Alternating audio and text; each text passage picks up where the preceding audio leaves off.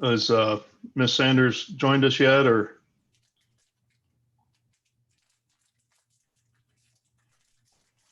I don't see her yet, but let me scroll through the full list.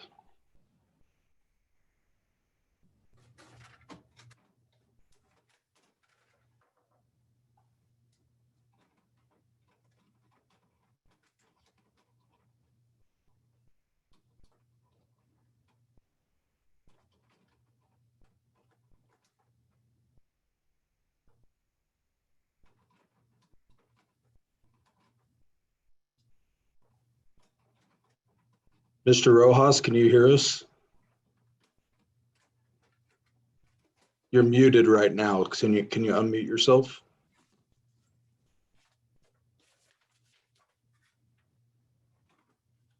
There you go. Looks like you're unmuted now. Can you hear us? Yes, I can hear you well. All right, great. Thanks for joining us. It's nice to see you finally. Thank you. It took me a little while to trying to get adjusted to this new way of living. You know, I'm used to sitting on a table around a meeting and looking at people in person, but that's the way it's got to be now. Yeah, it's a little strange for all of us. Yeah. We're gonna have Marilyn Sanders, the city clerk, join us momentarily to swear you in, Okay. and then we could start the meeting. Okay. Thank you. Nicole or Lisa, can you double check and on the status? I don't see her joining yet. I'm emailing her now. Thank you. You're welcome.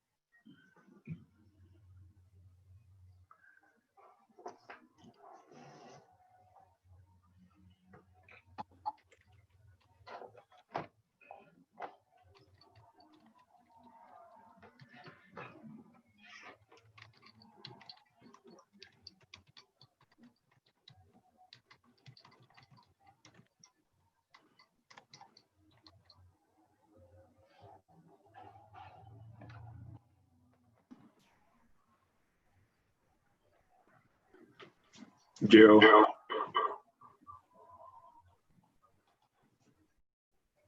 Yes. You have one attendee with your hands raised. Say that again. You have an attendee with your hands raised. And if they have a question. Yeah, I see him. Okay. Mr. Barthol, we'll call on you in just a moment. Now we have two people. Okay. I'm gonna go ahead and Nicole and Lisa, can you interrupt whenever Marilyn joins us? I'm gonna go ahead and call Kevin Barthol, who's raised his hand, to see what he'd like to say.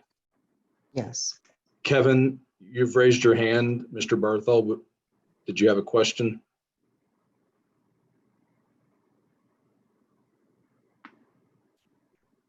Mr. Barthol, are you there?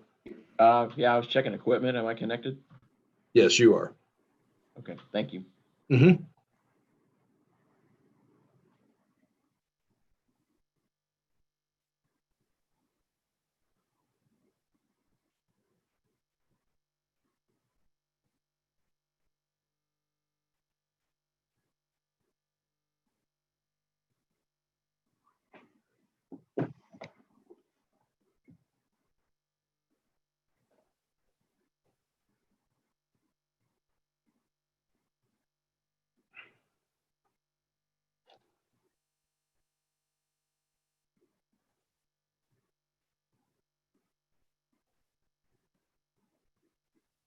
All right, I think we would like to go ahead and start the meeting with the continuances, and Mr. Rojas, you'll just, if that's Sarah, I would assume that the advice would be that he just abstain from voting on the continuances, if we go ahead and call those while we're waiting on Marilyn.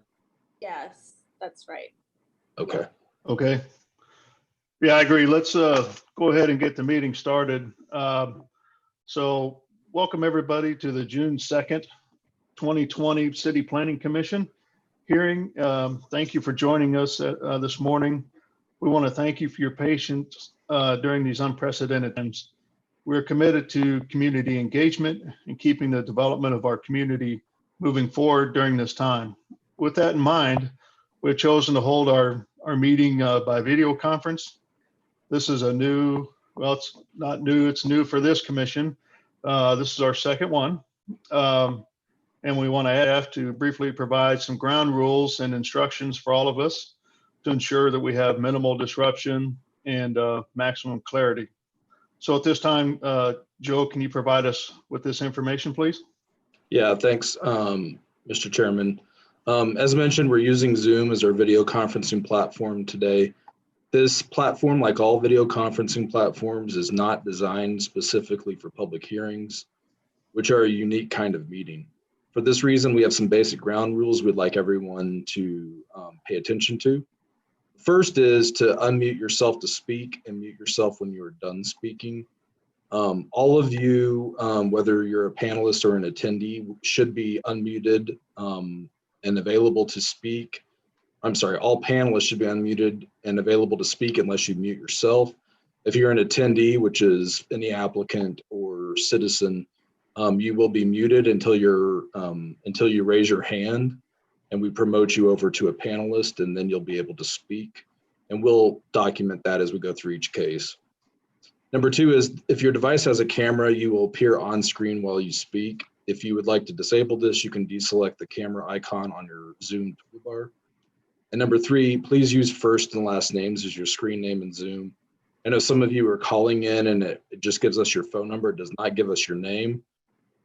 If you can, please try to change your screen name, at least for this meeting, to your first and last name so that we know who you are and we could call you by your name when it's your turn to speak. Because we cannot rely on the same visual cues as we would normally during a meeting, it is important that every participant pay close attention to the order of the case and are prepared to speak when you are called. The order of the meeting will occur as it does typically, which will begin with a staff presentation followed by an applicant presentation or response, then by public testimony, and finally the commission discussion and a vote.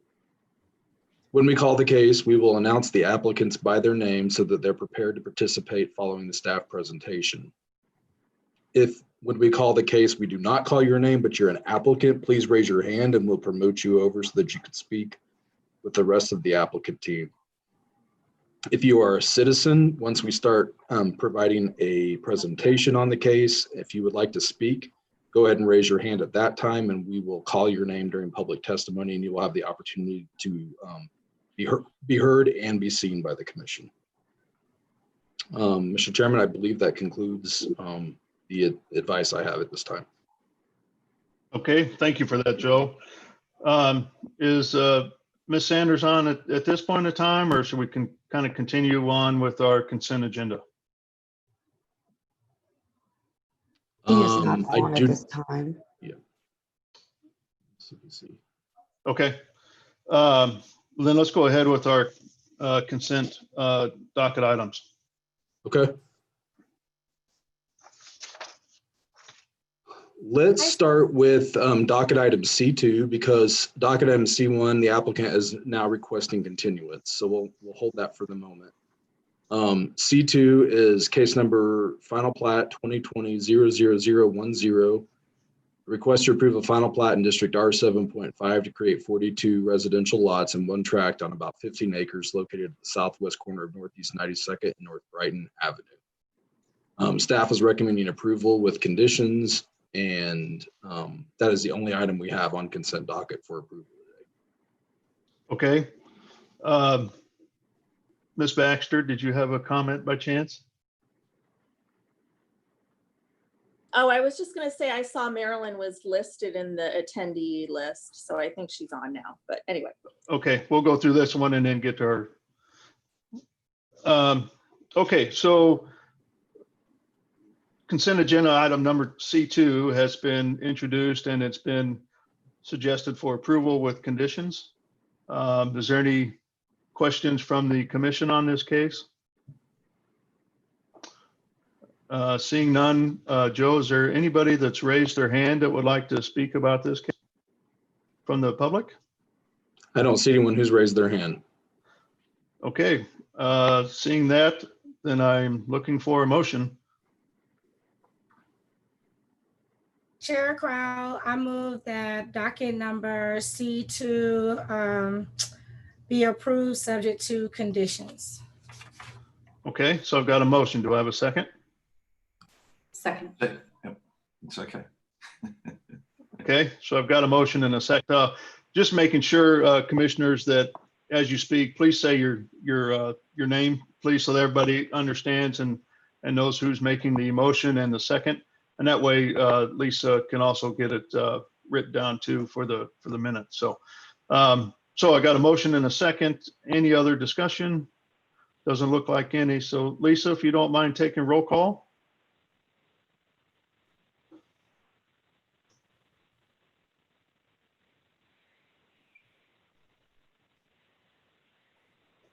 Lisa? Commissioner Allender, Aye. Baker, Aye. Crowe, Aye. Enders, Aye. Hill, Aye. and Sadowski. Aye. Very good. Looks like it passes 6-0. Looks like Oh. Ms. Sanders has joined us now. Would you like to do the swearing in of Mr. Rojas at this time? Yes, Yes, let's please do that. Marilyn, are you with us? I There you- am. I am. Can you hear me? Yep. Okay. Ms. Rojas, if you can raise your right hand, please, and when I'm done, just say I do. Okay. I do solemnly swear that I possess all qualifications of the office of City Plan Commission under the Charter of the City of Kansas City, Missouri, adopted by the vote of the people of said city, August 8, 2006, and all subsequent amendments thereto. And I'm not subject to any disqualifications in said charter named, that I will support the Constitution and laws of the United States and of the state of Missouri, that I will observe the provisions of the charter and ordinances of Kansas City, and that I will faithfully discharge the duties of said office, so help me God. I do. You are sworn in. Thank you, Marilyn. You're welcome. Enjoy your day, guys. Thank you. Thank you. Welcome, Mr. Rojas, to the City Planning Commission. And so with that, now that we've, I think everybody's here except for Ms. Beasley. So does the commission mind just saying hello and what your name is real quick, just so that everybody knows that's on this call who the new commission is, and just to reintroduce yourself. And I'm probably going to do this and tell that after we get back, into the City Hall chambers, we'll introduce ourselves one more time, and then that'll be the end of that. We'll just move on with the meeting. So, so I'm going to start. I just have a list here. So, Kokithia, do you mind going next or first? Sure. Welcome, Paul. Hello, I'm Kokithia Hill. I guess I'll save the long introductions till we meet in person, but happy to be serving with you. Welcome. Bruce. Yes. Yes. Hi. I'm Bruce Allender. Good to be here for a second time today. And again, just looking forward to serving on the commission as well. Very good. Ashley. Hi, Paul. Welcome. My name is Ashley Sadowski, and looking forward to another great meeting. James. Hello, James Baker. I'm excited to start this over again for the second time. Okay. Tyler. Hi, Paul. My name is Tyler Enders. I'm a small business owner and work with a company called Made in KC that works with about 250 local artists and makers. And I grew up on the other side of the state line, but have been in Kansas City, Missouri for the past 10 years.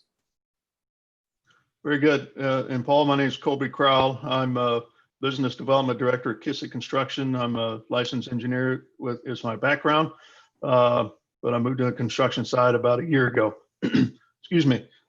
So if you're saying just hello and what you do, Mr. Rojas, that'd be great. Paul Rojas, looking forward to working with you. I'm retired from Honeywell. I'm very active in the community, veterans organizations, my church, and right now, President Guadalupe Centers, Inc. Fantastic. Welcome. Okay, Joe, I think we're ready to go back to docket item C1. All right, let's do that. Docket item C1 is case number final plat 2020-00003. Request to approve a final plat for Warnell Village on about 6 acres located at 310 West 104th Terrace, generally located at the southeast corner of Warnell Road and Interstate 435. The staff report and docket reflect staff recommendation of approval with conditions. However, the applicant has now requested that it be continued, I believe, until June 16th, and staff recommends without fee. Okay, very good. The commissioners have questions for staff on this case? Okay, seeing none. Joe, is there anybody from the public that has their hand up and would like to speak on this case? Yes, Kevin Barthol just raised his hand. Kevin, I'm going to promote you to panelist so that you can also be seen, and you'll be able to speak momentarily.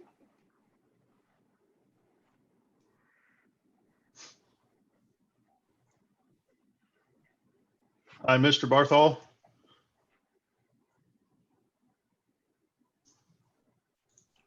Mr. Barthol, you should be able to speak at this point. Can you hear us? No, there you go. Okay. Sorry, Can you- I'm learning this Go ahead. technology.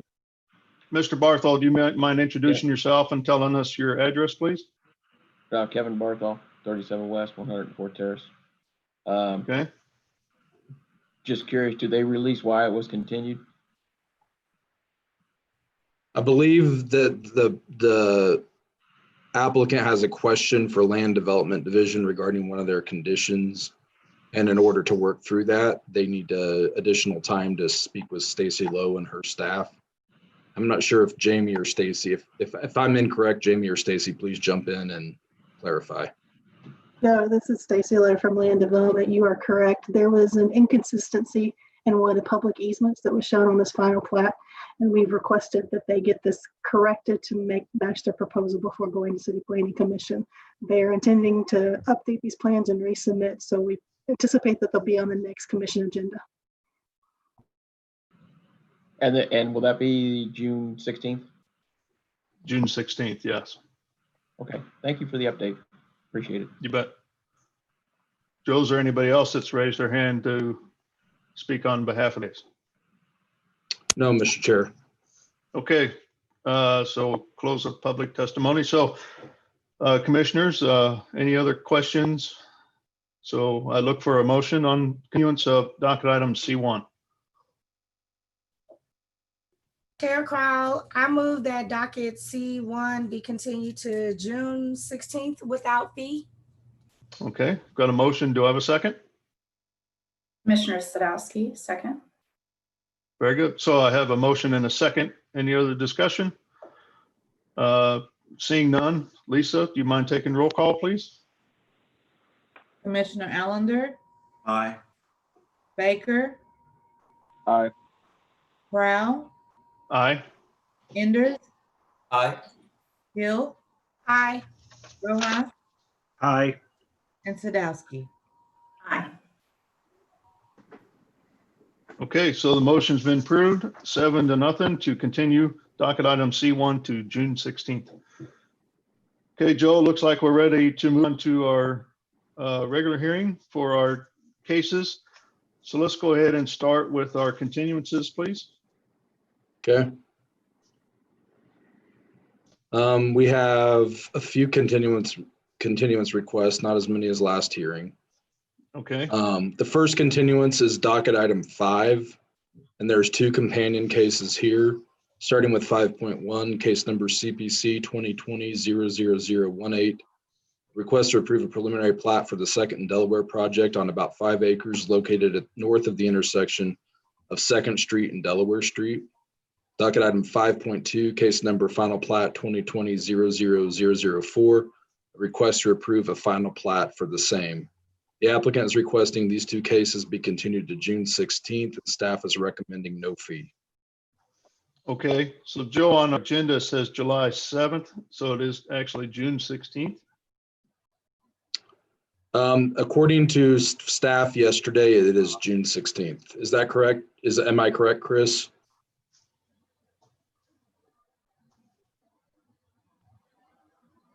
Yes, June 16th is the correct date. The 18th was a typo. The 7th was a typo. Yeah, it says July 7th. Oh, I apologize. I misunderstood the question. Yeah, so working with the applicant, our initial continuance request was for the 7th,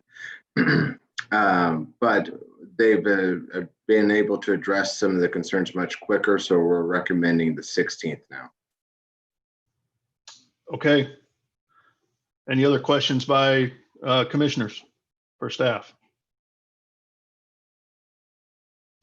Okay, is there, open it up to see if there's any questions or comments on a continuance from the public.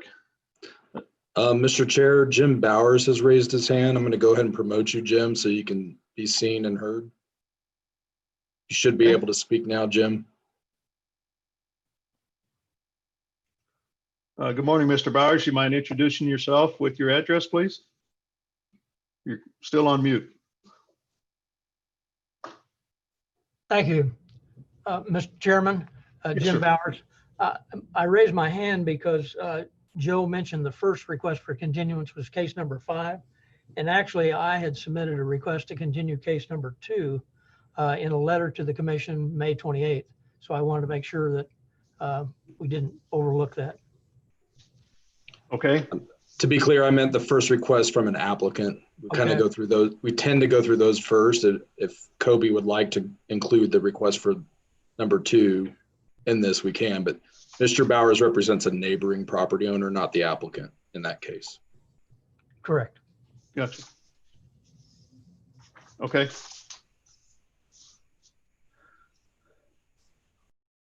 Is there anybody else that's One more- raised?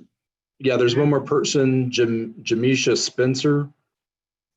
Miss Spencer, go ahead.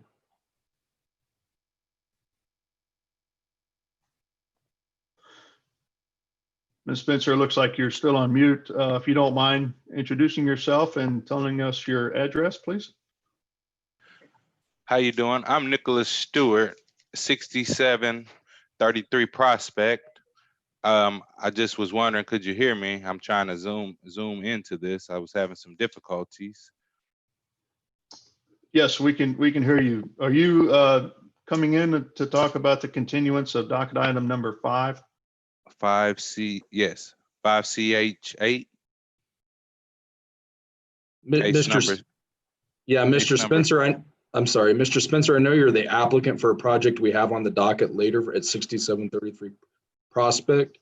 What the commission is discussing right now is the continuance of a project in the River Market area. Did you Okay, want I'm to speak sorry. on that? No, sir, I'm sorry. I just didn't know I was involved.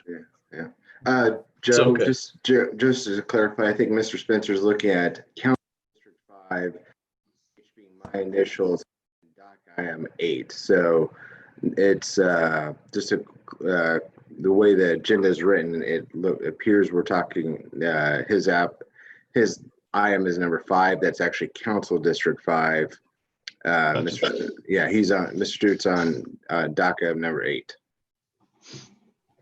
Okay. Okay, does anybody else have their hand raised? No, Mr. Chair. Okay, we'll close the public testimony. Any of the commissioners have any questions or comments about the continuance of docket items 5.1 or 5.2? Seeing none, I look for a motion. Commissioner Sadowski, Chair Crowell, I move that docket item 5.1 and 5.2 be continued to June 16th without fee. Okay, I've got a motion. Do I have a second? Bruce Hollander, a second. Okay, so I've got a motion and a second to continue docket items 5.1 and 5.2 to June 16 without a fee. Lisa, do you mind taking roll call, please? Commissioner Allender, Aye. Commissioner Baker, Aye. Crowell, Aye. Enders, Aye. Hill, Aye. Rojas, Aye. Sadowski. Aye. Okay, the motion carries 7-0 to continue the case for docket items 5.1 and 5.2 to June 16. Next case is docket item 6, case number CPC 2020-00047. A request to approve a development plan for two 6,000 square foot commercial buildings on about 0.6 acres located at 300 North Grand Avenue, or generally located at the northwest corner of Northeast Harlem Road and North Grand Avenue. The applicant is requesting continuance to June 16th, and staff recommends no fee. Okay. Is there any questions from the commission on continuance of docket item number 6? Seeing none. Okay. Is there anybody in the audience or that has their hand raised, Joe? No, Mr. Chair. Okay. So seeing none, if I can get a motion on docket item 6 to continue to June 16th.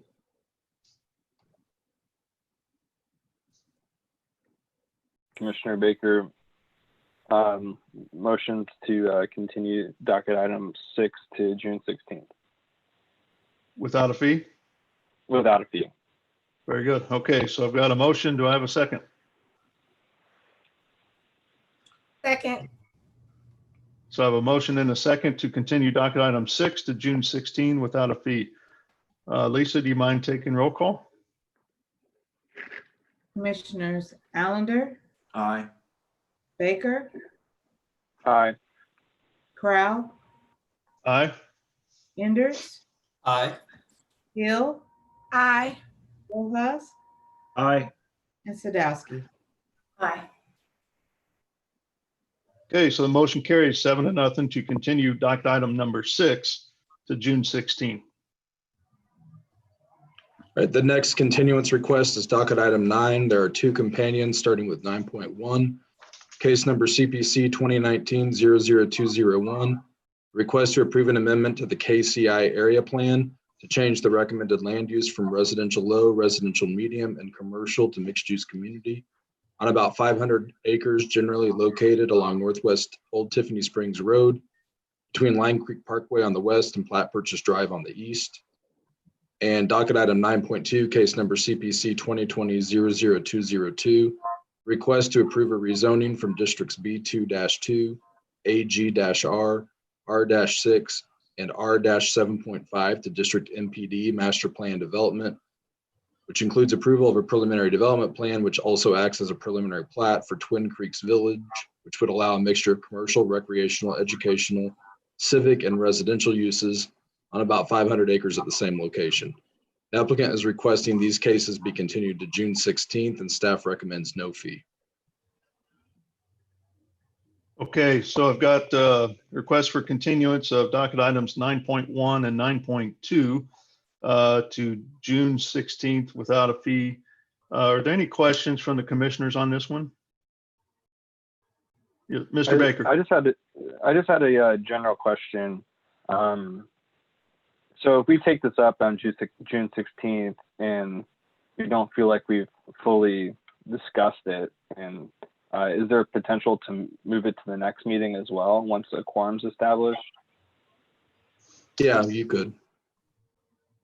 Yeah. You could hear a case and then continue it to a later hearing before you act on it. Okay. Yep. Okay, I just was wondering. Thank you. Mm-hmm. Yep. Any other questions from commission?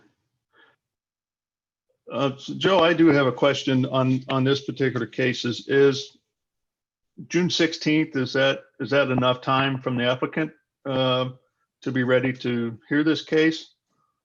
Or do they need more time on this because it's been continued a couple of times? Right. I'm gonna see if the applicant is available to speak to that. I know Jim is on the line, but I'm not sure if Patricia Jensen, who I believe is the applicant for this case, if she's on, or if Okay. Jim could speak to that on her behalf since they work at the same firm. Jim or Patricia, could you raise your hand if you're on the line so I can promote you? Joe, I am on the line. Okay. The question that was asked is what again? I'm sorry. Yeah, Go ahead. Is, Go ahead, Commissioner Crowe. yeah, I'm just looking, this case has been continued a couple of times, and I know it's an important project for the Northland, and it seems like there's still a couple of issues to work out on this particular case because it is the size and what's coming in the area. Wondering, is June 16th, is that enough time to continue it to, or should we wait till the July meeting? There are issues to be worked out, and it is a complex project, and it does take time, and I'm not certain that June 16th is adequate. I thought Patricia was going to be on the line, but I can say on her behalf that July 7th would be acceptable to both the client and her. Okay, you're okay with that then? Does any other commissioners or July 7, you have an issue with that? Delaying it till then? Okay. Joe, is there anybody else that has their hand raised to talk about the continuance of docket items 9.1 and 9.2? No, Mr. Crowe. Okay. So closing public testimony. Looking for a motion to continue docket items 9.1 and 9.2 to the July 7th meeting. Commissioner Hill, Chair Crowe, I move that docket item 9.1 and 9.2 be continued to June 16th without fee. You might, June 16th or July 7th? Oh, sorry, July 11th without 7. July 7th without fee. Thank Very you. good. Okay. So we got a motion to continue docket items 9.1 and 9.2 to the July 7th meeting without a fee. Do I have a second? Commissioner Allender, second. Okay, a motion and a second. Any other discussion? Seeing none. Lisa, do you mind taking roll call, please? Commissioner Allender, Aye. Baker, Aye. Crowe, Aye. Enders, Aye. Hill, Aye. Rojas, Aye. and Sadowski. Aye. Okay, so motion carries to continue docket items 9.1 and 9.2 to the July 7th meeting. Any other continuances, Joe? Yeah, we do have a couple more. Okay. The next one is docket item 13, case number CPC 2020-00071. Request to approve a preliminary plat on about 10,000 square feet, generally located at 9224 Grand Avenue, to allow for a subdivision of a tract of land with 3 underlying platted lots into 3 single-family lots in District R7.5. The applicant is requesting this case be continued off docket, and staff recommends with fee. Okay, so it's been requested that docket item number 13 be continued off docket with a fee. Any questions from the commissioners on that? Okay, so at this time, we'll open it up to see if there's any comments from the public on this. Mr. Chair, no one has raised their hand. Okay, so we'll go ahead and close the public testimony piece.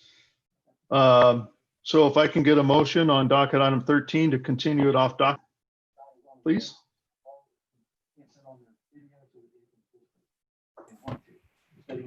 Chair Crowe. Go ahead, Ashley. Chair Crowe, I move that docket item number 13 be continued until. Okay, Mr. Chair, Continued off docket. sorry to interrupt. I'm sorry to interrupt, but I guess we have some people at City Hall who've shown up Okay. at City Hall that want to speak on this case. Oh, We're trying to get our IT staff person who's actually out voting right now to help. He's on his way back, but we're trying to get him in the building to help connect them in our conference room so that they can speak on this. Right. So right now, all they can do is watch from the conference room. They can't participate. I would suggest maybe we hold this case until we Okay. get them connected in so that they can speak on it. so Commissioner Sadowski, do you want to hold your motion? Yes, please. Okay, so with that, let's go ahead and hold this case open and see if we can move on to the next case to continue. Okay, we'll move on to the next one, which is docket item 14. And this is in the same general area, so I'm going to actually suggest, if it's okay, it's the same applicant and same developer or applicant developers on this case and same neighborhood. So I'm going to suggest we also hold this one just in case they want to speak on that one too. Okay, very good. Both are requests for continuances, of course. So I'm going to move on to docket item 15, which is the next continuance request. It's unrelated. Case number CPC 2020-00074, a request to approve a development plan for the I-49 Industrial Center, a logistics and warehousing facility on about 101 acres located at the southeast corner of Botts Road and Missouri Highway 150. The applicant is requesting continuance to June 18th and staff recommends no fee. Is that June 16th? Yes, sorry, June 16th. That's okay. Okay, so docket item 15 has been requested to continue the case until the June 16th meeting. Any questions from the commission? Okay, seeing none. Joe, is there anybody in the audience that has raised their hand to speak on the continuance of docket item 15? No. Okay, so with that, looking for a motion to continue docket item 15. Commissioner Allender, Chairman Crowe, I move that docket item 15 be moved to June 16th. Is that right? Was it with or without fee? Without. Without fee. Okay, very good. I got a motion. Do I have a second? Second. Okay, so I've got a motion and a second to continue docket item 15 to the June 16th meeting. Any discussion from that? Seeing none, Lisa, can you take the roll, please? Commissioner Allender, Aye. Baker, Aye. Crowe, Aye. Enders, Aye. Hill, Aye. Rojas, Aye. and Sadowski. Aye. Okay, so it looks like the motion passes to continue docket item number 15 to the June 16th meeting. Are we ready for the next continuance case? Or are we getting close? We're getting close. Docket item 17.2 is request for continuance, but we're going to hold that to continue it when we hear docket item 17.1. Okay. So let's move on to docket item 18, which is case number CPC 2020-00079. Request to approve a major amendment to a previously approved development plan in District M2-3 for the purpose of deleting condition number 5 of ordinance number 180884 based on a revised traffic impact study. Applicant is requesting continuance to June 16th and staff recommends no fee. Okay, so it's been recommended that docket item number 18 continued to the June 16th meeting with no fee. Is there any questions from the commission? Okay, seeing none, open it up to the public.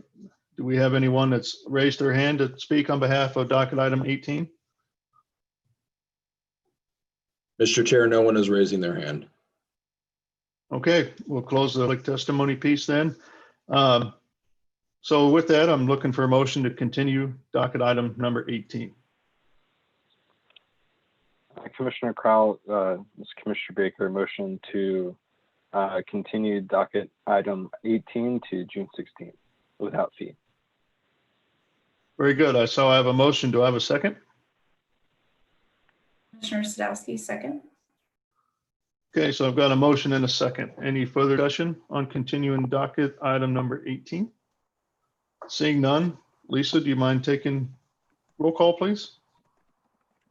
Commissioner Allender, Aye. Baker, Aye. Crowell, Aye. Enders, Aye. Hill, Aye. Rojas, Aye. and Sadowski. Aye. Okay, very good. So docket item number 18 has been continued to the June 16th meeting with a vote of 7-0. All right, the last continuance request for now is docket item 19, case number CPC 2020-00089, amending Chapter 88, the Zoning and Development Code through revisions, clarifications, and other administrative changes throughout the chapter in accordance with the Zoning and Development Code periodic review. Staff simply doesn't have a package of amendments quite yet ready for the commission, but we do believe by July 7th we will. So we're recommending continuance to July 7th without fee. Okay, so it's been recommended that docket item number 19 be continued to July 7th. Are there any questions from the commission? Okay, seeing none. So Joe, let's see if the public has any questions on the continuance of docket item 19. No one's raised their hand, Mr. Chair. Okay, with that, so looking for a motion to continue docket item number 19 to the July 7 meeting. Chair Crowell, I motion that docket item number 19 move to the July 7th, be continued to July 7th without fee. Okay, so I've got a motion. Do I have a second? Second. Got a, Commissioner Allender. okay, so I got a motion and a second. Any further discussion? Seeing none. Lisa, do you mind taking roll call on this, please? Commissioner Allender, Aye. Baker, Aye. Crowell, Aye. Enders, Aye. Hill, Aye. Rojas, Aye. and Sadowski. Aye. Okay, looks like the docket item number 19 has been voted 7-0 to continue to the July 7 meeting. So Joe, are we ready to go back? Are we ready for the cases we kind of held, or should we just move on to actual hearing? And Yeah, our IT staff are going to inform us once they have our conference room set up to where those folks that are in there can speak. Okay. They have not informed me of that yet. So I would recommend we just start at the beginning of the agenda with cases to be heard. let's do that. So it looks like we're going to go all the way back to case number 1. That's docket correct. item 1. Okay. Yeah. Docket item 1, case number SUP 2019-00048. A request to approve a special use permit in District R 7.5 to allow the expansion of a church on about 5 acres located at 101 West Red Bridge Road. Our planner on this is Shu Wood. Shu, go ahead. Good morning, everyone. Good morning. Going to share my screen here in a second.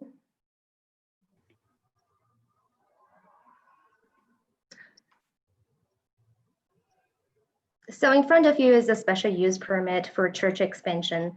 The reason that requires a special use permit is due to the amount of expansion of the building and the amount of impervious area that they're adding to the existing church. The church is currently located in the R 7.5 district, but we do allow church use in a residential district with a special use permit.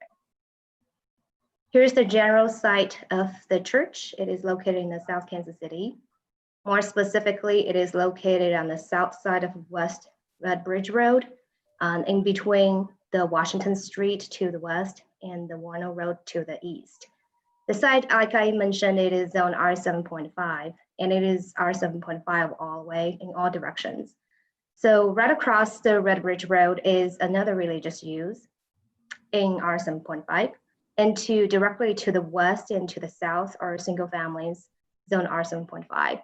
And to the east side of the site is a private pond with an undeveloped land.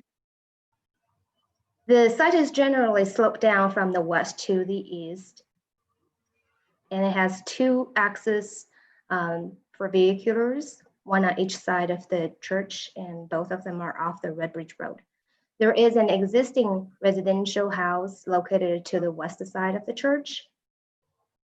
Here's the view looking south from the West Red Bridge Road. This is the subject site with the existing church located on it. This is the view looking north from West Red Bridge Road, looking at another religious use across the street. This is the view looking at the private pond I mentioned to the west side of the to the east side of the church, abutting Warner Road. This private pond is a little unique to this site. Even though it is a private pond, it does serve as a regional detention pond at some point, and it does help to relieve the church side's water runoff. Here's the site plan the applicant provided. The church proposes two major extensions. The first one is the proposed sanctuary, which is located to the northeast of the existing building. It's about 7,500 square feet, and it will be 2 stories and mostly used for sanctuary. And another portion is the parking lot. The parking lot has been divided into 2 phases. The first phase will be the southern portion, like you can see, and the second phase will be constructed later on.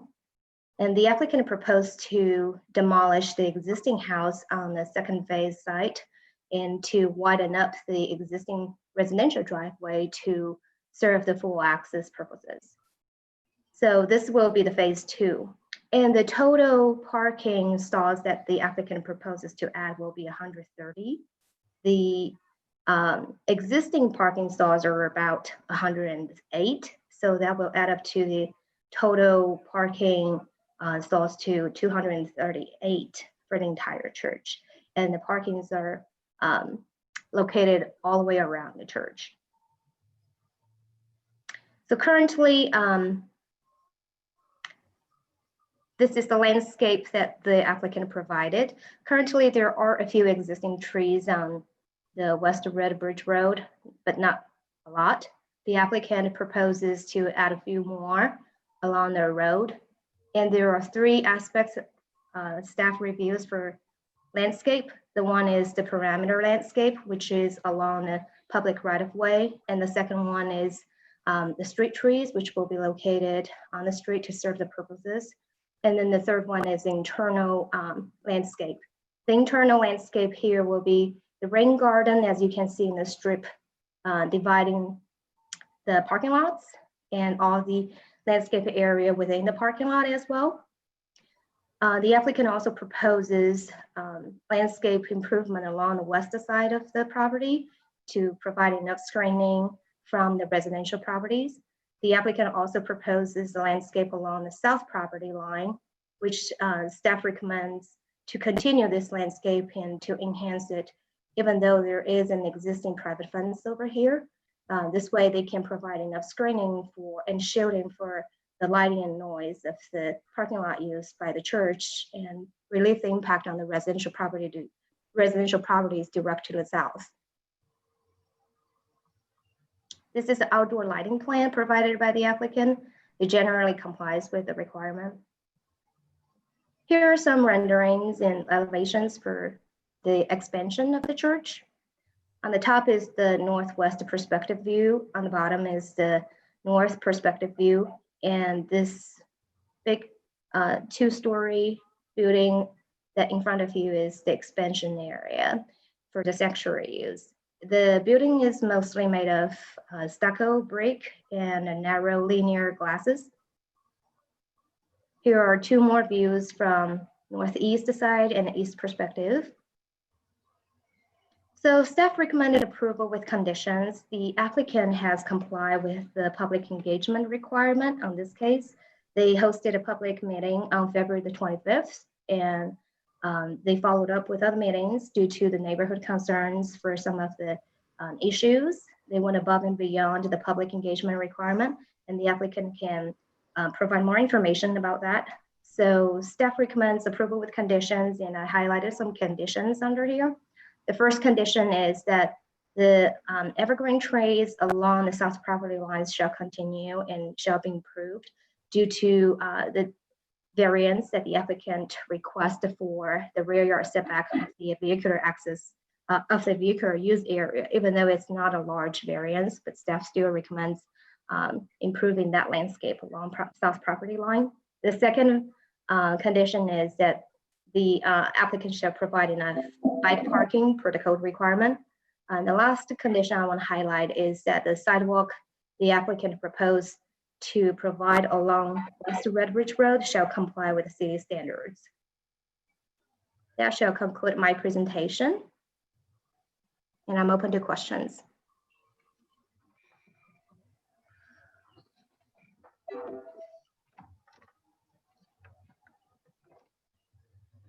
This is Commissioner Enders. Thanks for that presentation. Can you speak a little bit to the water runoff now with the increased parking space? And then if there's anything put on the east side to prevent too much runoff from entering that pond? Yes. Let me find a better site plan over here. I can show it.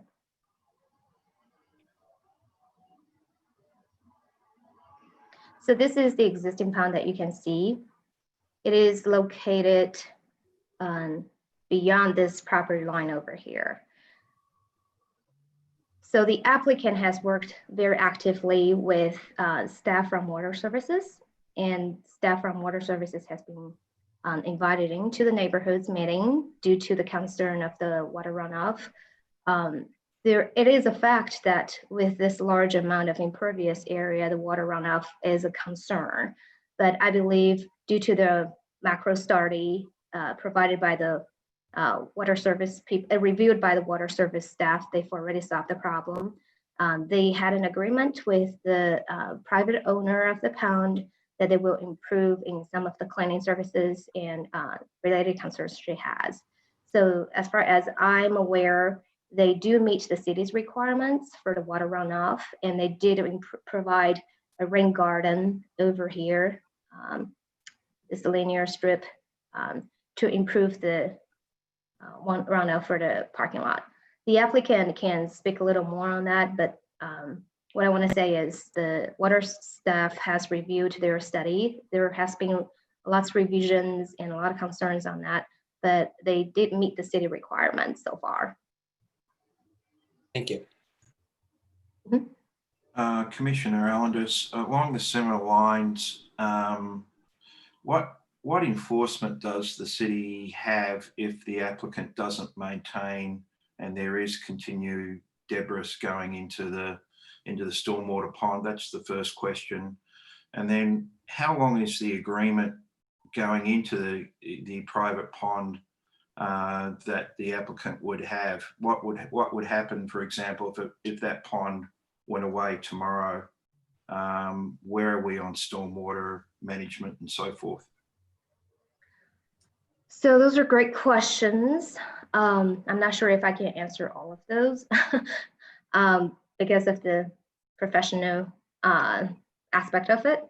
My understanding is the majority of the stormwater drainage is still required to be relieved through the stormwater system, not through the private pond. Even though the private pond functions a little bit as a relief for the runoff, but that's due to the natural topography. So that's the first point. And then the second point to your questions about agreements between the applicant and the private parties. As far as it's not on the condition in the staff report, the city, my understanding is, at least the city planning and development, we do not enforce that. Okay, so Commissioner Allender, hopefully we can, when the applicant is introduced, that they can speak about the actual stormwater management and what they're doing to detain the water from the site based on the improvements. So are there any other questions for staff from the commission? I had a question about parking, what the required number of parking spaces were. Sure. I believe, give me 1 second.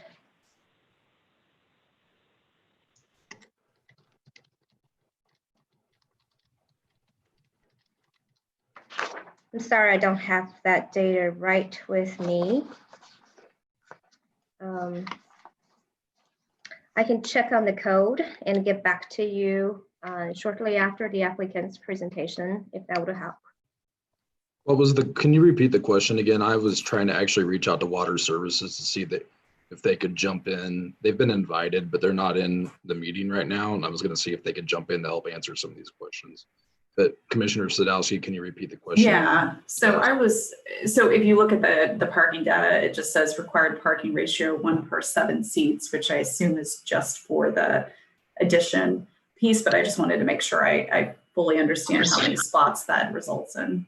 Yeah, for religious assembly uses, it's 1 per 7 seats in the largest assembly space. So it would be the sanctuary in most cases. Okay. I'll calculate that here in a second for you. So another quick question. So would they have to come back for the phase 2 construction, or is this approval for all of it, the parking? This is approval for all of it. That's what they request for right now. And until phase 2 is constructed, the house is going to remain. The house is going to be removed. Okay. So do we have a plan of what is going to be there? Is it just going to be vacant land until they decide to do phase 2 construction? Currently, my understanding is they will demo the house right now and leave it as green land. But I will leave that question to the applicant to speak more on it. Yep. Okay. Any other questions for staff? And we'll have a chance to come back and ask staff some questions to help clarify after we've introduced the applicant and let them go through their presentation on the actual project itself. So this time, Joe, do you mind inviting the applicant? Yeah, I've already promoted Brian Rathsam and Ben Ellis. Okay. Go ahead, Brian. Brian or Ben, you should be able to speak now and be seen. Great, thank you, Joe. Can everybody hear me? Yes. Wonderful. Shu, would it be possible to pull up the initial the site rendering? I think that would be helpful, maybe here to start and walk through that real quick. Is this the one you're referring to? Yes, it is. Thanks. So I think we can touch on a couple of the topics and questions that came up here from some of the commissioners during this presentation. Again, as as Shu had mentioned, we're looking at roughly a 7,500 square foot building addition that will, for all intents and purposes, be roughly a 400 seat sanctuary for the church. Both the neighbors and I think Commissioner had commented about the parking. The parking ratio in KCMO is a ratio of 1 to 7 for seats in worship. One of the challenges with that is, and there's national studies that have been done with churches, is that the more accurate ratio for a growing church that works is really a 2 to 1 ratio, which is why we are targeting the total number of parking stalls in the overall master plan, and obviously doing that in phases. Considering that when this addition is built, obviously the church is not going to fill that room day one. So as that room fills, we can then add additional parking as the need arises. But that 2 point, it's really about 2.1 to 1 is the ratio. Really happens because families these days, family of 4 oftentimes goes to church with mom's driving, dad's driving, and taking kids to sporting events and everything else, after church. As teenagers, grow up and start driving, they may be driving their own cars. So that's the reality that we run into in working with religious facilities like this. and the challenge that having, in maintaining just a 1-to-7 ratio would not be functional for the church. From a stormwater perspective, again, she had mentioned, the rain garden there on the west side in the parking islands. And the civil engineering team has worked really hard with the water department downtown and working through the analysis of all of that stormwater runoff and the concerns that the neighbor to the east has had with respect to her pond and the challenges that have happened in the past. So with all the impervious surface that we are indeed adding, we are providing, because we don't have access to above ground detention, we are running all of our detention underground there on the east side, right? And she might jump to the next, I believe it's one of the next slides that has the, yeah, it's that one right there, perfect. So all of our detention will be handled underground there on the east side. And, because of the concerns with the pond to the east, we are actually providing an initial inlet box just to the west of the existing box. You can kind of see that there with the new storm line running pretty much due north, right there from south to north. And essentially all of the stormwater that we are handling on site will actually be diverted away from that existing inlet in that existing box and tie in further upstream, further upline to the city's stormwater system. So that was one of the design aspects that we worked with the department, essentially to say, hey, we want to make sure and not have any issues and concerns with the neighbor because of the challenges that have currently been happening. So we're effectively alleviating that challenge with taking all of the stormwater, with the exception of just general runoff there on the far east side of the property, and taking that and putting that upstream of that box. So the concern there, I think city staff is definitely on board with what we're providing there as well. Some additional comments that through our meetings with the neighbors, we had our formal meeting early this year with the neighbors, had good conversations there, and they brought up some of the concerns with parking, shrubs, landscaping, the perimeter fence that's there. We also met and had, because of COVID-19, we couldn't have a second meeting with them on site, which is what our initial plan was. So we had a day where we set up 2 Zoom meetings and reached back out to all of the adjoining property owners and gave them again a second opportunity to talk with all of us through that Zoom platform. City staff was on those calls as well, and I think I had really great conversations with the neighbors. One point to also include is that from a fencing perspective, in conjunction with the landscaping, we are providing a new solid wood privacy fence that will be installed along the west property line as well as the south property line.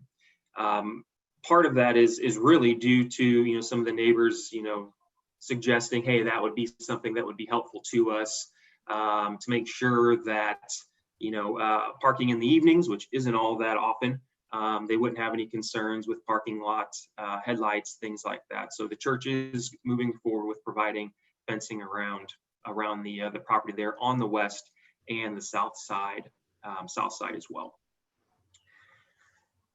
So hopefully that touched on a couple of the questions. I didn't want to get into any further detail, but might wait for some questions if there were any other commissioners that had any concerns about the development, and we can touch on that.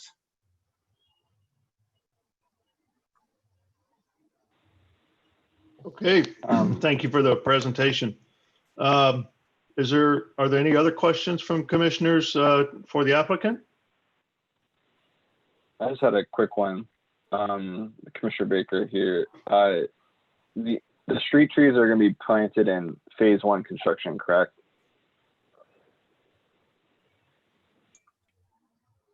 I believe that is correct, yes.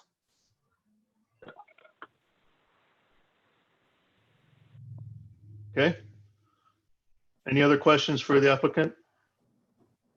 I just have a sort of a technical question, because there's a lot of existing trees that are right at the new drive point and the new parking. And a lot of them are very close to the curb line.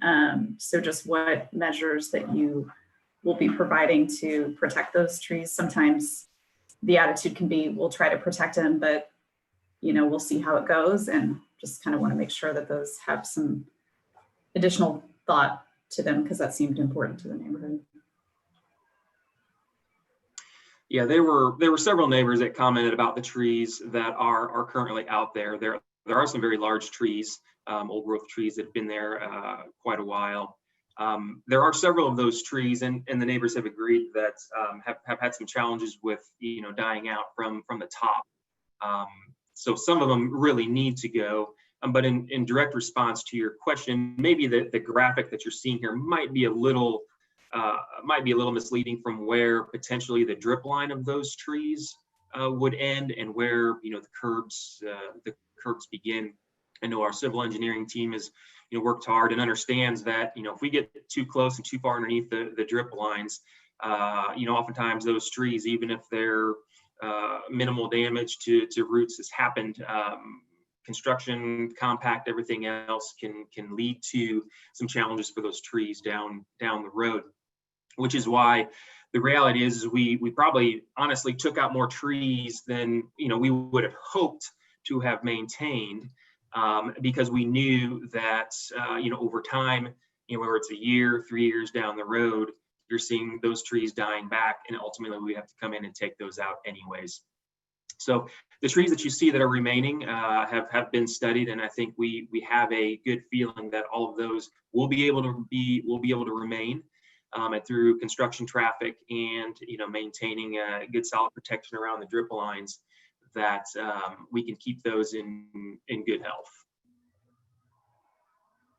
And I had another question about, for overflow parking currently, does the church, or even if somebody can speak to the church across the street, are they utilizing Red Bridge Road at any point for overflow, thinking like big holidays or anything like that?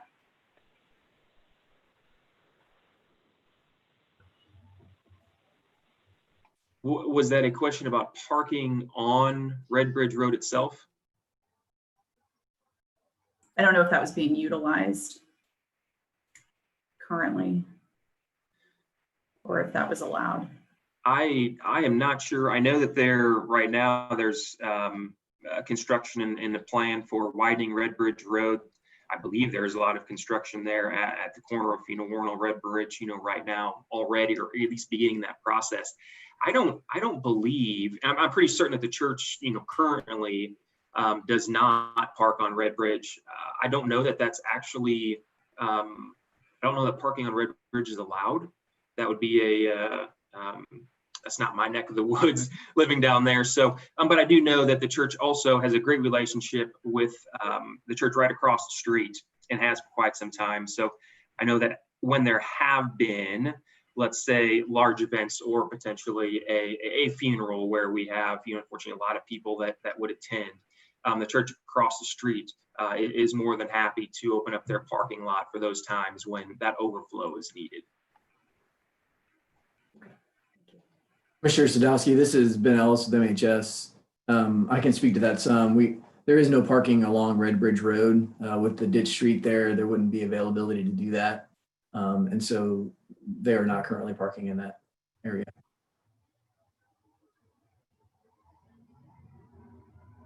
Okay, any more questions for the applicant? Good.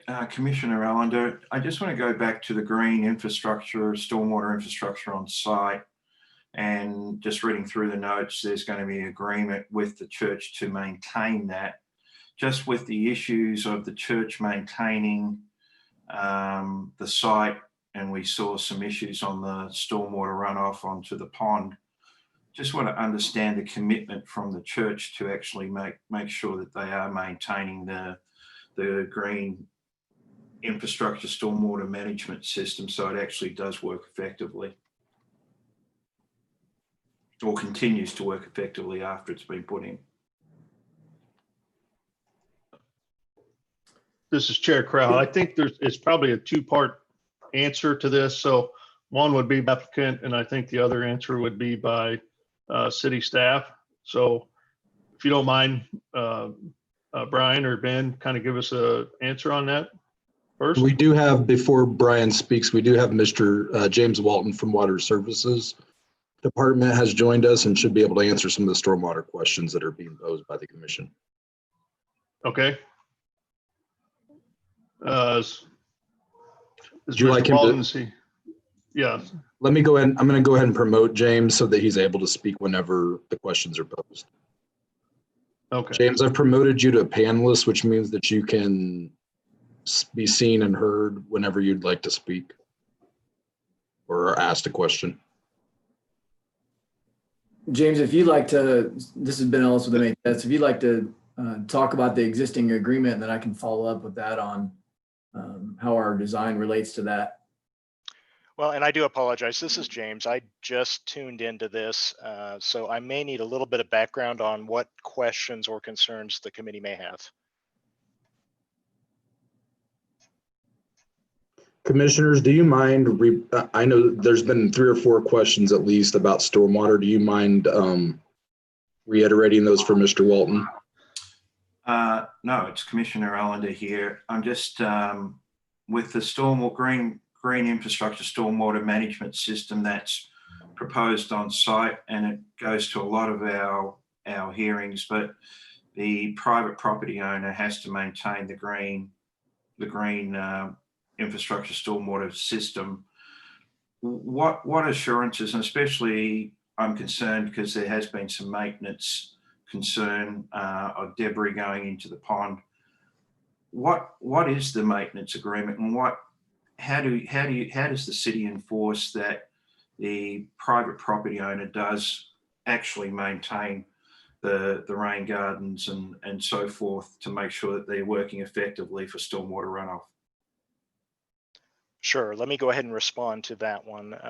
Essentially, typically on these best management practice BMP systems, there is some form of easement that is attached. Those easements have a standard language to them for maintenance requirements. And they also typically have, my understanding is they now also typically have language that gives a process in which the city can come in and address issues after notification, after a process of basically informing them of a maintenance need. There is a process where the city can come in, do repairs, and a process to basically cover that cost may occur in the event that those issues were not resolved by the private entity. So we kind of have both pieces usually built within the easements as I understand them from discussion in-house with Bob Davis. Okay, thank you. You bet.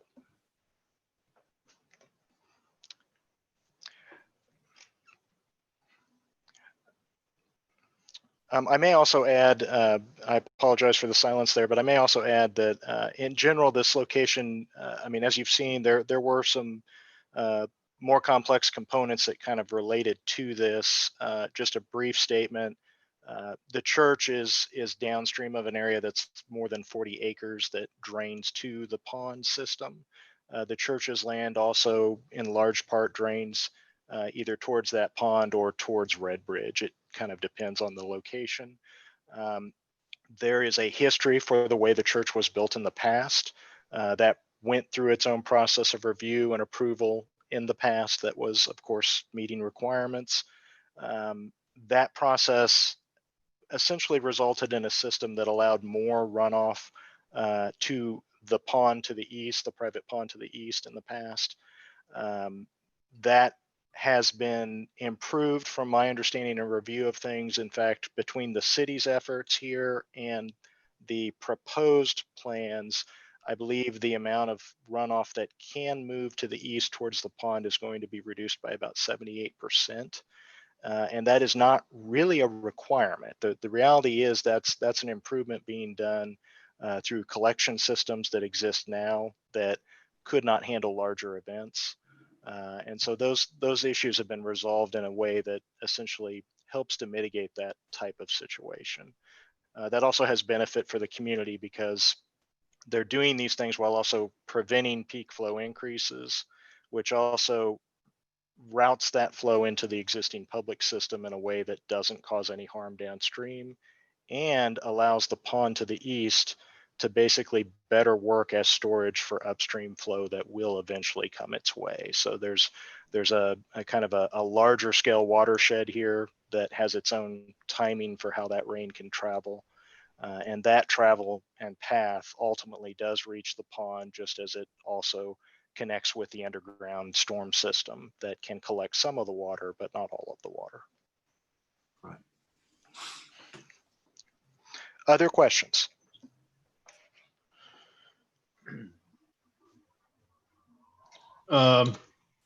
Any other questions from the commission? Mr. Ellis, did you have some more you want to add to Mr. Walton's presentation? Yeah, I would just add one other thing about the maintenance piece, with the rain garden. Obviously, that's right front and center, to everyone entering there at our facility. And so it would be the best interest of the church to maintain that and make that look good and pleasing to the eye. We have, continued to employ landscape firms to maintain the property, and the church's intention is to continue to do that. And I know that they've met with property owners on a couple of different occasions to discuss that. And I think, a good landscaping firm has been selected to continue that upkeep. Very good. Any other questions from the commission to staff or the applicant?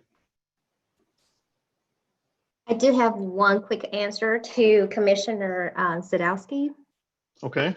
So I did get the number for the required parking.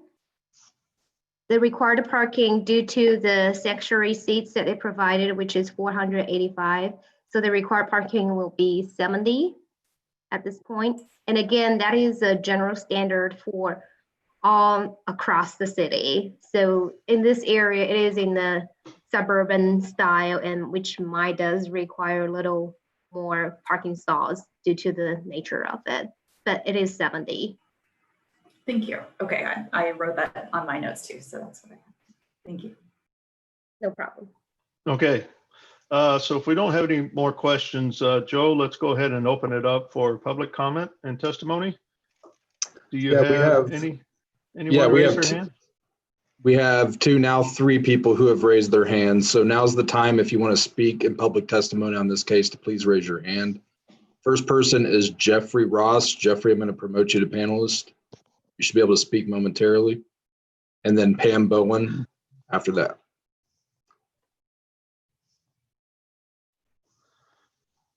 Okay, so Mr. Ross, as you can you please introduce yourself and your address?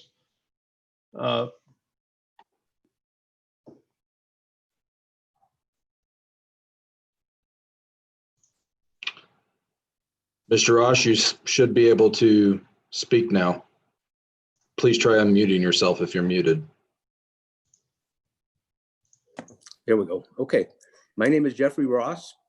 My address is 11117 Wyandotte Court. That would put me on the southwest part of the parking lot. I will be directly on the other side of that fence. And I have two questions. This is the first I've heard of a wooden fence along the on the west side. Did I hear that correctly? And the second, and if I did hear it correctly, can you tell me how high it's going to be and exactly where it's going to be? Is it going to be inside, is it going to be 15 feet from my lot, or is it going to be up against our property line? That's the first question I have. The second question I have concerns the dumpster, the trash dumpster, which we've discussed before. And I'm not sure I got a totally truthful answer on that. The trash dumpster, if you look at the drawing, is 23 feet from my property, about 2 car lengths. It doesn't make sense for me, certainly going to hurt the value of my property, to have a trash dumpster 23 feet away. You can see in the bottom left-hand corner.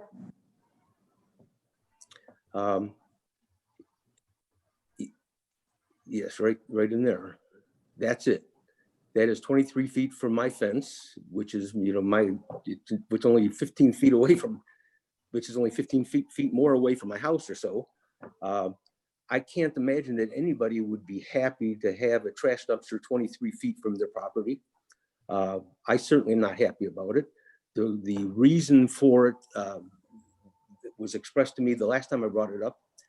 The reason they wanted to put it there was because they have a direct route then off the new entryway to the west to get to it without driving over heavy trucks over the rest of their property.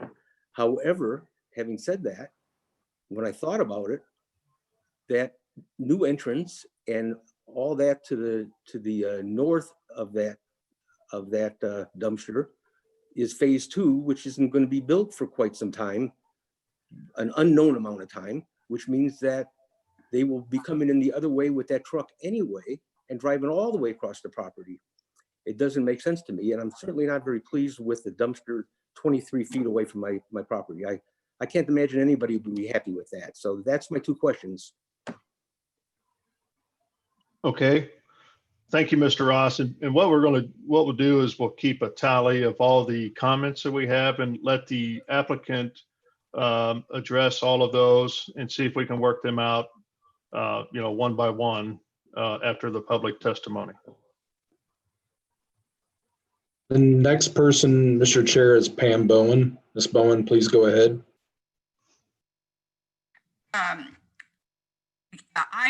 My name's Pamela Bowen. I'm the owner of the private pond, and the city has worked very closely to protect my interest. So I have to go along with what the city says. I would like to make a few comments so everybody on the committee can understand. I spoke to both of the churches across the street to the northwest and to the northeast. Both of their enrollments are down to about 120 members for each church. So enrollment is declining out here. And like on Sundays, I'm the one that sees everything over here. There are only 10 pickup trucks that don't have spaces. So it just amazes me how they just need 10 spaces for this parking lot. And they're requesting what, 130? That's a second comment. And I really appreciate Mr. Alexander for bringing up the comment. The major issue with this whole church has been maintenance from day one. The other church that was out here from 1970s in the late 70s never had one complaint. The 2 churches across the street have been here since the 60s. They even have daycare centers. There has never been one complaint by any neighbor. The major thing is maintenance. At the last meeting, Mr. Gherkin, the owner of the one house by Condor Place, brought up the issue. Can they get all the limbs? There's a huge pile of limbs sitting up on this vacant driveway picked up. That's against city codes. And Joe, the minister, said, no problem, we'll get it taken care of. Here it is, 2 weeks later, and there still is no problem. And this is my concern. Everybody's gonna say yes, yes, yes, yes. How is the city gonna follow up to make sure that everything is going to be addressed? Because maintenance is the main problem here. I've never heard of a sidewalk, the church putting in the sidewalk. I don't know how far the sidewalk, this is the first time I've heard about a sidewalk going in. And I need to know how far that fence, we've discussed this with Ben Ellis, and the city has reinforced it. My request that it stays up there by the church parking lot, because we have water running overland and the fence will impede progress. And you never really hear a definite answer on any of these questions. Let me give you an example, and I know they're going to be upset with me. During the storm that we had last week, it only occurs about once every 5 years. I don't know if the city refers to it as like 5-year storms, 10-year storms. We got 3 inches of rain. I was over there in the major downfall. And I called Joe, the minister, and said, will you come down and look at this? Because it's amazing. You cannot believe the amount of water that comes off the parking lot. And I know they're addressing that by putting it underground, and the amount of water coming overland to my pond, because I had to divert the water so not a drop went over there. And I get the reply from him, oh, I've seen it. But he couldn't have seen it because he has not been minister since we've had one of these major storms. I mean, I've reached out to these people, come see this amount of water. I'm the only one in the whole community that sees this because I'm over there in a storm diverting the box. And the amount of water that goes down into the stormwater system, from what I understand, it's a 30-inch diameter pipe. It's like 8 inches from the top of it. If you got swept into this thing, you'd be down to the Blue River. I try to reach out to help these people, but it's the maintenance issue. Okay. Ms. Bowen, I have a question for you. You talked about a fence on the east side. Is that part of the chain link fence for the existing house there, or are you talking about a fence for the whole property itself? There were 2 homeowners on the south side that requested fences. And when I reached out to Ben Ellis, he said the city's requiring them. But when I talked to Sue Wood, she says, no, the city does not require this. And I brought up this with Ben, that I would only rather have the 2 homeowners that requested it to have a wooden fence. Because if you come down further by me, water is coming overland, and the water will take out the fence. And I'd rather look at a beautiful brick church and a beautiful green lawn than a rotting wood fence. It's like, why would you put, Condor Place has a beautiful, these are what, $800,000 million homes up there. And the original homeowner put one of those expensive white fences up there, plastic, so it'll last forever. Why would you put a wooden fence that's gonna rot over a period of 15 years? Because the previous church had a fence and we took it down because it rotted away. Why would you put an old wood fence in front of a beautiful white fence? Okay. All right. Any questions for Ms. Bowen? Okay. Just like I stated with Ms. Bowen, we'll have the applicant address the issues you brought up as we go through the public testimony. Mr. Chair, we have one other person who raised their hand. Brian Green has been promoted. Mr. Green, go ahead. Hello, can you hear me okay? Yeah. Okay, great. My name is Brian Green. I live over on 1002 East 33rd Street. I've been a member of South Point for a little over a year now. My wife and I both work for City Union Mission here in Kansas City. And in the short time that we've been attending South Point has assisted us several times with small projects that go outside our normal budget that help out assisting a very underserved population. And I just wanted to thank them and encourage the council to consider these people who are very, very charitable and who help out the community. So thank you very much for letting me speak. Thank you. Joe, is there anybody else? No one else, Mr. Chair. Okay. Having no additional, let's see. So from the public, let's go ahead and close the public testimony. And applicant, if you can speak about the concerns and issues that the public has brought up. So the ones from Mr. Ross is the location of the dumpster, as well as the fence along the west side of the property. where it's going to be located, as well as its height and probably material type. And then from Mrs. Bowen, the just the parking lot, the size. I think we've talked about that a little bit. We might say something to that again. Maintenance on stormwater and other issues around the side of sidewalk and in the fence location on the south side of the property.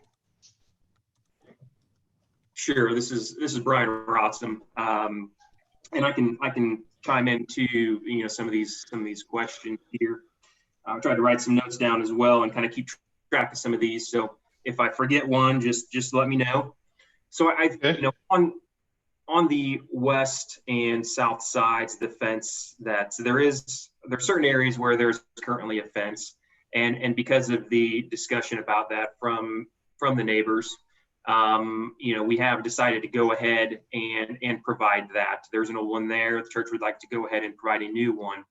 The location of that fence would essentially be on the church's property on the back side of the parking lot itself. So it would be inside of the church's property line proper.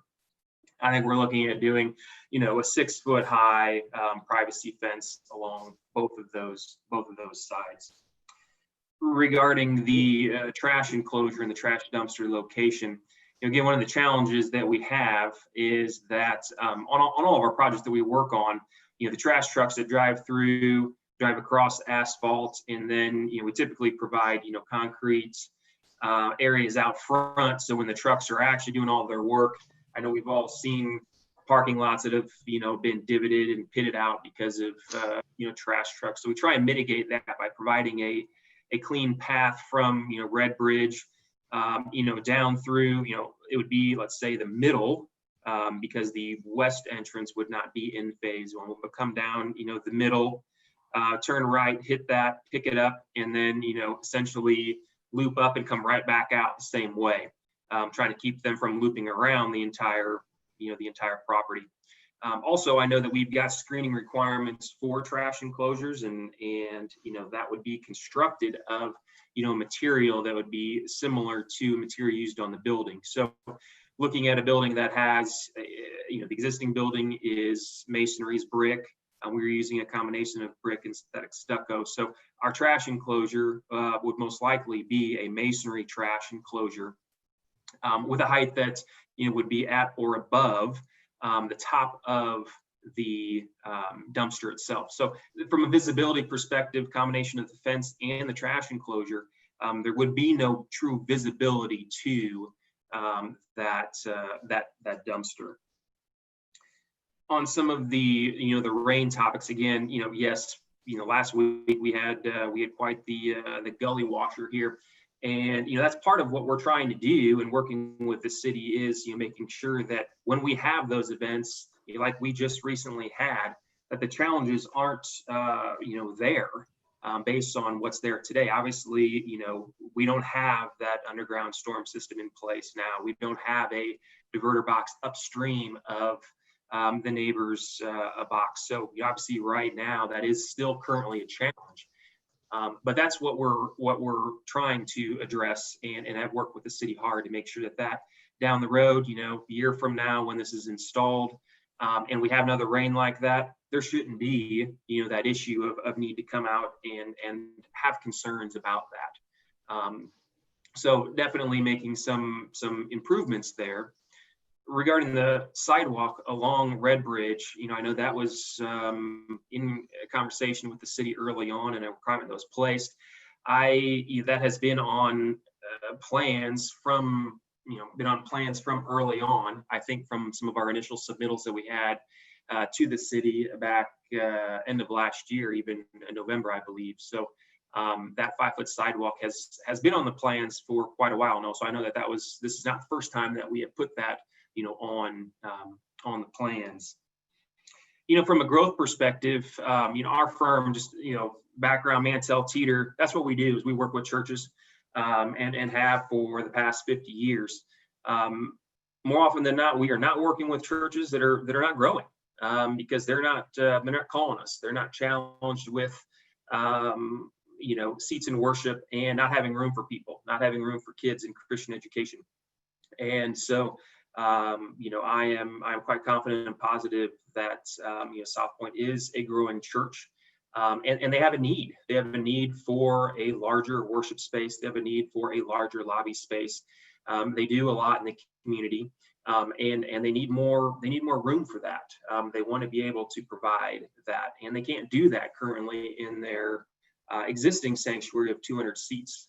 Ever since they purchased this church and have come on site, they have they have continued to see continued growth, and now they're seeing it where it's a challenge for parking. The parking stalls that are there on their 2 worship services on Sunday is pretty full, and they are having challenges finding places for people to park. So I can only speak into what we have worked with the church and the numbers that the church is sharing with us, and how that growth is definitely happening. And so I think that they are a very healthy church, a wonderful group of people over there. We've been blessed to be able to work with them, and I think this is a great next step for them, looking at doing this in phases as well, and because they need to do that. The growth doesn't happen overnight, but they've got consistent growth, and I think that's important. Was there anything else that I needed to touch on there, Mr. Chairman? No, so I do have a question again about the trash dumpster. With what is considered the western access to the church today, but it will eventually be the center access point, is it possible to move the trash dumpster just straight ahead there to allow the trash truck easy access to get to it and then back out and go away to the east? And that kind of fits your phase 1 plan a little bit. I'm just curious about that from a personal standpoint. Sure. I don't know that there is a specific issue with, moving that along that south property line there. Number of stalls to the east. I don't think that's a challenge for us. And so I think that's definitely something that we can look at doing and move that down that line. Okay. And then if you mind reminding me once again, I apologize for not hearing it before. The west fence, it's going to be brand new throughout the whole west property line, or just a portion of? No, the plan is to provide a new fence along the west property line and along the south property line. All the way across, or at least across where the parking lot exists? Across where the parking lot is correct, because that will provide a combination of screening for the parking lot that is obviously required, not a fence required, but it will help that even better, and address some of the concerns that the neighbors had, and help again provide a new nice fence there. Thank you. And my apologies, I guess there was one more or maybe 2 more people that raised their hand just as we were starting to close down the public testimony. So I'm going to open it back up.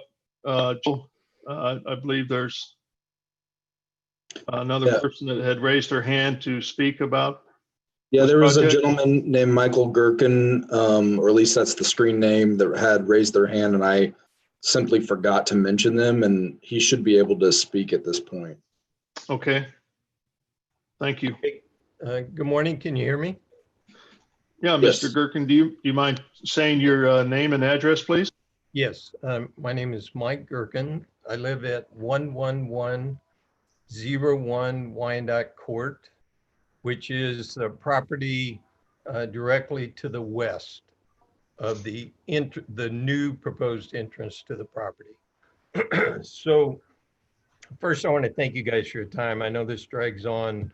I used to be on a board of zoning adjustment in a suburban city, so I appreciate your patience.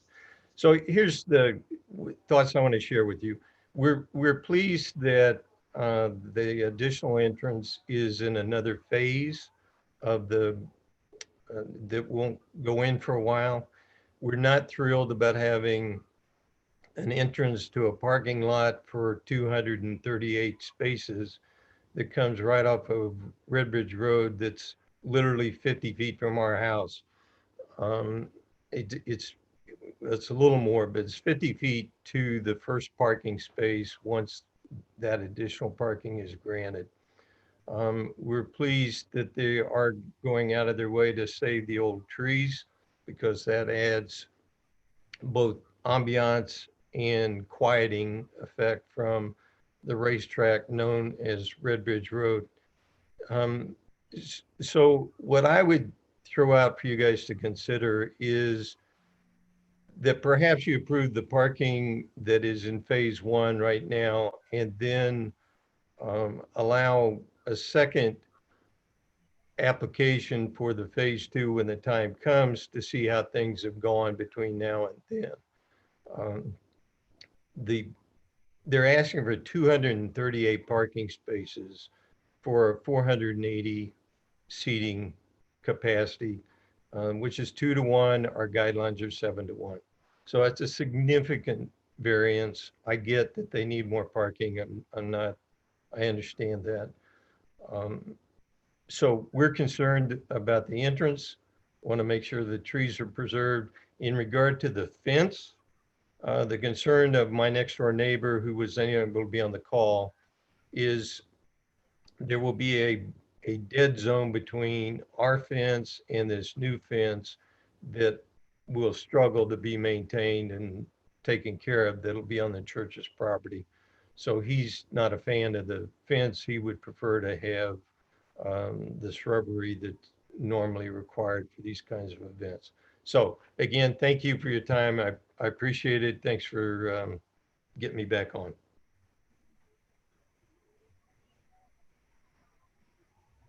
Okay, thank you. Joe, is there anybody else that raised their hand by chance? I do believe one of the persons that previously spoke raised their hand again, but they appear to have maybe lowered it. I'm not sure if they still want to speak or not. But they should be able to if they wanted to say something now.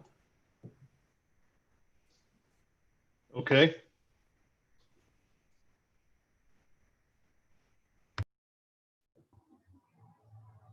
Guessing they don't. Okay. I actually had my hand raised earlier. I'm Joe Brumfield. I'm the minister for the South Point Church of Christ. And, you know, I just wanted to mention a couple of things. One is I really appreciate the time of the neighbors, the commissioners, those who have been a part of this meeting and several meetings that we've had so far. We've tried to do everything that we can, and in a continued way, want to be sure that we answer, you know, questions and comments, issues that might come up in our neighborhood, because we want to be an effective and involved part of our neighborhood. We as a church are just about 3 years old, and we started with about 130 people at Martin City School, middle school, and have been blessed to be able to purchase the facility here at 101 West Redbridge Road, and have grown enormously since then. We are 400 plus in terms of our membership now. And so we have a 200 plus meeting space, and we pack that twice on Sunday. We also often overflow our parking into the grass. So the things that we're trying to recommend and suggest in terms of our growth are also to make sure that we use the property the way it's supposed to be used. We don't think parking cars in the grass is the way to do that, but to have a parking lot for that, and then make sure that we meet all the codes and the guidelines as far as things like water runoff and maintaining the property. We appreciate also, I've had 2 separate meetings since our last meeting here with our neighbor Pam, and listened to her concerns, and also had an engineering person there with us to make sure that we were understanding things. We have hired the landscaping company she recommended, because we want to do all we can to please. We want to do all we can to meet the requirements the way that we can. So we made a change in that, as well as several other changes, trying to meet those requests and do all we can to meet that. The last time it rained, which was just last week, Pam did call me, and we have on the property now, between the inside the church and outside the church, we have 17 cameras. So when I stated to her that I was seeing what she was seeing, I think she didn't understand that because I wasn't physically on the property, but I was watching everything that was happening on the property from a distance. But anyway, so we're trying to do everything we can to meet the requirements to grow. We also serve the community that we live in and work in. We try to do all we can. We have a great relationship with the First Baptist Church, Dr. Stephen Jones across the street. We appreciate them so much. They've been such great neighbors to us, as well as the Episcopal Church down the hill. And, you know, we're just thankful to be a part of this community. And it's such exciting growth on Red Bridge right now. And as you head toward homes, all the businesses expanding and everything happening. And, you know, I look forward to that getting back in full speed as soon as this COVID business has been resolved and we keep people safe. But it's exciting. I appreciate your time. Commissioners, I appreciate the work that you do. I'm sure you have a thankless job. And I also am very thankful to our neighbors for their input and questions and comments. Thank you. Thank you, Minister. Okay, so at this time, we're going to reclose the public portion of the meeting. Are there, I don't think, let's see. So applicant, do you have any more comments to address based on the public comments? I don't know. This is Brian. I don't know that we did. You know, we had conversations with Mr. Gherkin. He was on our Zoom meetings earlier on and had shared some of the concerns, and we're even showing him some of our demo plans, showing trees that we were trying to keep in his area and trees that were needing to go away just because of how our parking lot was laying out. And part of the reason for the drive lane on the west side where it is there is currently a driveway there, but in order for our parking exit to align with the street directly across Red Bridge Road, we needed to shift that a little bit. So the reality is that we're just aligning with the street across the way, which I know that city development prefers that than having offset entrances, across the street.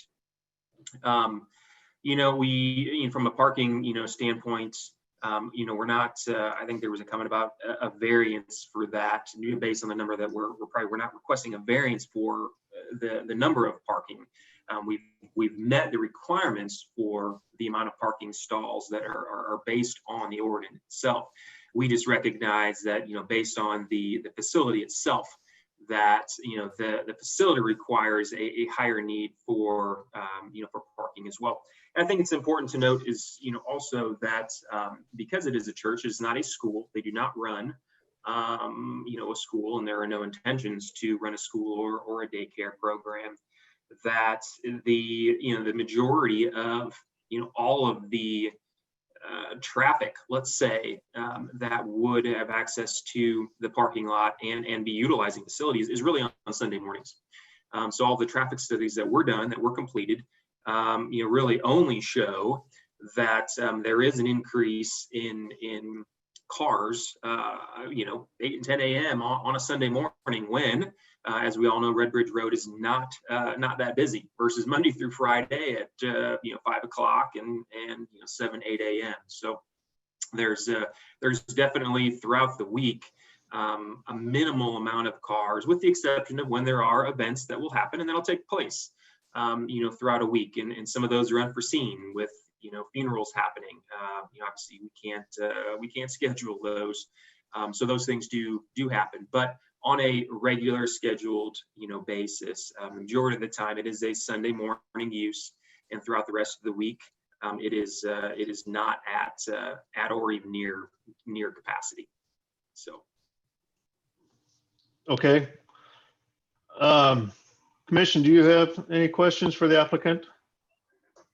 I had a follow-up question related to the underground detention. So since the parking is in 2 phases, is the underground detention sized assuming phase 2, or is there a possibility of the detention also being phased based on the amount of impervious surface that would change in those 2 situations?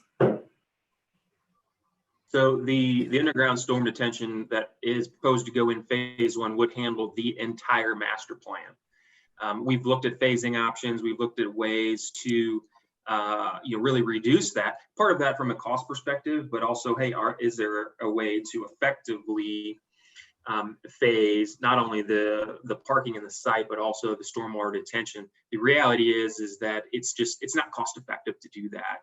And so what we're putting in day 1, if we look at that, it will actually be significantly higher, just because it's based on the entire impervious surface of the master plan. So yes, to answer your question directly, it is the plan is that detention will handle the entire master plan as you're currently looking at it on screen.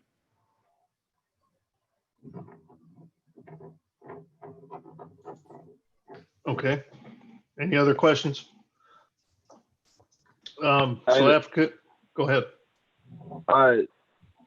On the dead zone between the 2 fences on the west side, how big is that? Is that able to get a mower or someone with a weed whacker behind there?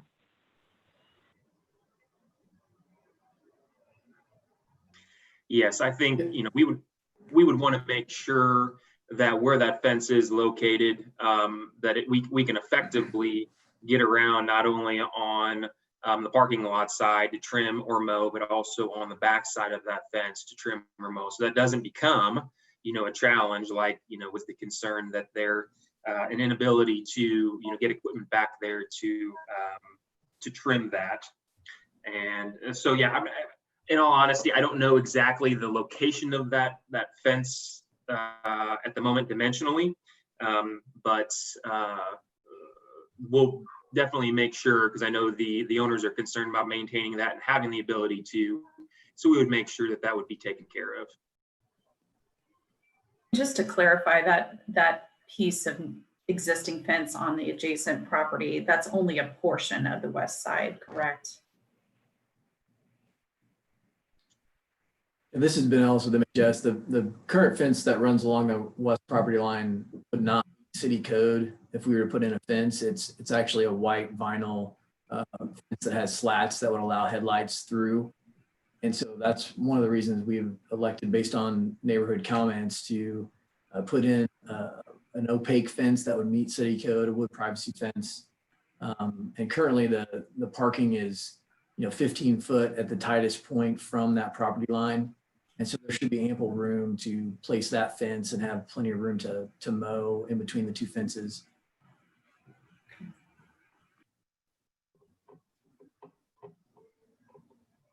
Okay, any other questions?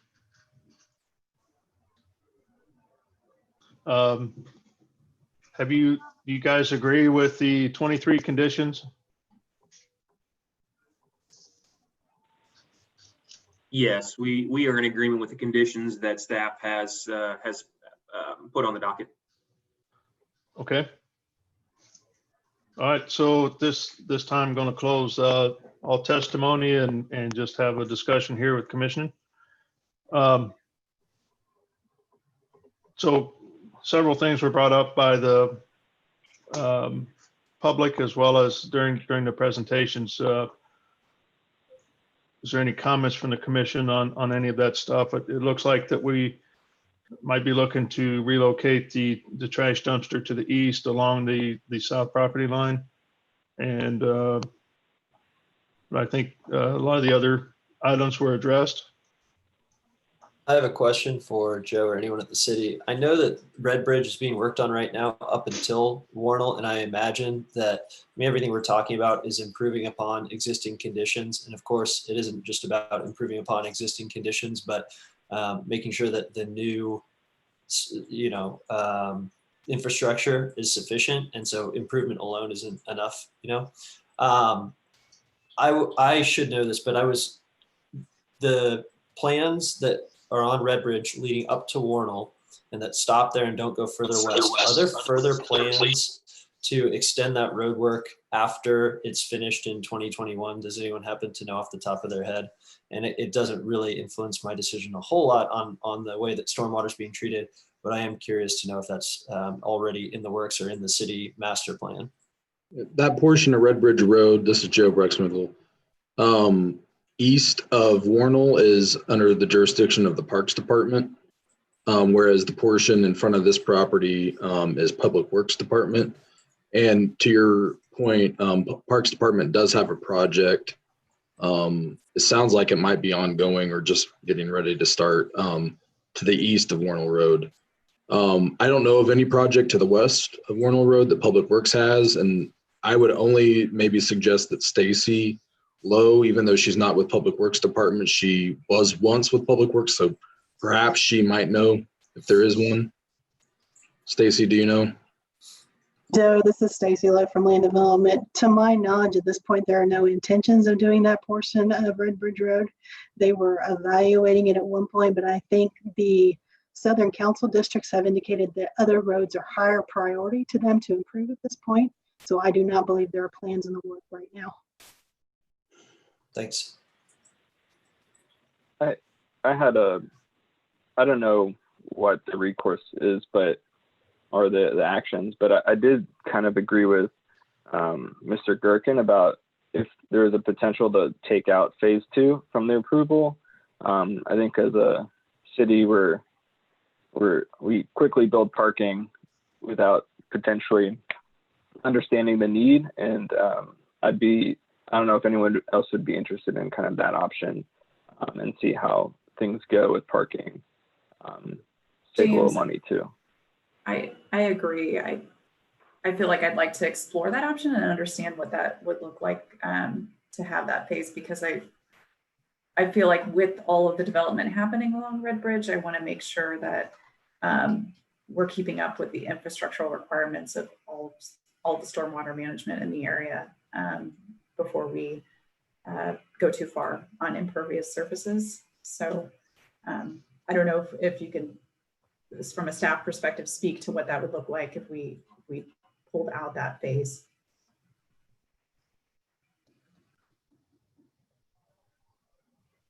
You would probably need to, this is Joe, you'd probably need to recommend a condition to that effect that be added to the staff recommended conditions.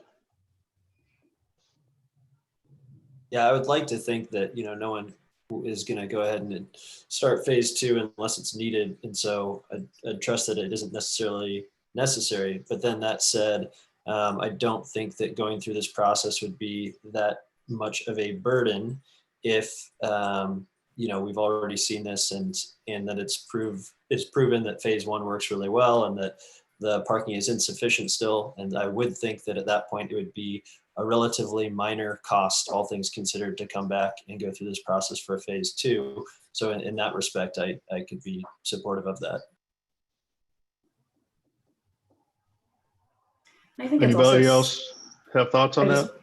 Was going to say, I think it's also kind of a courtesy to the neighborhood and the concerns that they're having, that it's sort of see how the first phase goes, see how the maintenance and maintenance of the water flow goes, and then move forward, because that is a lot of parking. I understand that 1 to 7 seats is obviously well under what is needed, but 1 to 2 feels like a huge jump. So I would be supportive of that, but ensuring that the stormwater management system is still built out to accommodate the total 2 phases, because for me, diverting 78% of the flow is critical from what I've heard. So just from stormwater management. So that would be my thought, as long as the stormwater management system could be built out to accommodate the 2 phases. And I think that would save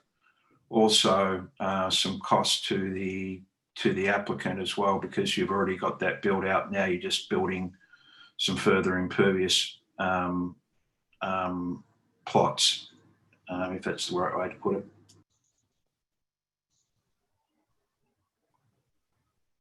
Okay. Anybody else?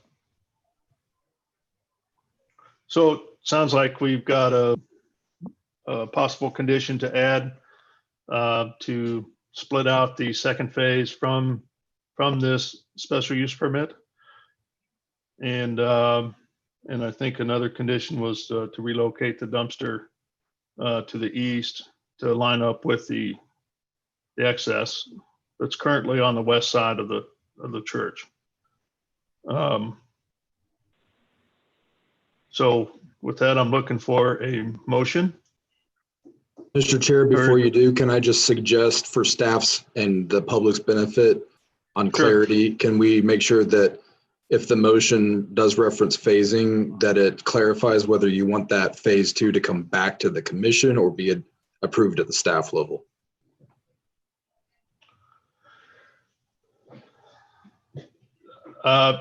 Frankly, my opinion is that it comes back as a staff level, but I'm opening it up to the commission to see what they think.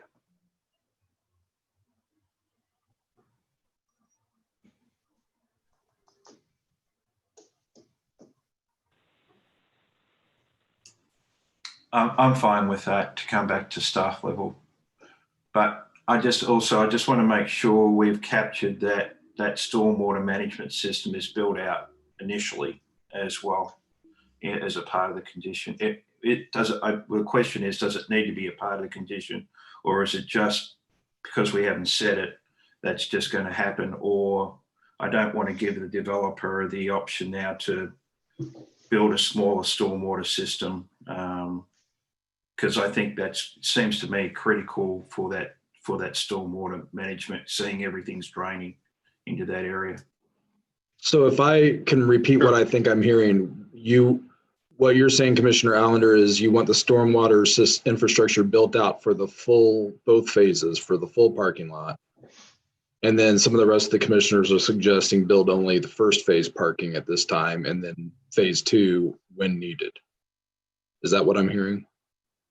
Yeah, I'm fine to split into 2 phases, but I think from my opinion anyway, and I'm happy to hear from the rest of the commission, but my view is you should build out that stormwater system for the master plan, so you are assured you're going to get 78% diversion of the stormwater, because if it rains, it rains. You know, whether we've got 1 phase or 2 phases in there, it's still got to be managed. Mr. Allender, can I just jump in real quick? This is Sherwood, staff planner again. I believe the applicant did mention this, that they are building this stormwater system for both phases at the first day. And I believe our city staff from Water Services are also reviewing the drainage study and the stormwater plan based off both phases.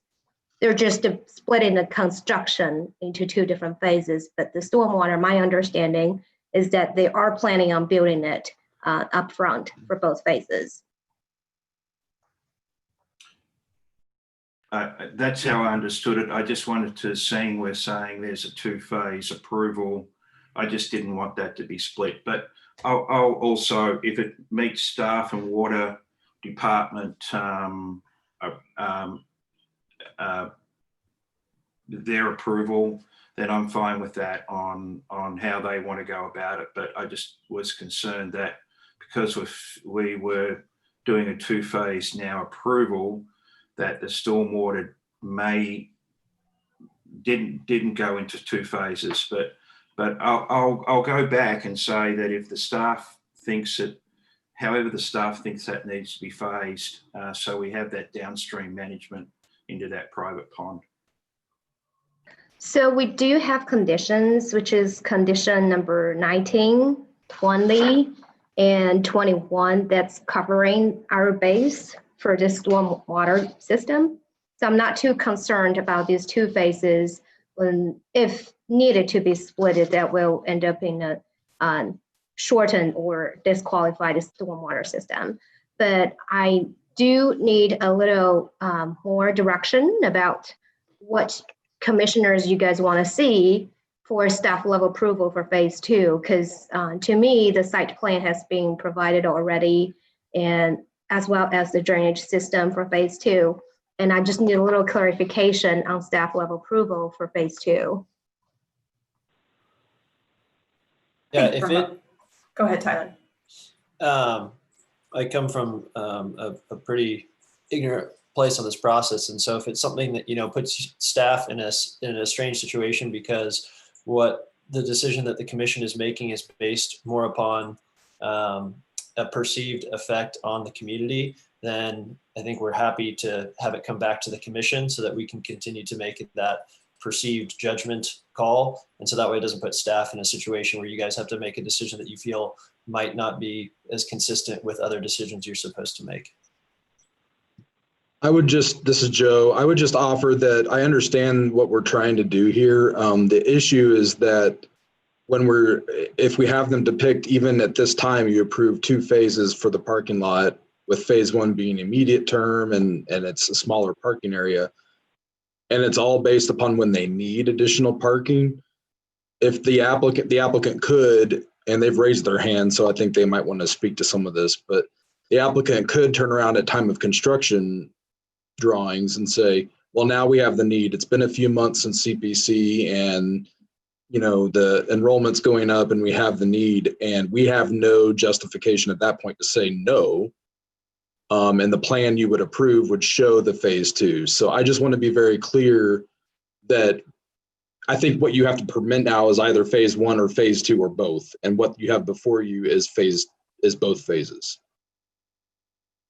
Is that correct, Shu, to say it that way? Yeah, that's correct. Okay.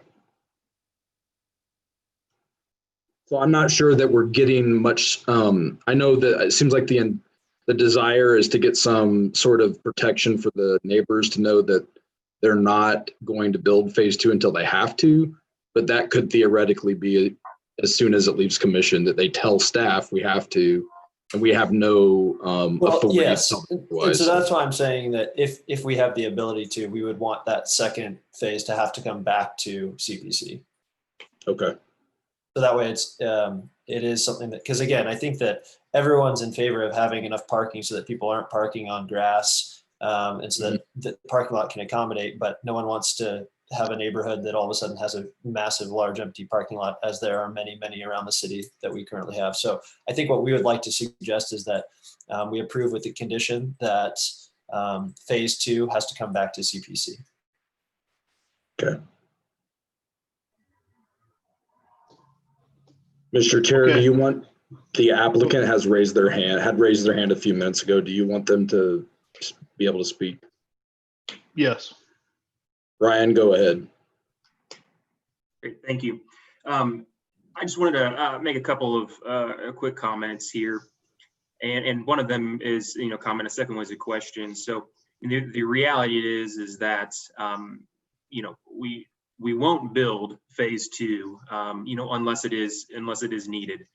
The reality is that could be, as Joe was saying, that could be a couple of months after we start construction. It could be a couple years. We've worked with churches that ultimately those future phases never came online for one reason or another. The way ministry changes over the years, that happens. So I think the plan that we're proposing here is ultimately to give the church the flexibility to provide the parking that is necessary based on future growth metrics that we've handled,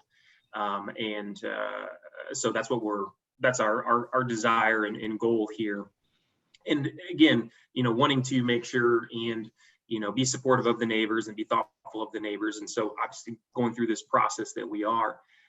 My question though to the commission would be that. Is it typical that there is a requirement to say, and we aren't obviously going to restructure the stormwater detention system if, let's say, phase 1 is all that we can ask for right now. We're not going to go back and restructure that because the reality is it doesn't make sense to do that from a cost perspective. But I think to be requested to obviously not have that reduced, but yet we can't give you the phase 2 parking from a master plan perspective. I guess my question is that typical to provide for a future master plan that ultimately, based on approval process here, if we don't include phase 2, our stormwater detention system is well beyond what's required. We still want to do that, but our master plan that's being approved by commission is not completely approved. So I guess that is really a question back to say, is that a normal process for the commission? As a new commissioner, I'll speak first and then I'll let Chair Crowell give you some other perspective. But I would say, you know, I imagine it's not typical, but I think it's something based upon my understanding of my fellow commissioners' opinions and speaking for myself. I think it's something that we feel very comfortable with, though. And I feel even better about it after you having said that, you know, we have the plan and this might be years. And I don't think any of us will have any hesitation to approve a phase 2 as soon as it's needed. But I think all of us will feel a lot better about us doing our duty to our neighbors to make sure that we're just taking this in a step-by-step approach. But no, I do not think it's probably something that has been typical in the past. And I apologize that, you know, it might, you know, kind of throw you off your expected course a little bit, because all of a sudden some new commissioners have some different opinions than what has been typical. And I'll answer that question. It's not typical to separate it out into 2 projects. We more just look at the project as a whole and allow the staff to do their job and to monitor, you know, and permit review these projects for the exact water management, how they're going to build it, and whether it's done phases or not. We're just looking at the project as a whole and how it best fits the land use in the area. So I'm not saying that what's being requested here is out of line. I mean, it's something we can certainly look at and do. So it's all what's up to the commission. And I would Thanks just for the comments back on that. And again, I think you know, even the idea is to come back and or need to come back and have staff approval.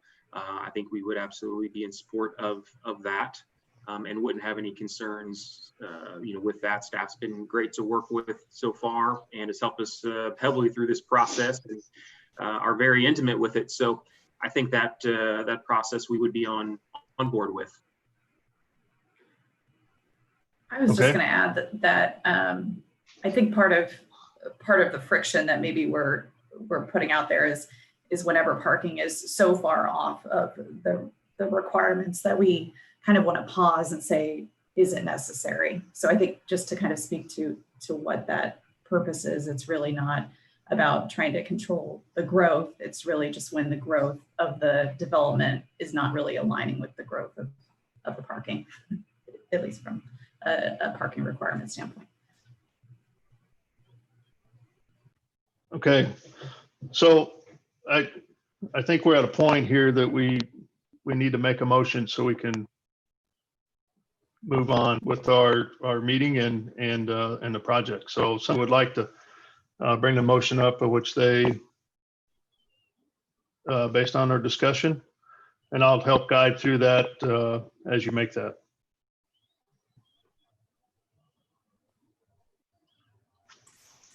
I will attempt to do that.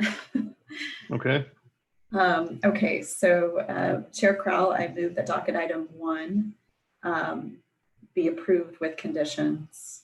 And then I'm not sure how to add in the stipulation of phase 2.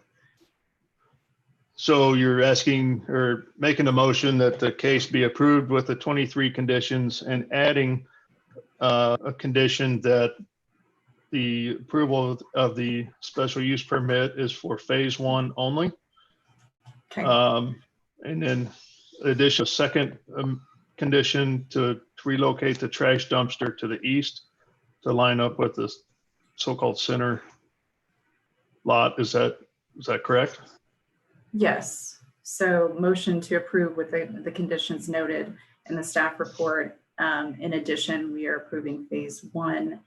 Phase 2 would need to be approved separately through a approval back through the commission. And we also request that the dumpster be relocated to the east to align with the Middle Drive location.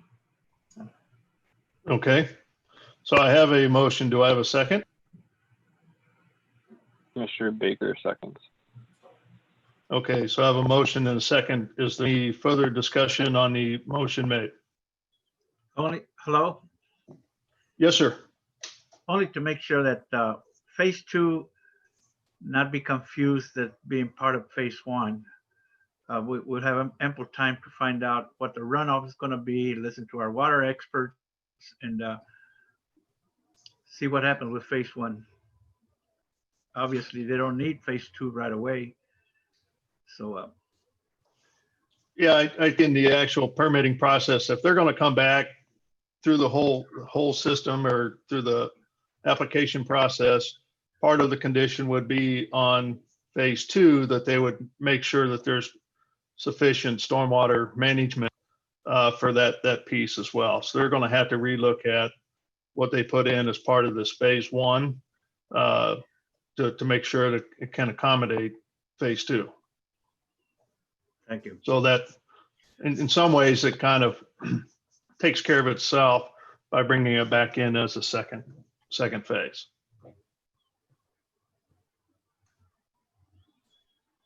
Any other discussion? So with that, Lisa, do you mind taking roll call, please? Commissioner Allender, Aye. Baker, Aye. Prowl, Aye. Enders, Aye. Hill, Aye. Rojas, Aye. and Sadowski. Aye. Okay, so case SUP 2019-00048 is unanimously approved, 7-0. So good luck with your project. Thank you. Okay, Joe, so I guess our IT department has come back and we're able to look at the continuance for the docket item. What was that? I believe it 17? was 17.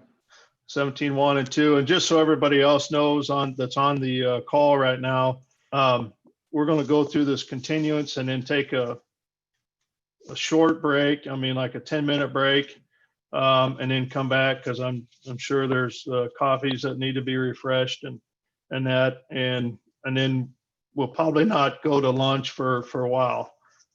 Is my suggestion. So if you're kind of hungry, I'd rather eat when we get to that break. Mr. Chair, it's actually docket items 13 and 14 that we held that we have requests for continuance on. And I believe that the folks in our conference room wanted to speak at least on docket item 13. And they should be able to. So I'd ask them to go ahead and raise their hand if they can. I'll start with docket item 13, case number CPC 2020-00071. Request to approve a preliminary plat on about 10,000 square feet located at 9224 Grand Avenue to allow for the subdivision of the tract of land with 3 underlying platted lots into 3 single-family lots. Again, the applicant has requested continuance off docket and staff is recommending with fee. And at this point, I don't see anyone raising their hand. So I would ask those of you, I mean, they're just down the hall from me, but I'm running this meeting from my computer. So I would ask them to please try to raise their hand because I don't know their names off the top of my head, at least. I may have at one point been told their names, but I don't remember it.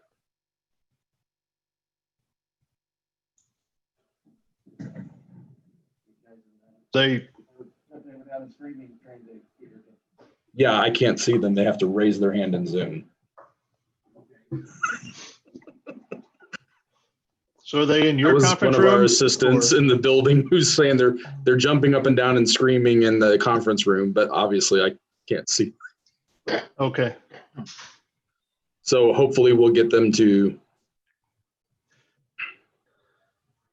raise their hand.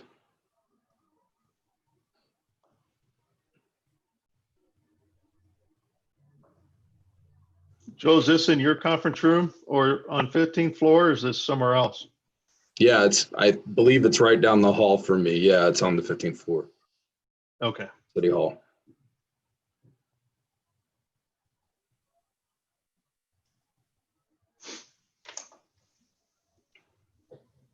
While we're waiting, Joe, is there any idea when this committee will be able to meet at City Hall? At this point, it'll probably be the second meeting in July at the earliest. But your guys' input's desired as well. Obviously, you have to be comfortable with it. Otherwise, there's no point in doing it. From my standpoint, as much as I like being on Zoom here, I cannot wait to get into the council chambers because I think the meetings will run a lot more efficiently and be a lot quicker. So the sooner, in my opinion, the better. Yeah, I would love a solution where people can still participate remotely. Sure. Non-commission members can participate remotely, so that way we have an understanding of how many people are in the space and we can feel comfortable about being there. But I completely agree. I would be ready as soon as everyone else felt they were ready.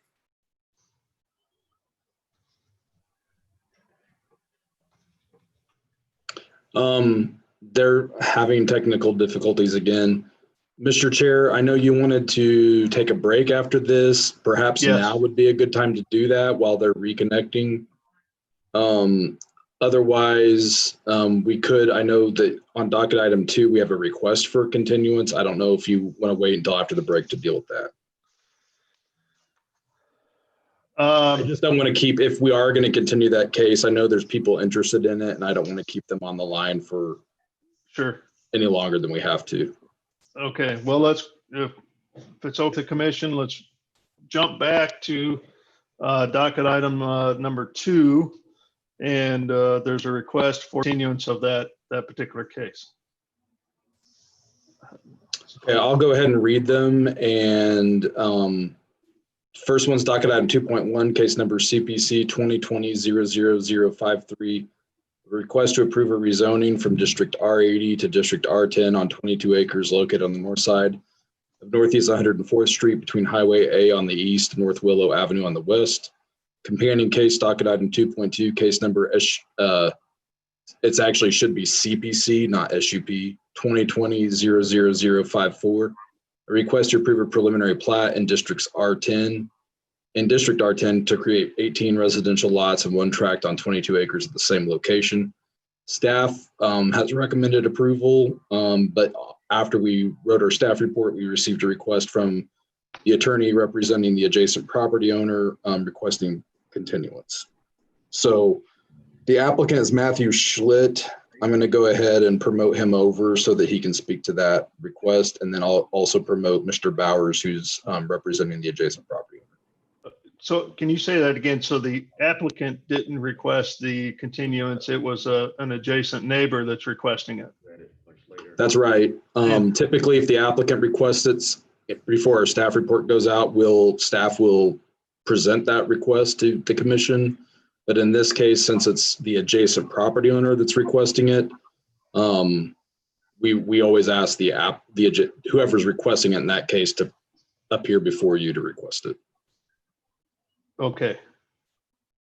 Okay, so applicant, welcome to the meeting. And it appears, so commission, so you understand, we're at this point in time looking at, there's been a request by neighborhood or adjacent landowner to continue this meeting. So we're only going to talk about whether or not we want to continue the meeting by hearing the applicant, and then as well as from the public on just continuing this. So if we decide that we don't want to continue, that we want to go ahead and hear the case, we can do that as a separate after we work through the continuance itself.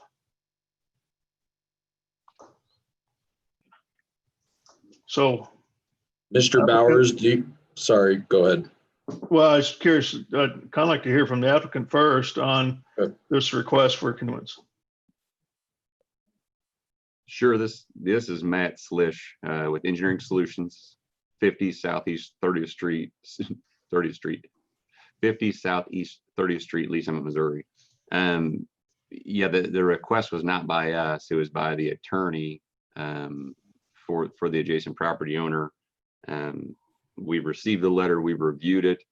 I think a majority of the point in it is that we didn't meet all the requirements of having a neighborhood meeting and providing the notices. We actually held 2 neighborhood meetings. We actually notified the neighborhood 3 times starting back in April. The one point in here is that we have refused to answer a question of the developer has a contract to sell the ground after the preliminary plat rezoning, if approved, is completed.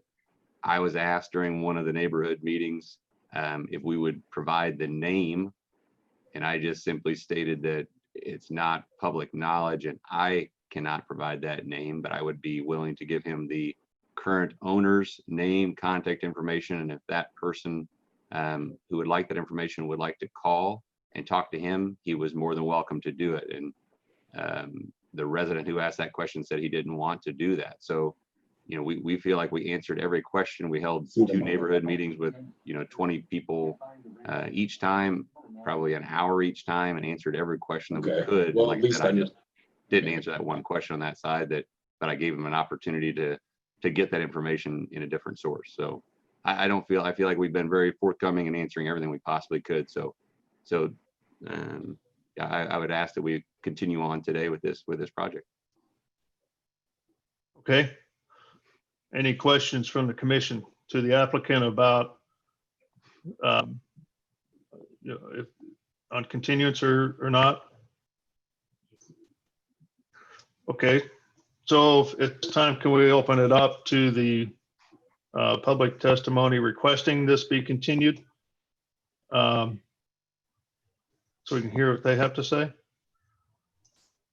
Yes, Mr. Chairman, members of the commission, my name is Jim Bowers. I'm an attorney with the Roush Fretz White Goss Law Firm. We have offices at 4510 Bellevue, Kansas City, Missouri. I'm appearing before you today on behalf of the Manderley Property Owners Association, the owners of the single-family subdivision that is immediately west of the subject site. If you look at page 2 of the staff report, you can see the relationship between the applicant's proposed rezoning project and the neighborhood that I represent. He can see you now. He thinks that he can unmute you and then get you in. I'm hearing voices in the background. Yeah, I believe the conference room, if you guys can go on mute, because we're overhearing some comments from. The neighborhood meeting that complies with the city's ordinance was held May 26th. And at that meeting, one of the neighbors inquired as to who the developer is in this project. And Mr. Schlicht's response was that the owner of the property has a contract with the developer, but he was not prepared to disclose the name of the owner. And so there's a lack of transparency in this project that is concerning to my clients. I've represented literally hundreds, if not thousands, of property owners in similar situations. It is not unusual for a property owner to have a contract with a developer to sell the property subject to rezoning of the property for the purpose for which the developer intends to use the property. That's very typical. What's not typical is for the representative of the applicant to refuse to disclose the identity of that contract purchaser as part of the process. That's what gave my clients concerns. That's what caused them to hire me to represent them. Up until that point, they were trying to determine the information concerning this application on their own. So I was hired late last week. As a result of being hired late and this hearing being held today, I asked on May 28th that the case be continued to July 7th to allow us an ample opportunity to investigate the matter, specifically the stormwater drainage issues and the access issues off of 104th Street. The subject property is immediately north of 104th Street. The city's ordinances typically require direct access to that street. In this case, the access proposed by the applicant is through my client's subdivision as opposed to the abutting public street. We would like an ample opportunity to look into that matter, discuss these issues with the applicant prior to coming to you and airing our laundry, if you will, in front of the commission. We would much prefer to work this out with the applicant before this hearing is held. That was the purpose behind the request for a continuance from today's date to July 7th. The details of my request are very specifically set forth in the letter that I sent you May 28th. Be happy to answer any questions you have. Okay. Commissioners, do you have any questions about the continuance with Mr. Bowers on his request? Okay. Joe, is there anybody else that has their hand raised on this case about continuing this case? No, there was someone who had raised their hand, but they lowered it. So I believe they've withdrawn their request. Christine Garrett had raised her hand. Christine, do you want to speak still or not? If you do, please raise your hand. Okay, I guess she does. She raised her hand. Okay. Christine, I've just promoted you to panelist. You should be able to speak momentarily.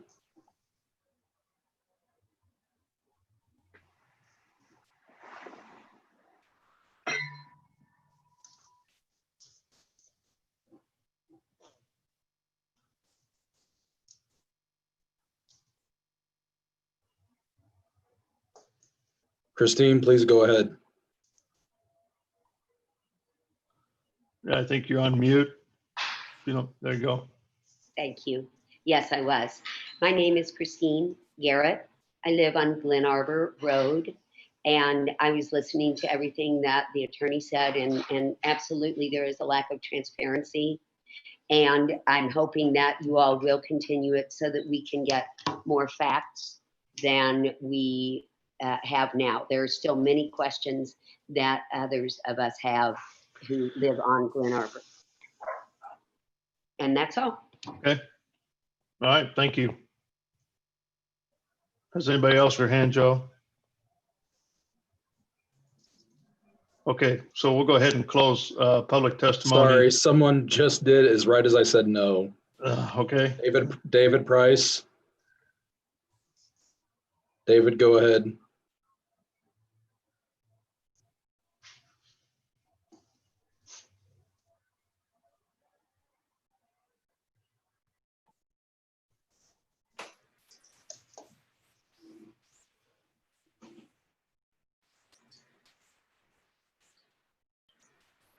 Mr. Price, please unmute yourself if you can. You should be able to speak.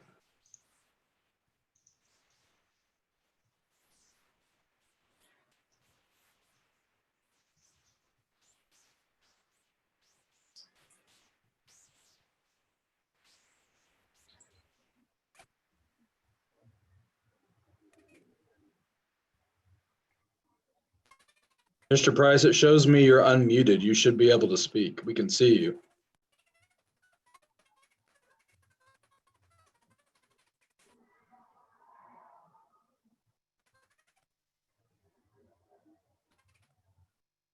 I'm wondering if he doesn't have a mic on his computer. Do you have a mic? Yeah, it shows me you're unmuted, but we can't hear you. If you don't have a mic, there you go. Can you try now?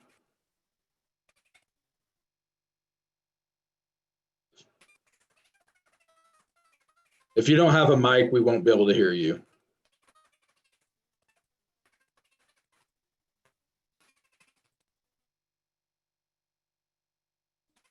Okay, it looks like Mr. Price, we're having a hard time. If you don't mind going to the chat feature on Zoom and typing in your comment, that would be great. Chairman Crowell, while we're waiting, is there a way to that Christine Garrett says she lived on Glen Arbor Road? I don't have her as part of any of my meetings, and I can't find Glen Arbor Road in that area. So is there a way to figure out if she was discussing our project or what that was? I'm unmuted. I believe I'm unmuted.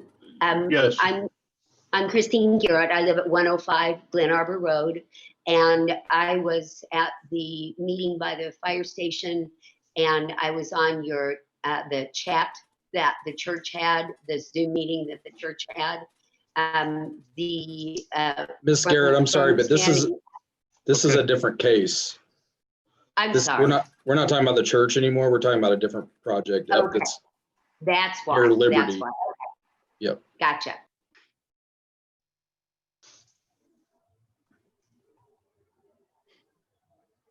Chairman Crowell, I wasn't taking good notes. When did the attorney ask this to be continued to? May 28th is what he commented in his or May 20th. July 7th. July 7th. Yeah. Okay. I'm gonna, and if you want me to wait, that's fine, but I'm gonna go ahead and move to continue docket item 2.1, 2.2 to July 7th without fee. Second. Okay. So it looks like we got a motion and a second. Is there any more discussion on this from the commission?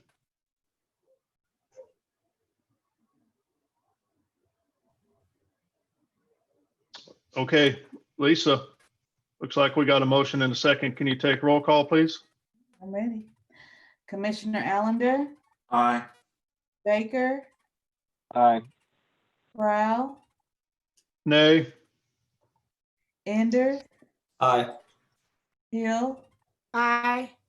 Rojas, Aye. Sadowski. Aye. Okay, so it looks like the motion passes 6-1 to continue docket items 2.1 and 2.2 to the July 7th meeting.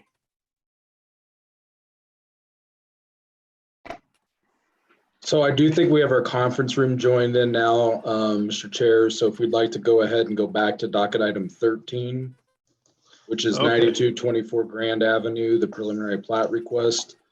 The applicant has requested the continuance off docket and staff recommends with fee. Okay. So back to 13 again. I think third time's a charm on this, to see if we can, the recommendation's been to continue that item off docket. I think we've already been through the commission on this, and so we're opening up to public testimony, excuse me, to discuss continuance of this off docket. So it looks like you've got some people in the conference room. If we could speak one at a time, and you know, as each person speaks, please say your name and your address. Good morning. Can you hear me? Speak up Yes. just a bit, please. Yes, good morning. Can you hear me? Yes. Yes. Good morning. My name is James Watt. My address is Post Office Box 16, Raymore, Missouri. And I'm here in response to the letter that I received from the commission regarding 9224 Grand. I'm not here to speak in opposition of your continuance. I am the owner of that property. I do not know the applicant. I've never had any contact with him. So I don't know if there's a confusion in the property location, but for the record, the legal description is lots 21, 22, 23, block 18 of Moore's Southland Edition. So, Mr. Watt, we hope at this time it's been asked and requested that this docket item be continued off docket. So meaning we're not going to hear it today. So, and we can't get into the particulars of the case at this time. So we just want to speak about the case being continued off docket.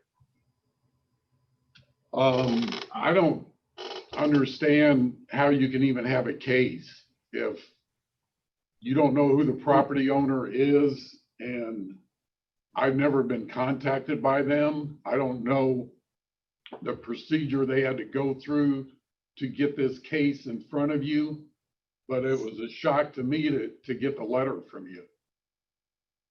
Gonna ask Patty Knoll to jump in. She's the project planner. We normally require before we have a public hearing on a case, the Joe. Yes, owner Joe, to which, provide authorization, I'm sorry, Joe, which case are you on? 9224 Grand. Oh, yes, that case, that is, there's been, that was the subject of the phone calls that Stacy and I received. I'm going to have to check back with the applicant to ensure that he provided us with the correct address. In the meantime, it is continued off the docket. Yeah, so Mr. Watt, I Commission- think what's saying is the fact that there's some items here that need to be fixed or to be addressed. And that's why they want to continue this case off docket so they can work some of those issues out. Chairman Crowell, can you explain what that means to, So to James hold it Watt? off, yeah, so to hold off docket, it'll just be removed from hearing here at the City Planning Commission to allow more time for city staff to take a look at the project itself and work out some of these issues before it comes to the commission. And then when they're ready to come back, they'll have to re-advertise the case again. So right now you don't have a date that you're going to continue it to? No, sir, we do not, because it'll be off docket. So once issues are worked out, then it'll be re-advertised and you'll be notified at that time again when the case will be heard. Okay, Chairman, may I speak? Yes, ma'am. This is Patty Knoll. Gentlemen, I'm the planner on this case. We haven't started processing this case yet because immediately the applicant requested that it be held. It was apparently filed inadvertently, so it is very possible that they even put a correct address on the application. So I think you can rest assured that I will check into that later today, and this case will not be heard, especially if it's your property and you haven't given consent. We will not proceed with the case.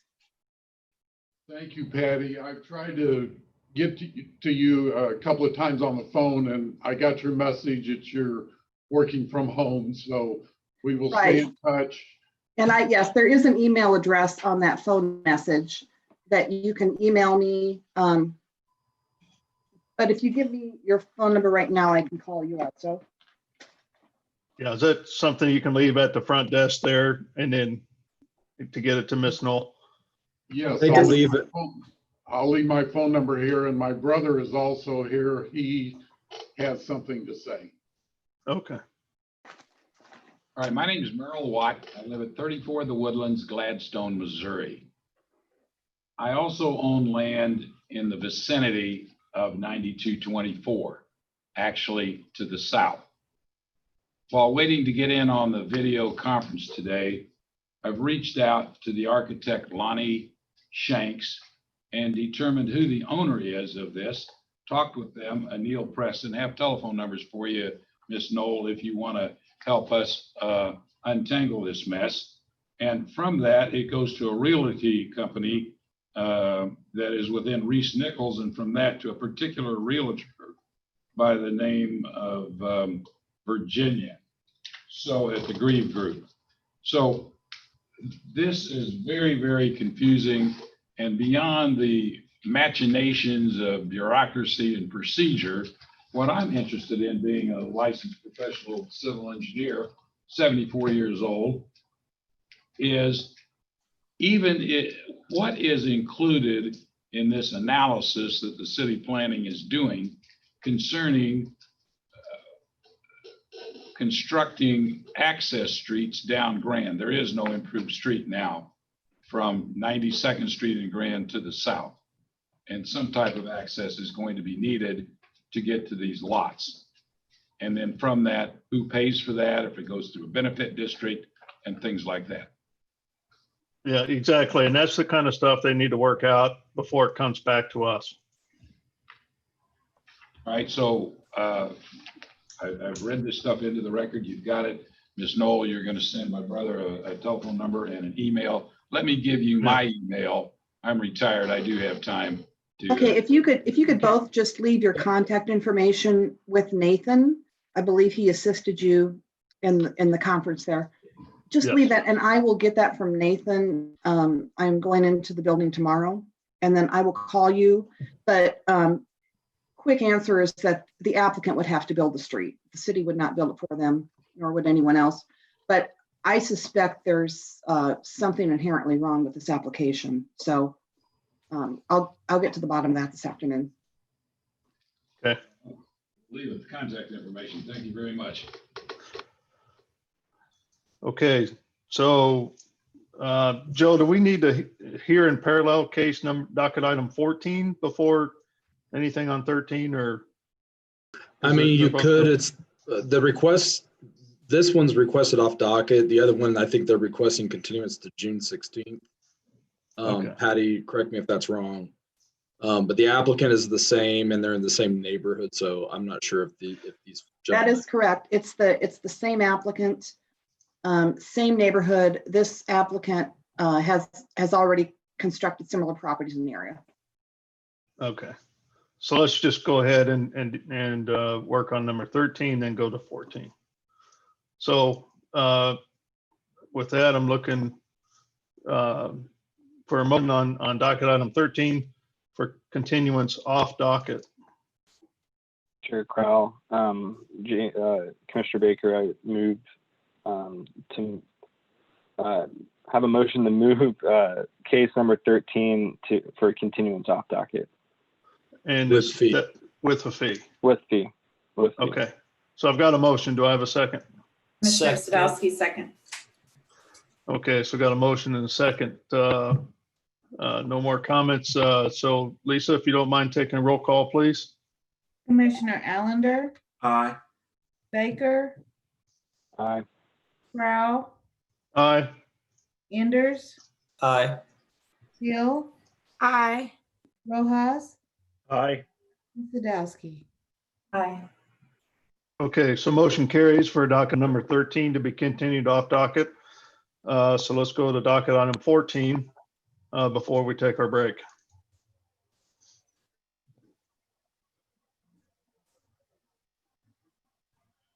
I apologize, I was muted. Docket item 14 is case number CPC 2020-0072. Request to approve a preliminary plat on about 10,000 square feet located at 9130 McGee Street to allow for a subdivision of a tract with 3 underlying platted lots into 3 single-family lots. Staff is recommending continuance to June 16th without fee. Okay, so it's been recommended that docket item 14 be continued to the June 16th meeting without a fee. Any questions from the commission? Okay, seeing none, do we have anybody that's raised their hand from the meeting? Sorry, no, Chair, Mr. Chair, we haven't. Okay. So with that, looking for a motion to continue docket item number 14.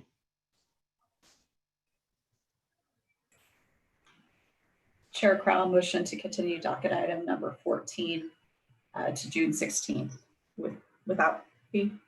Without a fee, yep. Okay, I've got a motion. Do I have a second? James Baker, second. Okay, so I have a motion and a second. Any further discussion? Seeing none, Lisa, please take the roll call. Commissioner Allender, Aye. Baker, Aye. Crowell, Aye. Enders, Aye. Hill, Aye. Rojas, Aye. and Sadowski. Aye. Okay, so motion carries to continue docket item number 14 to the June 16th meeting, 7-0. So at this time, because we are pushing up against lunch, and we haven't had a break yet, and looking at the docket, I don't want to take too long of a break because it appears we may be here all day anyways. So I'm hoping that maybe, 20-minute break would be sufficient. Is that okay with the commission? Think we can grab a sandwich or something by then? Yeah. Okay, so sounds good. So it's, was it 11:50 now? So if we can be back here by, say, 12:15, since that's easy to remember, let's do that. Okay. Okay. Thank you, everybody. Thank you too, thank you too.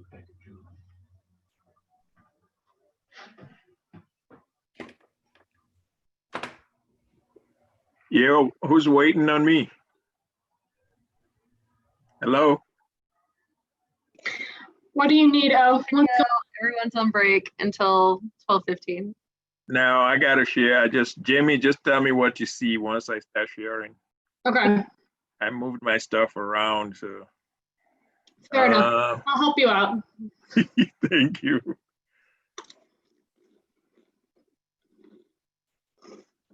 All right. Do you see it? I do not. Do you? Yes, now I do. Okay, so you see City Plan Commission? June 2nd, 2020. Got you. Okay, and then you see the transition? Uh-huh. You're solid. All right, mucho gracias. Let me go eat. Go eat. Yes, I know. All right, and Mr. Bande, we are on break. We will respond to your request once we're back from break.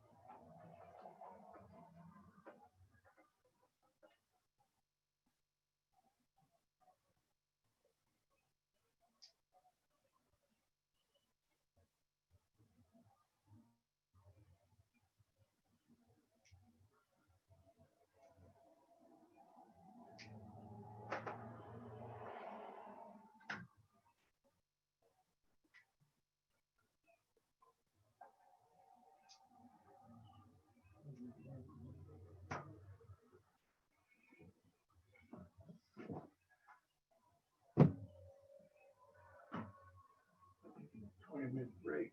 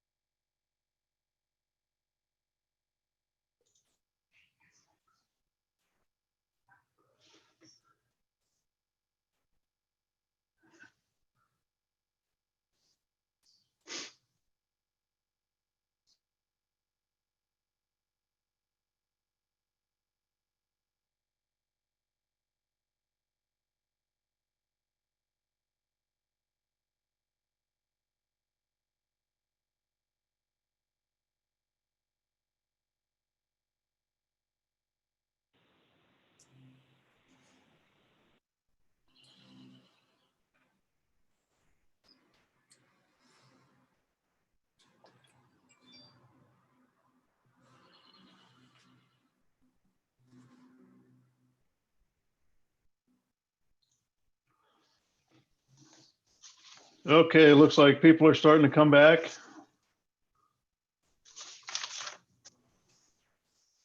Let's figure out where we are.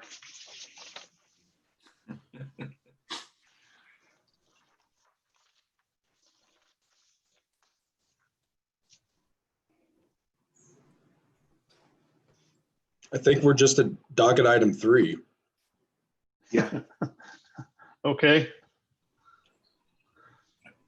Let's see, still waiting on Paul and Ashley come back.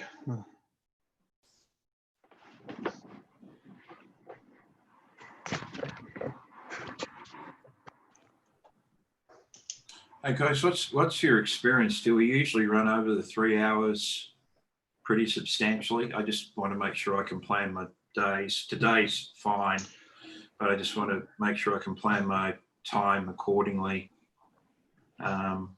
And that's a hard question to answer, I'm sure, because it depends on the docket and so forth, but just trying to get a sense of it, that's all. Generally, in my experience, the cases we've had, obviously most of them have been in person, and it becomes a little bit more efficient. Yeah. And the committee or the commissioners before me were all experienced in running the city planning commission meetings and how they go. But generally, we got out before noon. Okay. There were occasions that we had meetings that last till 2 o'clock, and I think the longest one that I participated in was 3:30. Okay. But it was fairly rare. No, thanks for the answer. I just was trying to juggle things as we get more back to work and so forth. So just want to plan my afternoons. That's all. You bet. Yeah. Ancient humans survived pandemics. But early sailors navigated using the sky. So Mr. Rojas, you might want to go on mute there. Go on mute. Oh, there's a few people. Okay, great. Joe, it looks like we have everybody back. Is Sarah, are you back?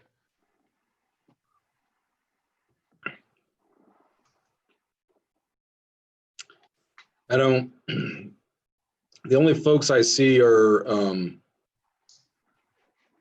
6 of you, 6 commissioners and Olufu. Okay. I can't really tell when people leave I can't tell if they're back on. They can have to speak up. Okay. Okay. I can see Stacy and Jeff. I feel like I'm. Jamie's here. Amy. Amy's here. Okay. Chris is here too.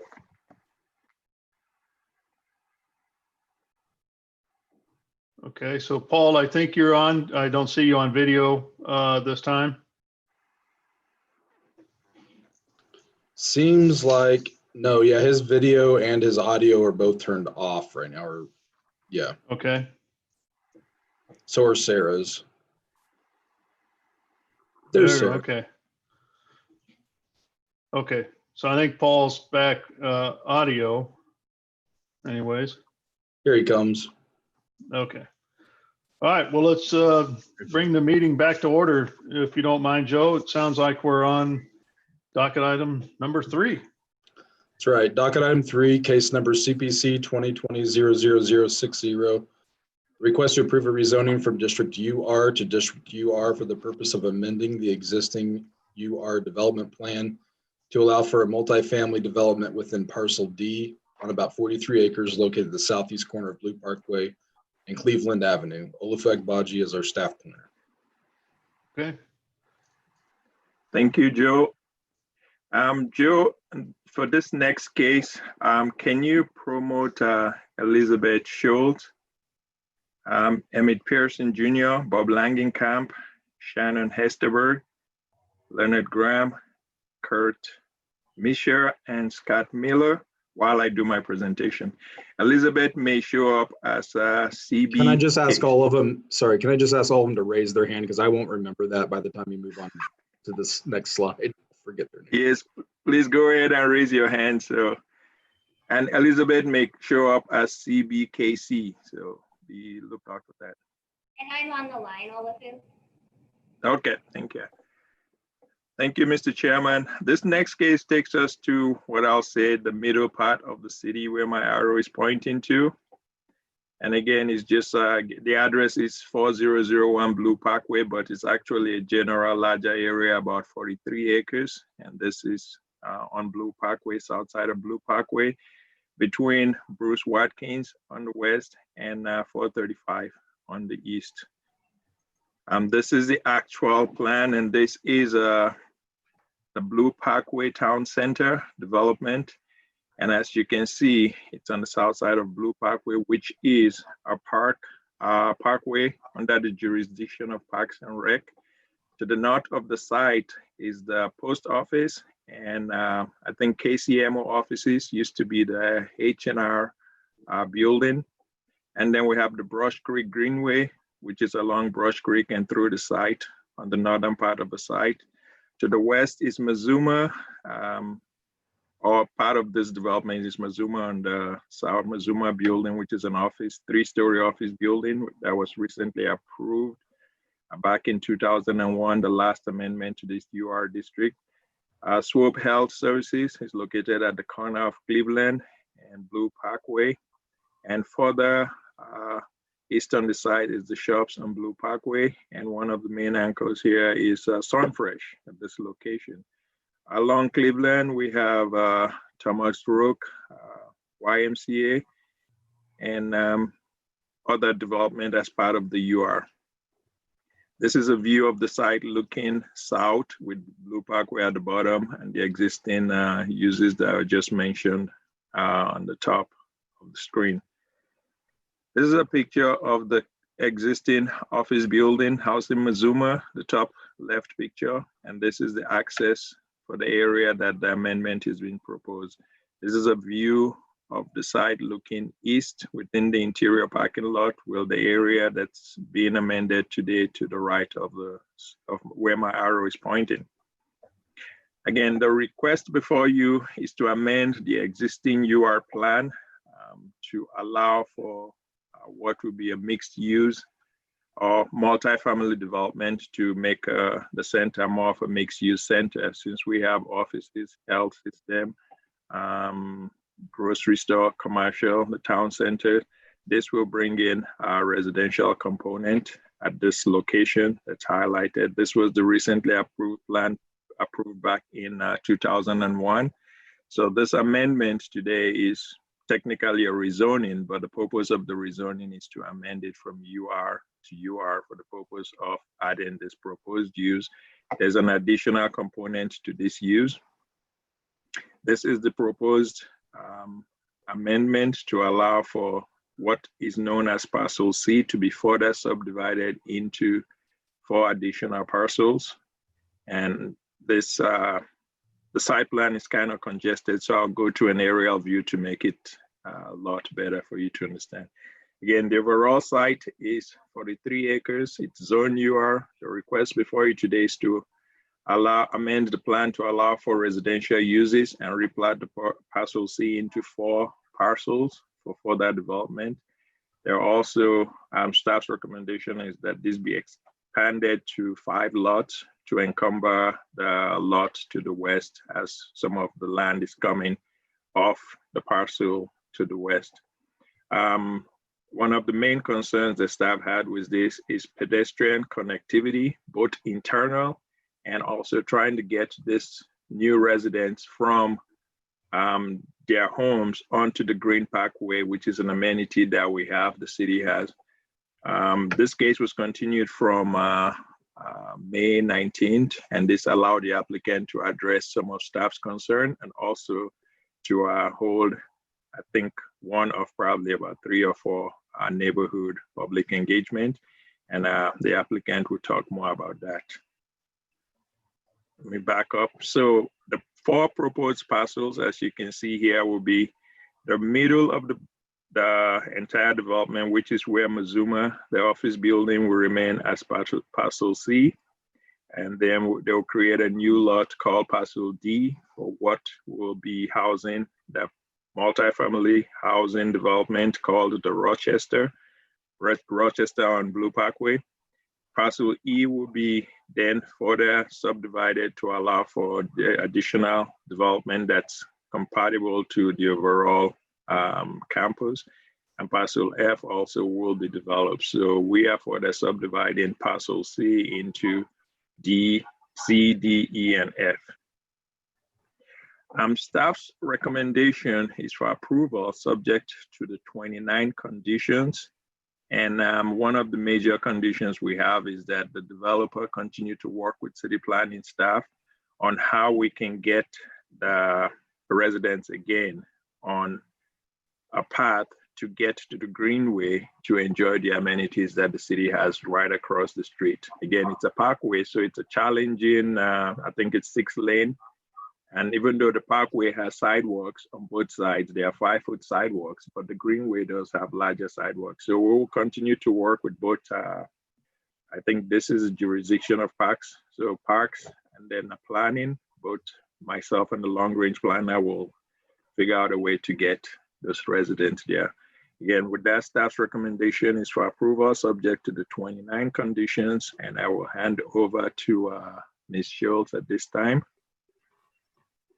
Ooh, let me go back, sorry. Olafu, yeah. As you're kind of looking at that, can you go back to like a overall site there? Yeah, go right there.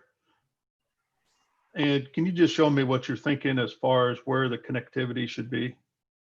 Let me go to a different one where it shows. Okay. Excuse me, my mouse is faster than my hand, so. I need to get you one that shows the entire. So right here, there's the Brush Creek, where my arrow is pointing is the Brush Creek Community Center and Pool, which is a facility that will either, we will either get a trailhead at this location or somewhere down here. So the whole goal is to see how we can get, this is the area to get people through here to then come across Cleveland. We have talked and we've looked at the site. It's going to be hard to get them directly across because of the changing grade at this intersection. So we have to figure out a way to get them to Cleveland.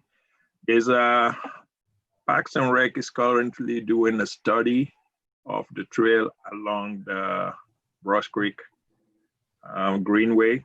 And I don't know if Mr. Peterson is online, but that's part of, they're trying to see if they can find a way to extend that study to capture this area, so. Okay, yeah, thanks for pointing that out. Okay, let me know when you're ready, Elizabeth. Or is there any question from Plan Commission for staff? Any of the commissioners have a question for Olafu before we move on to the applicant? Just to clarify, Olafu, so you could have them cross across the street and then take the sidewalk on the north side to get to Cleveland and then down as an option? We will look at all the options to see which one is best. If they cross right in front of the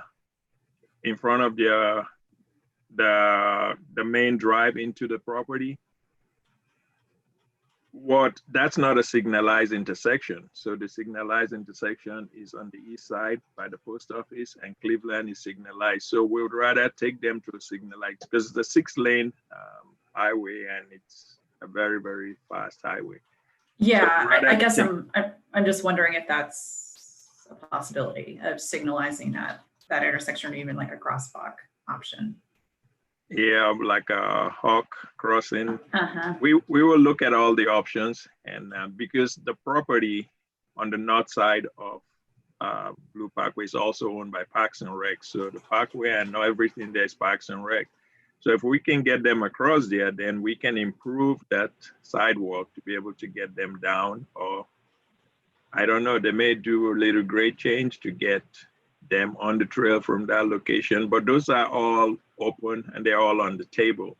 We just want to make sure that as we move forward, we connect this to that Greenway. Yeah, my thought was that if you can at least get them across and they could be walking along the Greenway, even if they do have to get all the way to Cleveland to go down, it would be a more pleasurable experience than having to walk in front of the parking and over. So. We are open to all options at this time. So we hopefully they may come up with something better than I'm thinking. So I hope they do. Thank you. Can you access the trail from the signalization that's right there by the new Taco Bell and the Sonic? So I'm not talking about the one that's right across in front of the post office. I'm looking at if you were to walk down, I guess that would be maybe a block or two, and cross at the signalization. And then if you were to continue to head, what would that be, north? So this is, you talking Mercenton right here? Is that Mercenton? Mercenton. I'm talking about I think it's Elmwood. Elmwood, yeah, where the Taco Bell and Sonic is. Yeah, right there. Could you come up? Is there, I just can't recall if there's a way to access right there on that corner across from, it's just an open area, but I don't know. I don't think there's a way to access the trail. I can see it, but I'm not sure. I think you would have to go down the hill. I was wondering if that would be a place for them to cross. I'm checking for you, and I'm going to look in Google Street View and try to check for you. Yeah, is that on grade, Joe, or is that below the bridge? It is at grade with the road. I can show it to you guys if you want to see what I'm talking about. Go ahead. Joe and Olafu, if I can chime in really quickly just on this conversation. Community Builders of Kansas City submitted to PIAC, and it was awarded funding for actually these two areas of concern. We requested a study of all crossings on Swope Parkway and Blue Parkway between Elmwood and Prospect Avenue because there are a number of pedestrian concerns. So that's a scope that's already been approved through PIAC, in particular at this intersection that we are looking at just north of the Rochester. This location here where there is a trailhead to the Greenway, we have received approval for funding to connect the sidewalk between this location going southward to the Sonic. So that sidewalk construction is in the realm of public works now. Okay. So those two areas of concern are conditions that are being looked at by the city from the request that we've already submitted. Yeah, thank you. That would be good if they could put in the sidewalks to help connect. Yeah, thanks for providing that additional information. So. You're welcome. Okay, I think we're ready for the applicant to provide their presentation, please. Welcome, right, applicants. Go ahead, Elizabeth. Just let me know when to advance. Okay. I need to share your screen again, Oh. Oh. Because I cut you off when I shared mine. My name is Elizabeth Schultz. I'm Director of Strategic Initiatives and Community Development with Community Builders of Kansas City. Also on the call is Emmett Pearson, CEO and President, as well as Bob Langenkamp, Chief Development Officer. This project has been a project recognized in the community for needing a market rate apartment residential opportunity for the existing residents, as well as to attract residents to the area. This is another piece of a longtime legacy that we have been building as a part of the Mount Cleveland Initiative, which started back in the early 1990s. As you can see from the diagrams, the number of parcels that we're creating are actually areas that were identified as development pad sites at that time. So we are now updating the uses and defining the program for future development. And you can go ahead and advance. That's what. The community engagement on the project has been robust. This particular project was talked about and identified back in 2017 as a part of the Swope Parkway Blue Parkway feasibility study. There was a robust steering committee that included members of city staff, city departments, the neighborhood presidents, as well as local stakeholders. During that planning process, we invited several members of the community to attend an open house. Back in 2019 and early this year, we've had several presentations to Sheraton Estates, Spina, and Town Fork Creek neighborhood associations. We've introduced and discussed the project at our quarterly meetings, and we've also had conversations with city council and other city departments. You can go ahead and advance.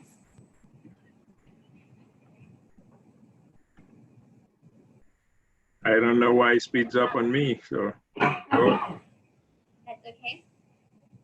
Parcel D is the parcel that we are looking at today. It's indicated as yellow. This is the Rochester site.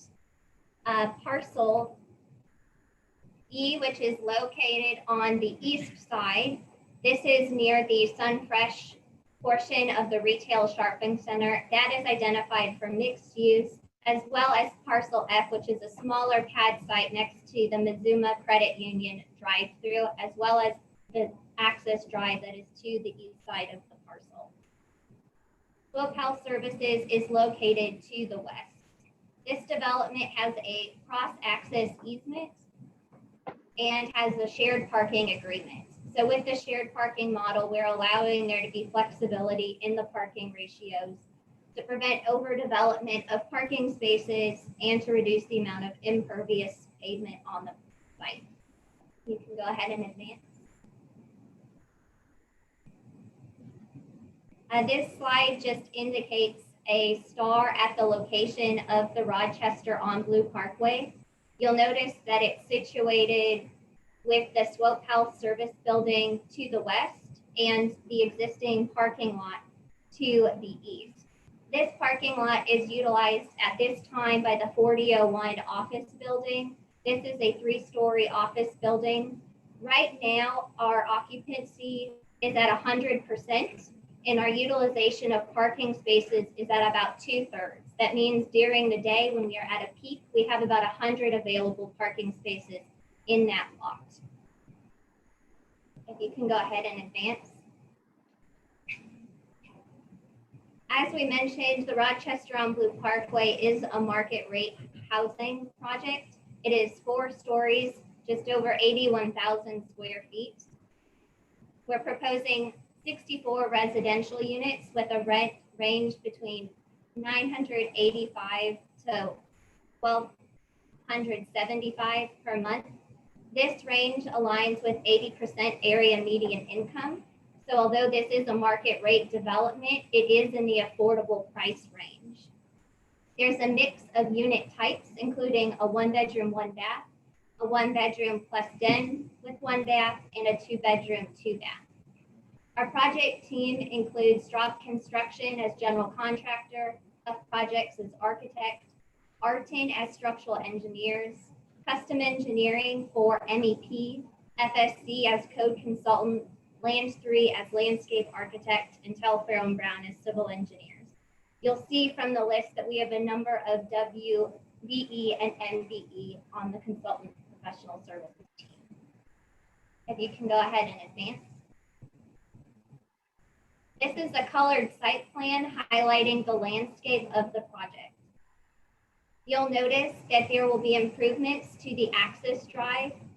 This access drive will be retrofitted to have a roundabout. This roundabout will calm traffic as well as give a safer vehicular pattern to cars both entering and exiting the site. Right now, there is a little bit of confusion with signage between Swope Health Services and the traffic coming from the retail and office building, and this design will help to calm and alleviate congestion in that area. We are proposing connecting the existing parking area and sidewalks across as it already exists, but there will be a new sidewalk replaced on the north side of the building. Not shown on this landscape plan, but is reflected in our UR plan, there will be a sidewalk located on the west side of the access drive, connecting pedestrians straight to Blue Parkway. You'll notice on the plan at the east of the building, there is a lawn as well as grill area and lounge space and fire pits focused to the tenants. This is not a fenced off area. It'll be an inviting area acting as someone's front yard for the tenants, especially. On the back, there is a fenced area which has the bicycle parking spaces as well as patios and vegetation that is meant to be more of a private resident experience for the tenants. You can go ahead and advance. The amenities in the building include package pickup room, ample parking spaces, a rooftop with an indoor gathering space and fire feature, a multi-purpose community room, a fitness center, storage lockers for the tenants on tenant floors, and landscaping, as I mentioned, in the front and in the back of the property. You can go ahead and advance. The main entry area is on the west side of the building. This includes a passenger pickup drop-off area. At the corner, there is a raised patio space adjacent to a meeting space here, which is all glass. This meeting space is intended for use by the community or other tenants on the site. The overall mix of the bedrooms is indicated on the side with their square footage. Unit features will be of high quality, including luxury vinyl tile, stainless steel appliances, solid surface countertops, and in-unit washer and dryer. And Olaf, if you can just click through the next couple pictures, we have a view of the kitchen and living room, which is the sample residential tenant space. We have a rooftop lounge. And then we also have a picture of the rooftop space.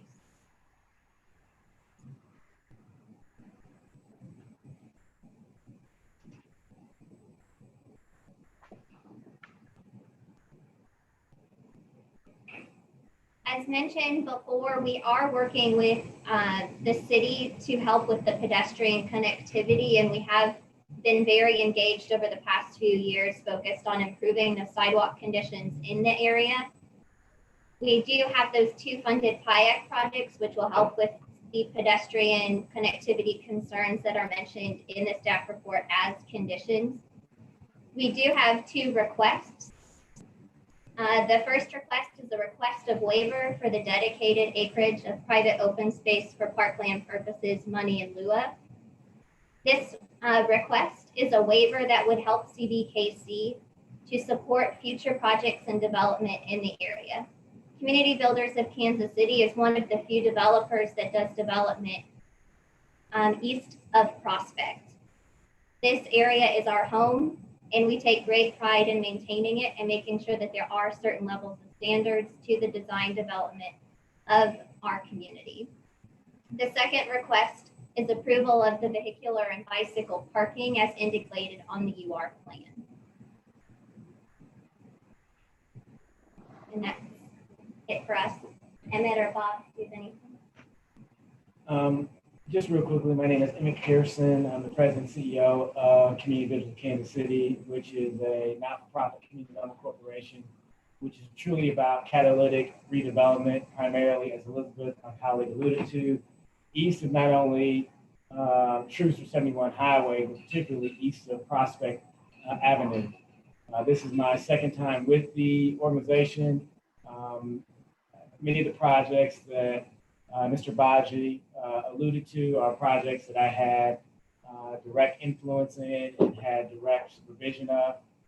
A quick note on the Rochester, the name comes from the late great R.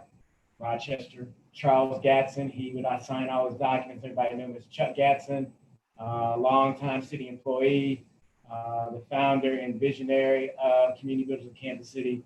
So this is our way to honor his memory with that.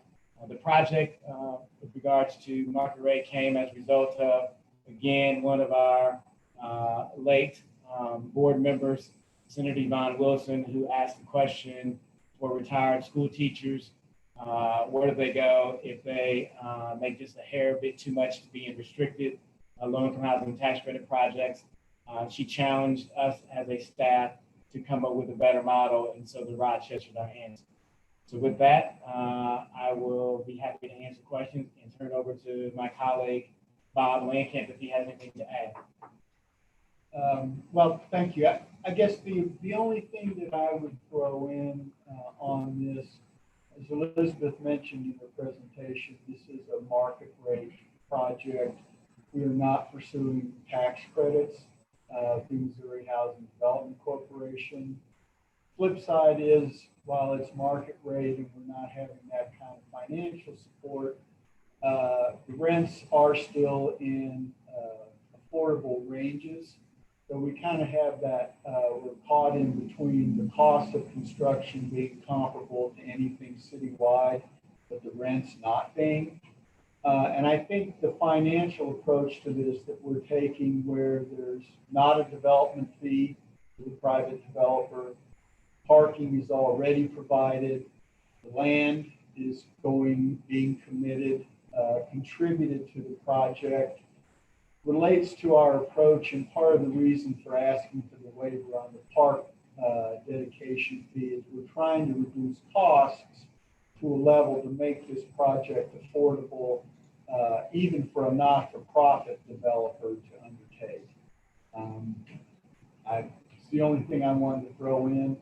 Wanted to thank the staff for their assistance to us in putting this together and getting forward to the City Plan Commission, and I'm glad to answer any questions you might have. Okay, thank you for your presentation.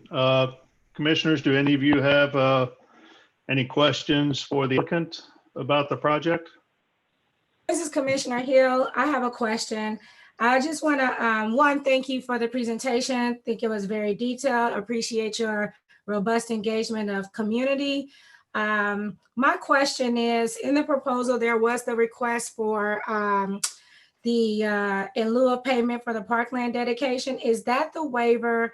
Does that request satisfy 1E in the staff report, the professional staff recommendation? 1E says call out any request for waiver, deviation, and modification.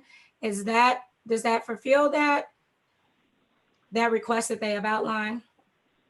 I am not sure if either Plan Commission or City Council can waive the Parks and Rec fee.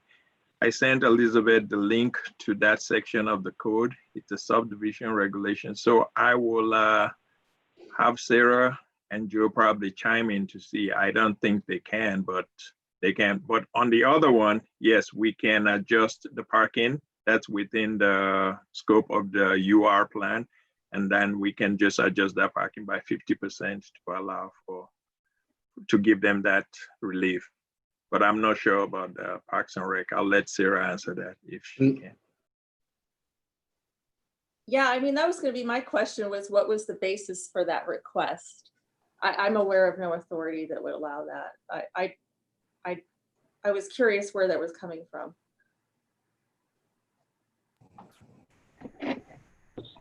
So, I guess I had a couple of things related to that as well, but I really like this project.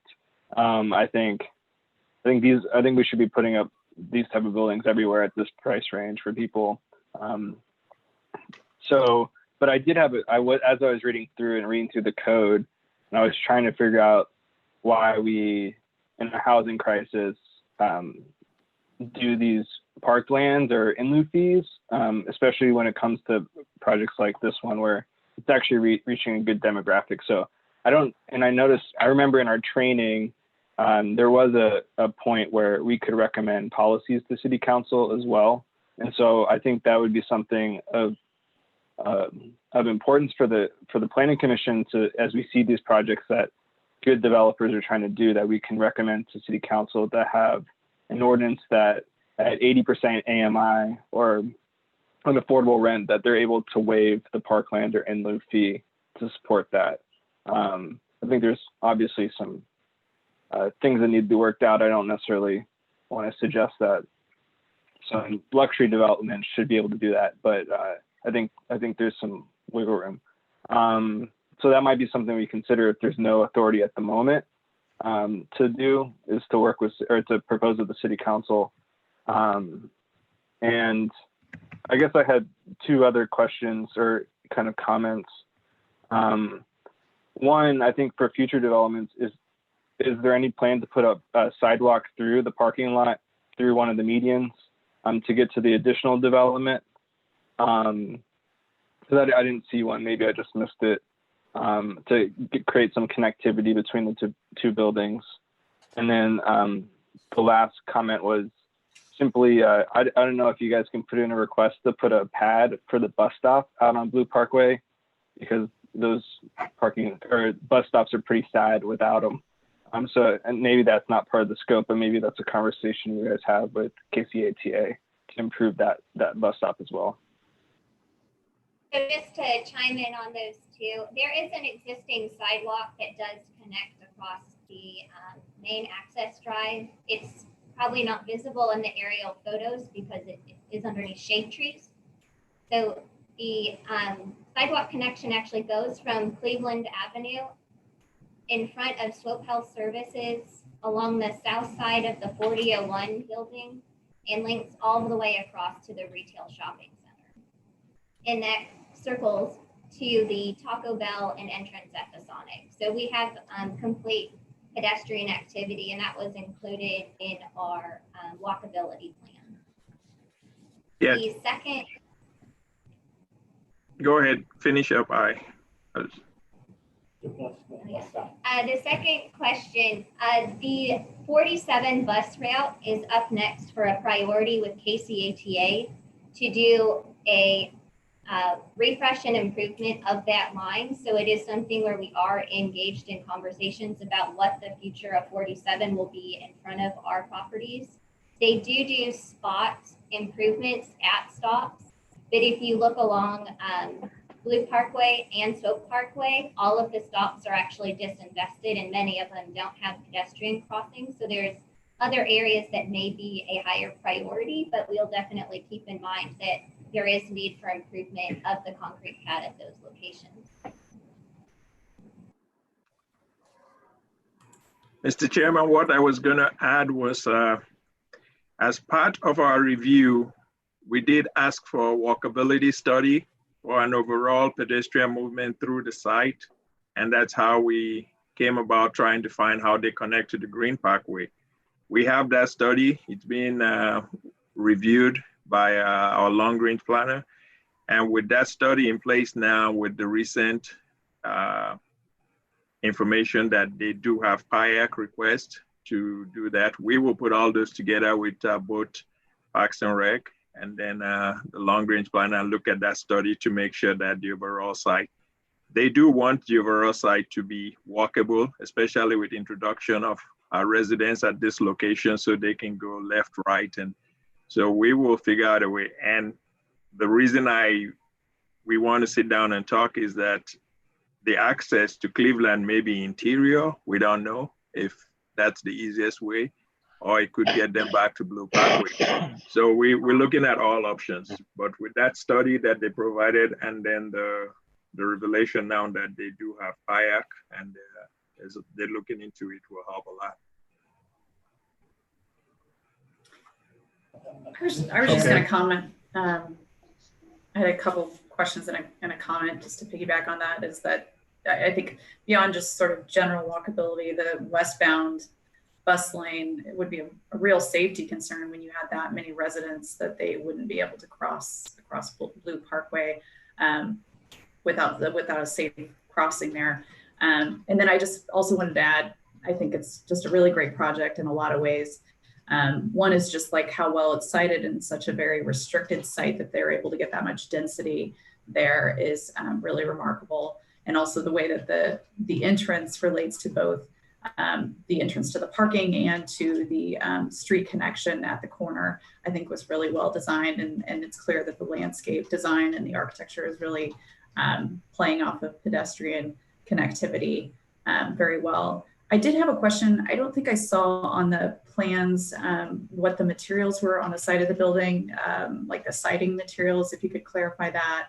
And then my second question was about 80% median income, if that was something that you were going to either self-regulate in terms of trying to keep to that level as you move forward over let's say the next 10 years, or do you have any kind of thoughts on keeping it affordable going forward? So the first question on the building materials, I don't know if you want to pull up the image again, Olafu, but the building is a mixture of brick masonry as well as a Nichihau panel. A Nichihau panel is a durable material similar to a concrete fiber panel or a cement fiber panel. It's used on a lot of buildings. If you notice on the renderings, you'll see that there's actually a pattern to this panel, and it is a vertical pattern, so it has grooves that are inset on the facade.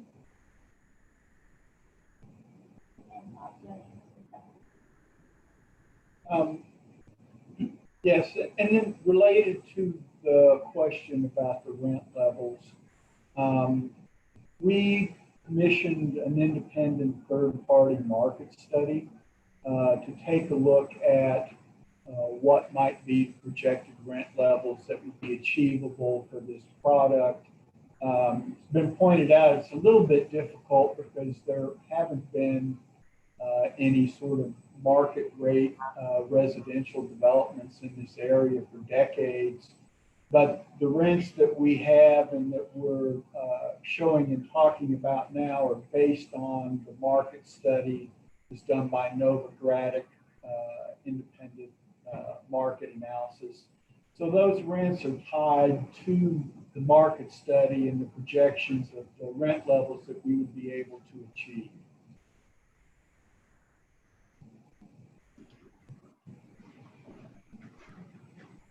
Okay. This is Commissioner Hill. I just have an additional question.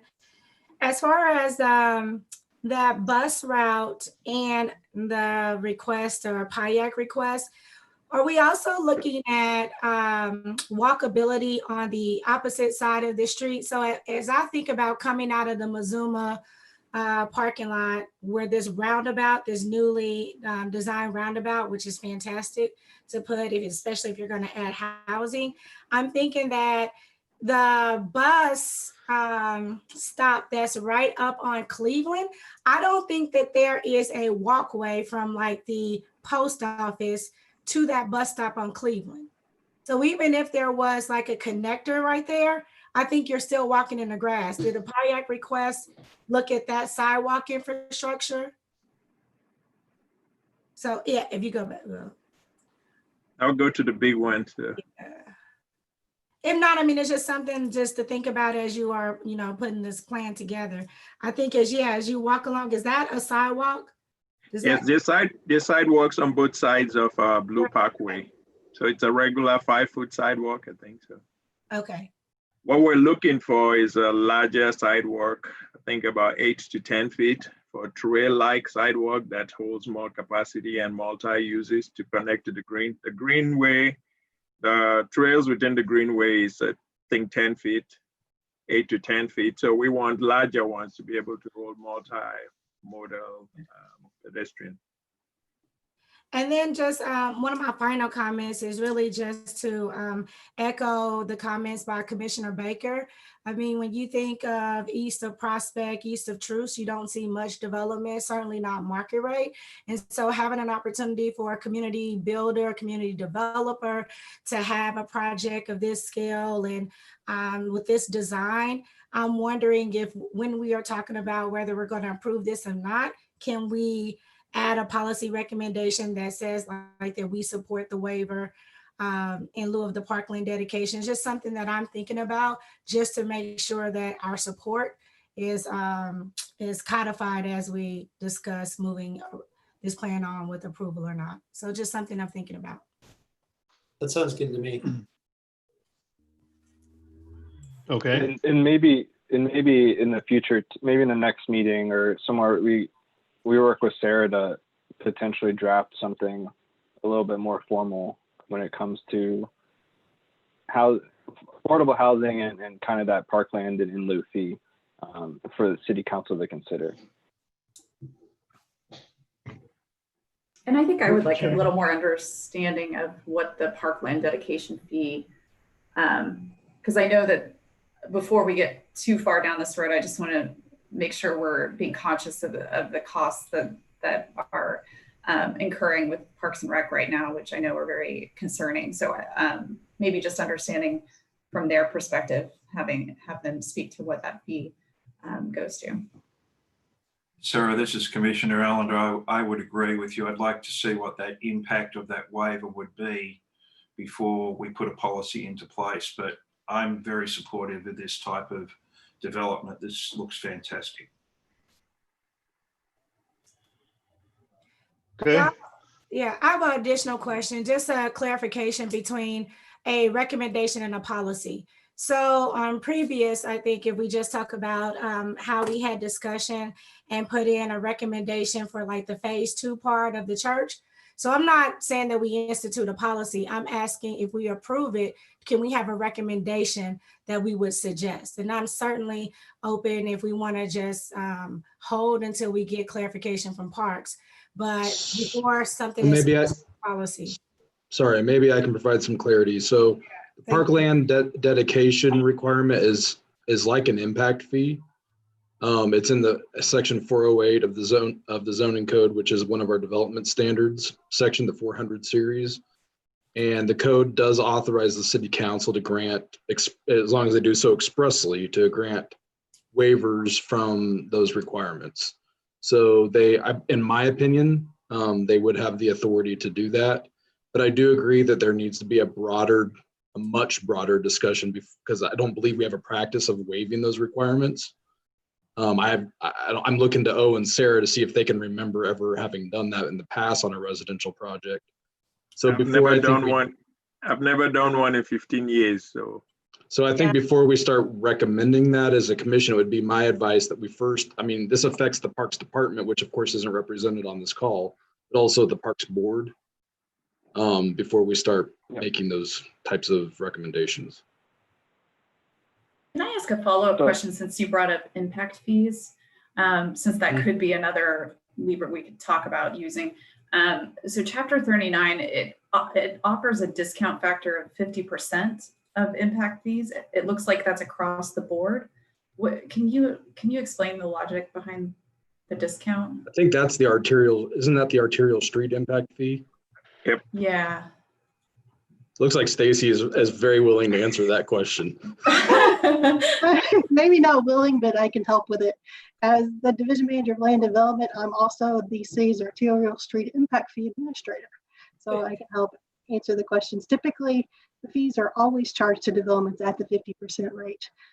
That's what they're asked to pay whenever we assess whatever improvements they're doing. And as leading up to this project, community builders did reach out to me to ask what their impact fee would be for this project. And I told them the approximate number based on the number of units they would be proposing.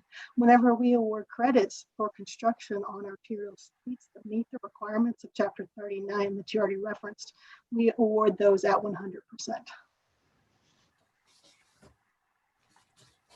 So make sure I understand. So projects, as long as they meet the requirements, would across the board would pay that 50% discount fee for arterials? It's been the policy of the city, and to my knowledge, since prior to myself taking over the impact fee program, that whenever a project is assessed a fee that must be paid, it's always assessed at the 50% level. I'm not sure how that policy was established or when it was established, but that's been the framework we've been working under. And so I assume that the 100% is really based around what it actually costs the city for that development to come in. And so I'm also assuming that the 50% is to incentivize development at a lower discount rate. Is my logic sound on that? Your logic is pretty much sound on that. When we use the 100% is when a developer would say, For example, on an arterial street, one of the city's major streets, that we don't require them to improve as part of a development plan. When they do those improvements on their own, they will provide us information about the costs that they incurred to do those improvements. And if they meet the requirements of Chapter 39, we will give them credit towards any future impact fees that they might have to pay because they were willing to make those improvements to our arterial streets instead of the city having to make those improvements. Okay, all right. I feel like there's a red flag there for me just because I feel like I want to make sure that, I know this is a little off topic and maybe this is something that we could dig into further, but I prefer that the impact fees have sort of a calibration between what the actual cost is and then things that we want to incentivize, such as affordable housing or a project like this, as opposed to just an across the board discount factor. So maybe that's for another day, but I just want to bring that up because that was a real concern as I was going through just understanding impact fees for any of the projects, not necessarily just this one. And Commissioner Sadowski, feel free to reach out to me separately beyond this meeting. I would be happy to visit with you about the topic of impact fees further and answer any questions that you have. Great, thank you. So for this project, could we motion, I guess I shouldn't say that because I'm not doing it, but we would recommend with approval with conditions with a support for the waiver as written in the code. And then we would come back later and visit potentially a recommendation for a policy or a study of a policy at city council level regarding the parkland and lieu fees and affordable housing. Because we obviously don't make the policies. We would just recommend the policy or recommend a study of that policy. Yeah, I think from my standpoint, correct me if I'm wrong, Joe or Sarah, that we would recommend that separate from this actual case. We're trying to, work on this actual case with the framework of which we have in place today. We're doing, if we need to make some changes to that to improve it for future projects, then we'll do that as a separate item. And like Joe suggested, it's best to go in as a letter or something that's written that shows some background as to why we're having these issues and something that we believe that would make it a better place to develop. So. Yeah, I mean, I think the commission could probably do what they want. And Sarah, jump in if you disagree with it. They don't have authority. But I do think that the commission, there's a few things we probably need to discuss from a just kind of educational perspective. And I think the impact fee for park is one of them where we could pull in the right resources and discuss that. That would be my advice, that you hear all that information before you start rendering specific waiver recommendations on projects. Yeah, I think that's a good idea, Joe. And, there's some jurisdictional issues when it comes to the Parks Board. They have a lot of independent authority under the city charter. And so I think we need to have that discussion as part of any policy recommendations. Sure, and I think as part of that policy conversation, it'd be nice to see where the costs actually come from and then how it's generated annually or adjusted annually or something of that nature. Yeah. I just have one final question. Is there an impact on the project and development if we were to recommend continuing this to the next meeting, whereas we would have time to have parks be a part of our meeting to discuss that? Do you guys think that's beneficial or not? I don't know what the impact is to the applicant. So, Mr. Chairman, can I chime in on that a little bit? Yes, please. So Commissioner Hill, let me first of all say that Community Builders has had an outstanding relationship with the Parks Department over the last probably 2.5 decades. And I would just ask for staff to take a look at some of the precedents that have been set, particularly with Community Builders and the level of work that we've done in the Brush Creek corridor. So, impact fees as well as dedication fees, there are precedents for those being waived So that's the first thing. And Commissioner Hill, I would also ask that we not hold it as I'm in the middle of trying to get financing as we speak. Because of COVID, we are probably about 2 months behind from a financing standpoint and a project schedule standpoint. So I respectfully would request that you all not hold it if at all possible, as well as we've had a significant amount of conversation about the connectivity from our site to the resources at the Brush Creek Community Center, for example. We are definitely willing to do that, but I would surely not like that to be a condition of us moving forward. Thank you. Okay, any more questions for applicant? Okay, so let's open it up for public testimony. Joe, do we have anybody that's raised their hand and like to speak on behalf of this case? No one has raised their hand. Okay, so we'll go ahead and close public testimony. So other than the two waivers, applicant, do you agree or with the conditions stated, the 29 conditions? Yes, just with the understanding that it's written as staff recommends to look at the pedestrian crossing at Blue Parkway. It is not a condition. Okay, it is not a condition. I'm sorry, I didn't hear. Correct. It is written in the report as staff recommends. It is not a condition of the development.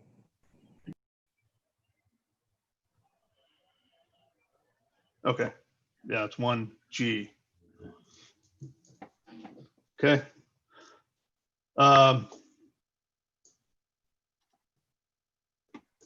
So with that, I guess we'll have a discussion here amongst the commission, if any. Otherwise, I'll take a motion. Chair, what are we strongly recommending the waiver? What are we doing in our motion? Well, I think you're looking for the project approval as a whole, and then you can recommend from that the council to look at the actual waiver request for the parkland fee, and then let them make the determination whether or not they maintain it or not. It sounds like from the conversation with Joe that they do have that authority to do that. Where we don't, we can just make a recommendation to the council for that. And I think the other comment, their request for waiver was the actual reduction. I'm not sure if we really got into that one very much, but it sounds like that they're wanting to maintain the parking requirements and ratios based on the existing UR and not based on new requirements or the new code. Is that the way I understand that? And I'm not sure if anybody on the commission had an issue with that. So I guess I'm asking Olafu just to clarify, to make sure that we understand the parking waiver. The waiver is for about, I want to say 50% parking reduction for this proposed development, but they do have, like she said, joint parking and cross access easement. So the parking is for the entire site as is. So, and they did submit a parking studies, I think in 2019 at the pre-app meeting, that showed that they had adequate parking. So we have that study. I can pull that study where it says they do have adequate parking. That's why we went forward with this project. So. Okay, and staff is in agreement with that parking waiver itself? Yeah, it reduces the amount of impervious area and then helps just provide mixed parking through the development. And is that waiver spelled out as part of the conditions? No, it will be reflected on the parking calculation on the face of the UR plan. Okay. So when I do the final plan, I will not be reviewing them for this project at 100% of the required parking. Rather, I would do the 50%. Okay. All right. So I think we're ready for a motion then? I would like to have a go at it. You guys help me along the way. I think I've been tracking. This is Commissioner Hill. Chair Crawl, I move that docket item 3 for approval subject to conditions outlined in the report. Additionally, that the parking be maintained based on the existing UR. Is that correct? And that council look at the waiver request in lieu of the parkland fee. Did Okay. I? Yes. Okay. So I have a motion. Do I have a second? Commissioner Sadowski, second. Okay, so I have a motion and a second. Is there any other discussion on this motion? If not, Lisa, please take roll call. Commissioner Allender, Aye. Baker, Aye. Crowell, Aye. Enders, Aye. Hill, Aye. Rojas, Aye. and Sadowski. Aye. Okay, so motion passes. So case number 3 has been approved for the next step. Thank you for your presentation. A great project. We look forward to seeing it go up, and good luck. Thank you very much. Thank you. All right. Okay, Joe, ready for the next case? Yeah, the next case is docket item 4, and we have 3 companions on this. Starting with 4.1 CPC 2019-00235, a request to approve an area plan amendment for the Truman Plaza area plan on about 1 acre located at 2303 Cleveland Avenue. Docket item 4.2, case number CPC 2019-00176, a request to approve a rezoning from District R 2.5 to District B2-2 on about 1 acre at the same location. And docket item 4.3, case number CPC 2019-00209, a request to approve a development plan for a gas station, convenience store, and multi-tenant retail building on about 1 acre at the same location. Christopher Huey is the staff planner. Good afternoon, everyone. Christopher Huey, staff planner, city planning development. I believe the applicants are here for our Mark Bryant and see who else is in the Riyadh Baghdadi are the applicants for this particular case. Let me share my screen here momentarily.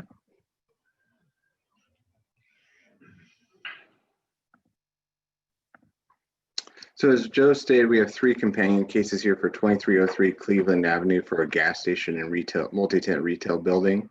An area plan amendment, a rezoning from R2.5 to B2-2, and a development plan, all for the same project.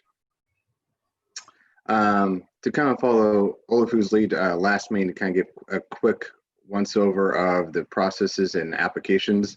The development plan is triggered by a multitude of various points in the city's zoning development code. For this particular one, the original concept did have 2 buildings on more than one building on a singular lot, which triggers a development plan.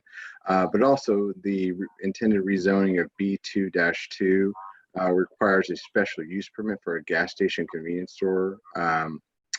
So there is a provision in the code where the development plan can serve as a special use permit in the instance where we're having multiple applications go through the same process, rather than taking a special use permit through Planning Commission and then on to the BZA, but then the rezoning and area plan are going a different route to City Council. So just to give you some context on that process. So rezoning's review criteria, those are typically reviewed against the city's adopted area plans and planning policies, the adjacent character and zoning, if there's adequate infrastructure in the area, suitability of the property, length of time it's been vacant, and extent at which approving a rezoning will detrimentally affect nearby properties, and again, if any, to the public health, safety, and welfare due to the denial of this application as compared to the hardship imposed by the landowner to the landlord, excuse me, if any, if the result of the denial of this application. Then lastly, area plans, those are required typically when there is a land rezoning or some sort of development plan that is substantially different than what our area plan recommends. Those typically are triggered with a rezoning application and are hence required with this particular application for rezoning, as the area plan recommendations are quite different than what is being proposed.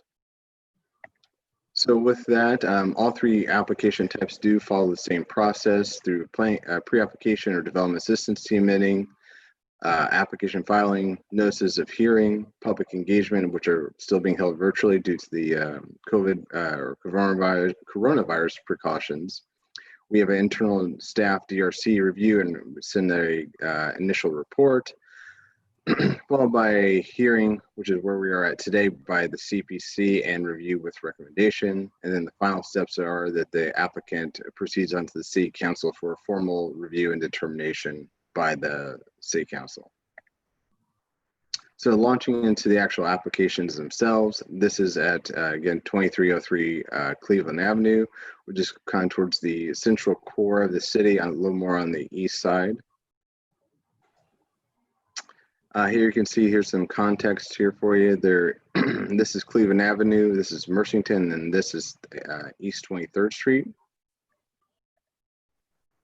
So the key kind of topics for this particular project is the property is currently zoned R-2.5 or residential 2.5, as well as the surrounding properties. The area plan is a Truman area plan, which recommends a residential land use of urban low density, which typically corresponds to an R6, R7.5, or R10 zoning districts.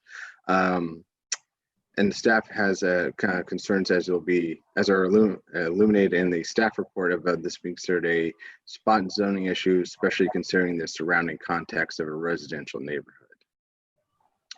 Here we have the proposed site plan. This is the gas station building kind of facing to the west, and then the multi-tenant retail building facing to the north. The pumps are kind of off to the side here, more or less fronting onto Cleveland and then East 23rd Street. Here's a little bit of a zoom in so you can context of the landscaping. The buildings are not as prominent, but you can see the landscaping around the perimeter of all four sides. And this is the proposed building elevation. So the top elevation is of the convenience store, which would be facing towards the west. And the lower elevation is of the multi-tenant building facing to the north. Approximately right here is the northern side facade of this convenience store building here. Here are the rear, or in this case, this would, excuse me, the south elevation and then the east elevation. And then here's a proposed 3D rendering of the site. The upper one gives you a full context of the site as one contiguous piece, and then the lower image is a little bit more focused in on the retail component. So kind of as stated in my introduction, that the Truman Plaza area plan does recommend residential urban low, which is typically a single family footprint, a single family style home on a more smaller lot than you typically would see more in the suburbanized areas of the city. So while this has a little bit more urban context, it is recommended to still be a single family area. And as you look at the kind of map, the red star symbolizes the approximate location of the project site. To the north, you'll see the light green, which is the cemetery. To the west is across Cleveland Avenue. You'll see it up slightly to residential medium density, and then south and then to the east is all single family residential. I do want to point out, we did receive a letter of opposition to this particular project. This is included as part of the staff report. It's from a nearby property owner at 2312 Mercington. So based on the land use recommendations, the intensity of the proposed commercial uses and the surrounding context of the neighborhood, staff is not supportive of these three applications. We do not believe that they would be appropriate and contextually sensitive to the neighborhood. So staff is recommending denial of these 3 applications. I do want to point out the staff does have conditions of approval in the staff letter. We typically do that if the commission or the city council would differ from staff's recommendation and recommend approval, then we have those conditions kind of ready to go as at least a reference point and also as a potential use going forward. So with that, I would conclude my presentation and turn it over to the applicant or the commission for any questions. Okay. Thank you, Christopher. Is there any questions in the commission? Can you just reiterate, this is Tyler Enders, the community response, was it just that one letter or did you get other input from other people? We've had a few email and phone call conversations from various neighbors in the area. From my understanding, there's a kind of a mixed opinion of support and non-support for this particular project. But I believe most of those attendees are present in the call today. Thanks. Okay. Any other questions for staff?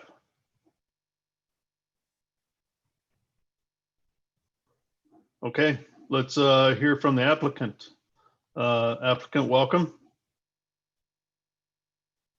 Good morning. Good afternoon. Good afternoon.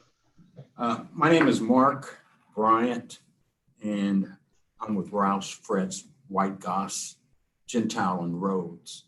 We have the privilege of representing Greenwood Missionary Baptist Church, which is the owner of the tract there at 2303 Cleveland. At the outset, we'd like to thank you for your service.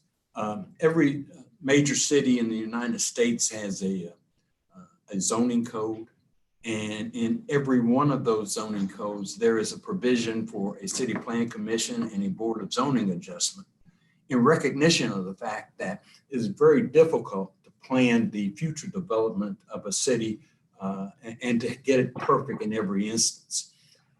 We are here to submit to you that in this instance, the zoning designation is outdated, has no basis in reality, and is not likely to guide the future development of this area of the city.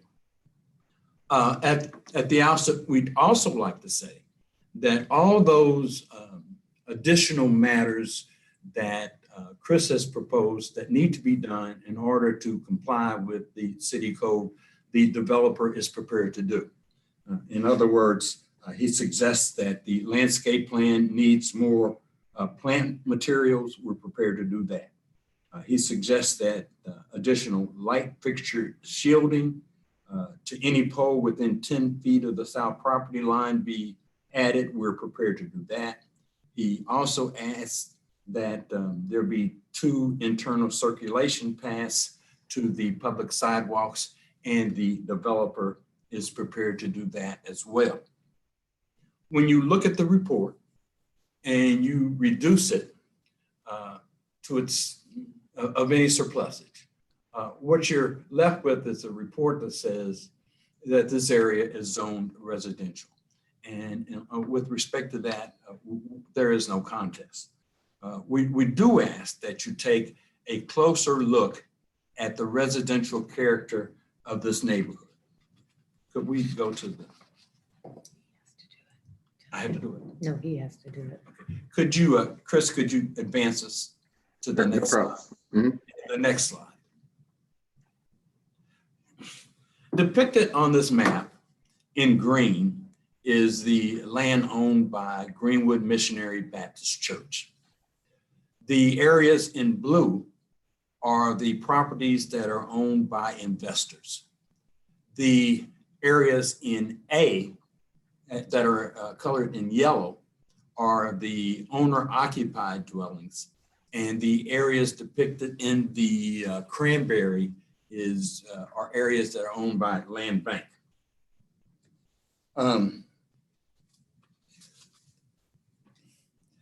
This site sits across the street from St. Mary's Cemetery, and this cemetery is along the entire northern section It is a large cemetery. It goes for 4 blocks in one direction, 3 blocks in another.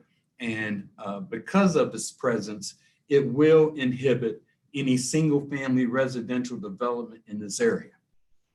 Adding to that is the presence of I-70, a major interstate highway, which is within a 1/8 of a mile from this site, and is a major reason why the developer believes that this site is compatible with the intended use. In addition, if you look at this map and you proceed in a westward direction, what you find is that virtually every property is investor owned in recognition of the fact that this is an exit ramp from a major interstate highway and is within a 1/8 of a mile distance, which is shorter than what you find in connection with major interstate highways all across the United States.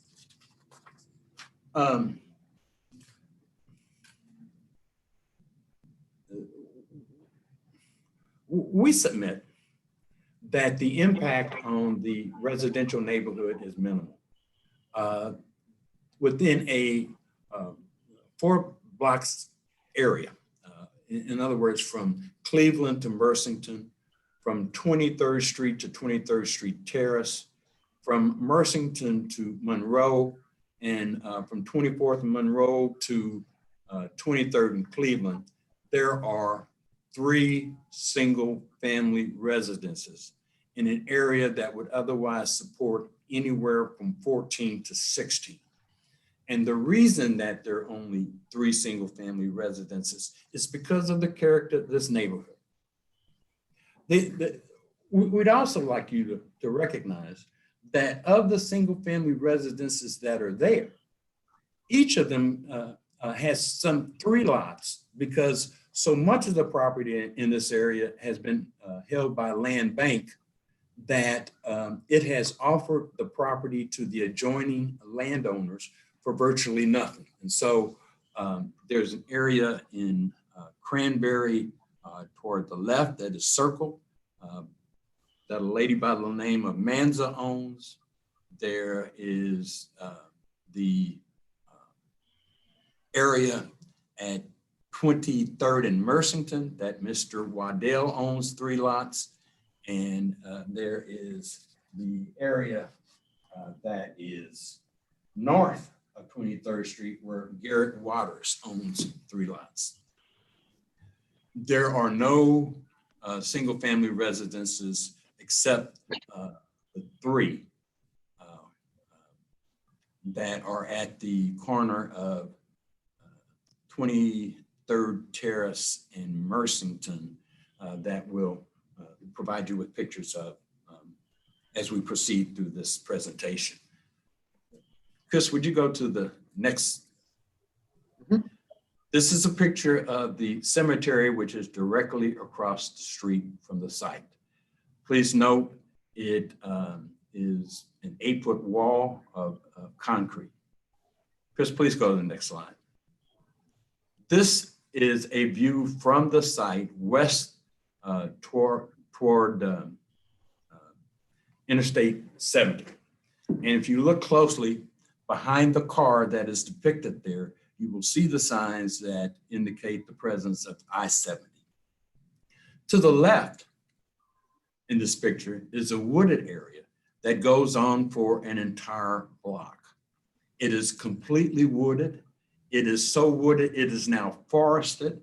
We're not talking about overgrowth. We're talking about mature trees that have not seen, that are in areas that have not seen new development or infill housing in our lifetime. Chris, next slide, please. This looks due south from the site. Please note it is wooded on the right. It is wooded on the left.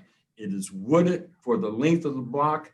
And the vehicle that is depicted there is an 18-wheeler. Next slide, Chris. This is due west from Cleveland. Same area, also wooded. We ask that you note the presence of the mature trees. We ask that you note the presence of the illegal dumping that is occurring in these areas. Next slide, please, Chris. This is due south of the subject site again. Again, we ask that you note that it is overgrown. There are no single family residences here, and this area has not seen residential development in your lifetime. Next slide, please. This is looking due east from the site. It is clear. There's virtually nothing there, and it is vacant property that at this time is totally unproductive and generates no benefit really for the city or for the owner. Next slide, please. This is a view from the other side of 23rd Street looking south. Again, at the southern end of the subject site, what you find are mature trees that are at least 20 years old, which indicates that this site has not seen development in many, many years. Next slide, please, Chris. This is looking further south. This is the eastern edge of the site. It is, again, vacant, but in the lower left-hand corner, I think you're able to see a house.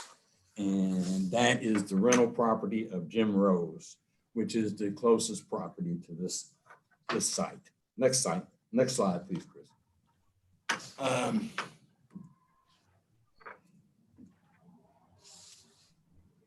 Again, a view of the property from across the street on the other side of 23rd Street.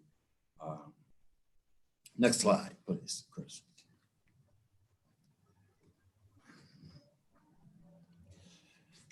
The house that is depicted on the left is the closest house to the proposed development. It is a rental property, and it is on the portion of the site where the commercial spaces will be, and is about a block away from where the gasoline station is proposed to be. Next slide, please, Chris. These are the two owner-occupied properties that are about a block away from the gasoline station. The one on the right is the 2312 Mercington, from which you've received the letter of opposition. And the one on the left is 2316 Mercington. And that property owner does not oppose this project. I was at this site last Friday and took this photograph and took the occasion to ask the two ladies who were on the porch where they obtained gasoline and what is the nearest location where they could obtain a half gallon of milk. And what they told me is this, that from this site, they have to go to Independence Avenue in order to purchase gasoline, and that the nearest place to purchase milk would be Happy Foods at 31st and Cleveland, which is a considerable distance from the subject site. Please, next slide, Chris. This is going west from 24th and Cleveland. And the slide is included to illustrate, again, the overgrowth, the forested area, the lack of single-family residential development in this area, and you see the no dumping sign that's on this telephone pole that is barely visible because of the overgrowth. Next slide, Chris. Mr. Bryant, can we kind of move this along a little bit, please? It's already been a long day. We're all volunteers here. So if you don't mind speeding it up a little bit, that'd be great. I'll do that. Okay, thank you, sir. This is at 24th and Cleveland. Please note again, the overgrowth and the illegal dumping. Next slide, Chris. This is at 24th and Monroe. This is a multifamily structure. It's at the corner of 24th and Monroe. It is completely vacant. Next slide, Chris.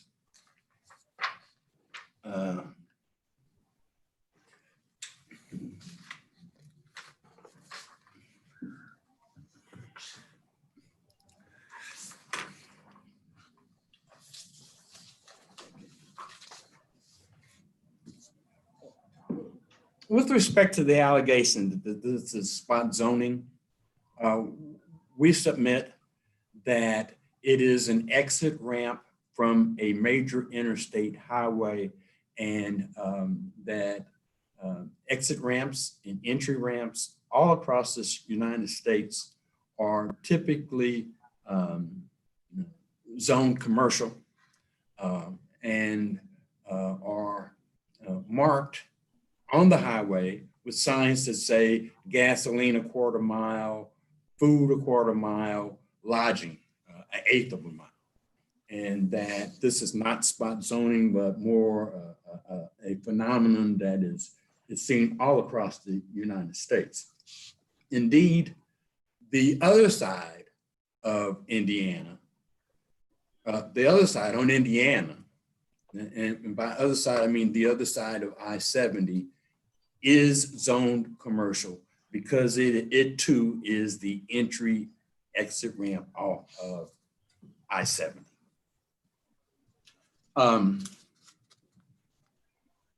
The intersection is controlled by traffic signal devices, and the property has been vacant now for nearly 30 years. The only single family residential development that has occurred in this area in the last 40 years is at 19th in Cleveland. That is the Renaissance development that occurred so long ago. I was on the city council. We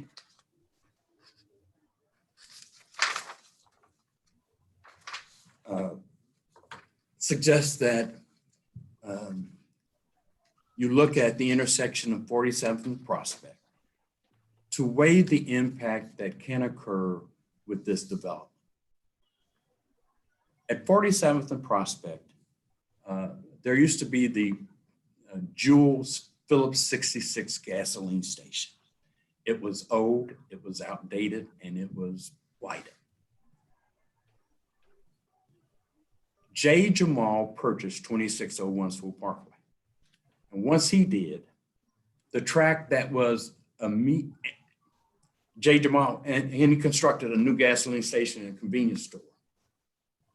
Once he did that, the property at 2715 Swope Parkway was sold for a dialysis clinic. Then the property at 4701 Prospect, the Paraclete Manor, was renovated, and now the property at the northwest quadrant of that intersection has been developed into the Emmanuel Child Development Center. The suggestion is that this use can spur other development in an area which has defied single-family residential development and which has not seen any development in 40 years. And for those reasons, we ask that it be rezoned and that the area plan be amended. That concludes our presentation. On the phone with me is Riyadh Baghdadi, the architect, who's available to answer any technical questions if you should have it. Okay, thank you, Mr. Bryant. Commissioners, do you have any questions for the applicant? Mr. Bryant, this is Tyler Enders. I found your map of properties very compelling. I want to go ahead and say that, just because someone's renting doesn't mean that they might feel a certain way about the way that the neighborhood develops. That might, be a lifelong home for someone. Do you happen to know what it looks like as you extrapolate further beyond the highlighted properties? Have you done that research and do you know what it looks like, or was it, it's good to stop there because all of a sudden the map changes color? No. We extended the analysis primarily in a westward direction. And what we found was that all of the properties are investor owned in anticipation that this exit ramp will be rezoned over time. There are very few owner occupied dwellings in this area. And the reason is because it's not really compatible to residential development with the cemetery across the street, I-70 within 2 blocks, and all the surrounding area being vacant and undeveloped. That answers it. Thank you. Thank you. Mr. Bright. I'm sorry. Yeah, Mr. Bright, Commissioner Allender, what is going to be the mixed use? Has there been thought around the type of mixed use that you're going to have on that property? Right now they don't have any tenants for the commercial space, only for the gasoline station and convenience store. But the suggestion is that that space can become very useful to the neighborhood because virtually no services are available at the present time. And so if you had dry cleaners or an ice cream parlor or a notary tax service, any of those uses would find welcome within the neighborhood. I'd like to add one other thing. This property right now generates $425 a year in property taxes. And the church hasn't paid that in 2 years because they are so small that they have a very difficult time raising that money to pay the taxes and pay their other operating expenses. The gasoline station that I alluded to at 2601 Prospect has an estimated value of $715,000. They're not paying $425 in property tax. They are paying $215,000 a year. Excuse me, no. I'm sorry. They are generating much more, I'll tell you.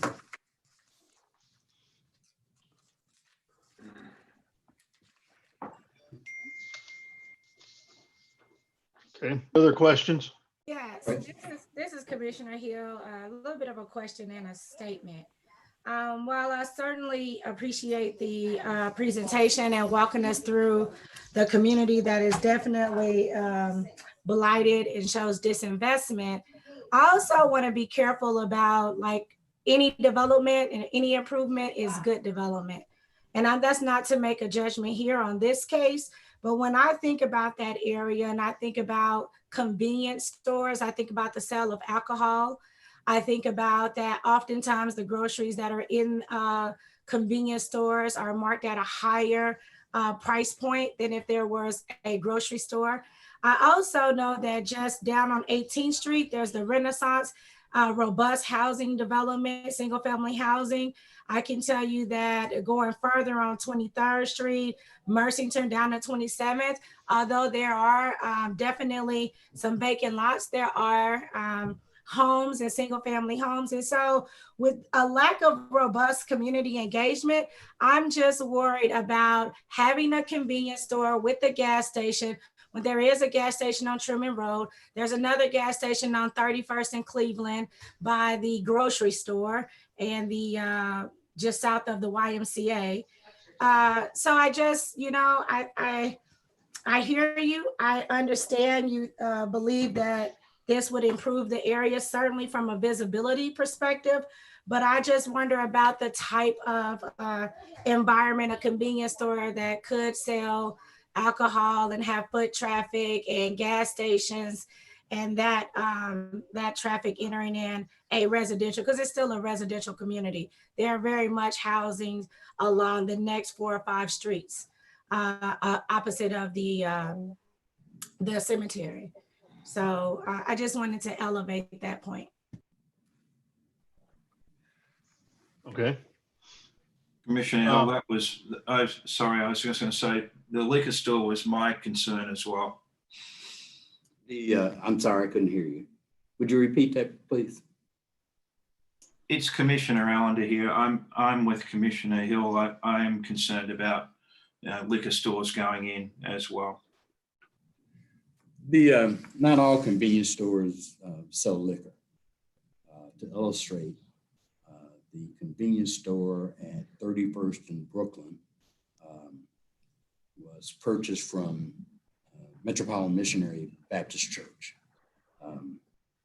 I represented the church in that transaction, and one of their conditions of sale to, again, J. Jamal, the same owner of the convenience store at 2601 Prospect, was that there not be liquor sales.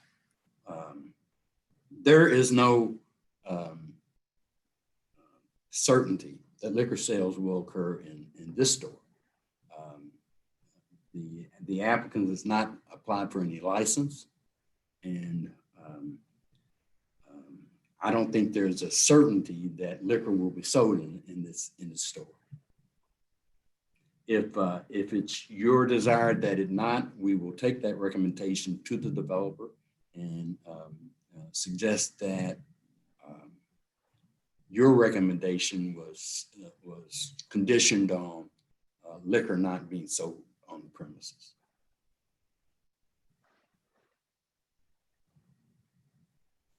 Would that address your concern? No, for clarity, I think that right now we're voting on to denial. Is that correct? Not That's the, not that is the, yeah, that's the recommendation. City staff.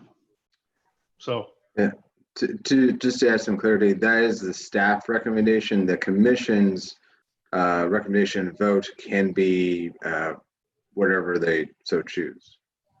Yeah, to approve the project or to agree with the staff to deny the project. Mm-hmm. So we'll get to that.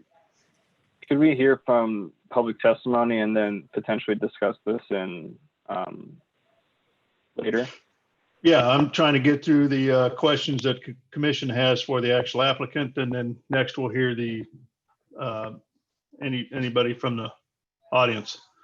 So coming back, I had a couple of questions just based on the application itself. Since it is a development plan approval, the site plan that's shown on sheet C0 shows 3 pumps there. Are there actually going to be 4? Because I think I read in the text that there'd actually be, 8 total pumps as part of the project, but just again on the development view, it shows 3. So I can add some clarity to that. So if you look at the site plan before you right now on the screen, there's 4, I'll call them stations for now, but then those are double sided. So there could be a car on both sides of each of those 4 stations, which a total of 8 pumps is kind of the way we defined it. Okay. Yeah, it just shows 3 in that on C0 view 1. Okay. I'll have to look at that. I don't have the site plan, but I just have the site plan I grabbed for the presentation. Yeah, but that's good to know. Okay. Thank you.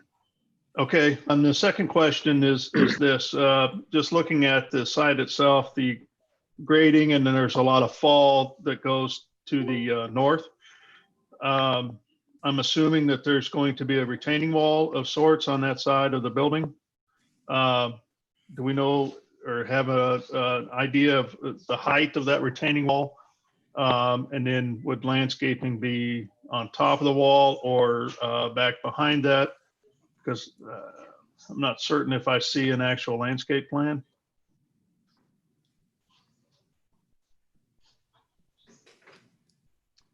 I would have to defer to the applicant on the height of the retaining wall if one is required. Okay. I'd like to see if Riyadh Baghdadi, the architect, is still on the conference. Okay. If he is, if you are, Riyadh, please raise your hand. He's been promoted. He should be able to, he was promoted at the beginning. He should be able to speak at any moment.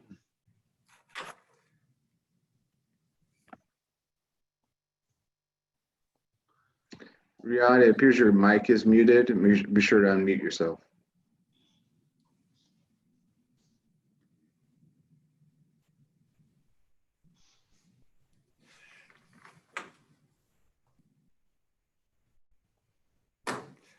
It shows me that it tells me that he's unmuted, so he should just need to be able to speak. Unless he doesn't have a mic. It's the only thing I can think of. That may be the case. If it's the commission's desire that there be a retaining wall along 23rd Street of a certain height, as long as it's not too high or too expensive, I think the developer would be willing to do that. The concern is not along 23rd Street. It's really the other side of the development because it falls downhill. I'd like to see, if you're seeing this plan that comes for us, you'd like to see it to be complete. I don't see that retaining wall, and I think another item that I know my fellow Commissioner Allender would be concerned about is where the actual detention would be on this site, because it's not depicted on there as well. So those are just a few of the comments that I have. Because we're not able to have the benefit of the architect, would the commission be amenable to continuing this over until June 16th until we can get those questions answered for you?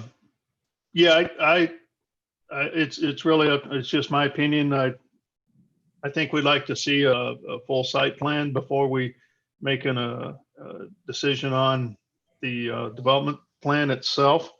But I believe because this case has already been heard, it might be good to go ahead and hear from anybody that's in the listening in from the public that would like to make some comment. What's the desire of the commission? Just to clarify, because we could still vote on the plan amendment and then come back later and better understand the site plan. Chair Powell, is that correct? Yeah, I think there's 3 companion cases to this, that if it's the desire of the commission to continue with the 4.1, the area plan amendment, 4.2, the rezoning, and then come back at a later date with 4.3. Joe, tell me if I'm wrong, but you could do that, but there would be no benefit to the customer. Correct. Approving one of the 3 companion cases wouldn't provide any benefit to them. But if we did deny the first 2, I think I understood from the report that would negate the 3rd. Correct. Yeah. I would like to hear from any public testimony. I do have a question about the required public engagement. It says that there was a hearing and a notice sent to the East 23rd Street PAC Neighborhood Association.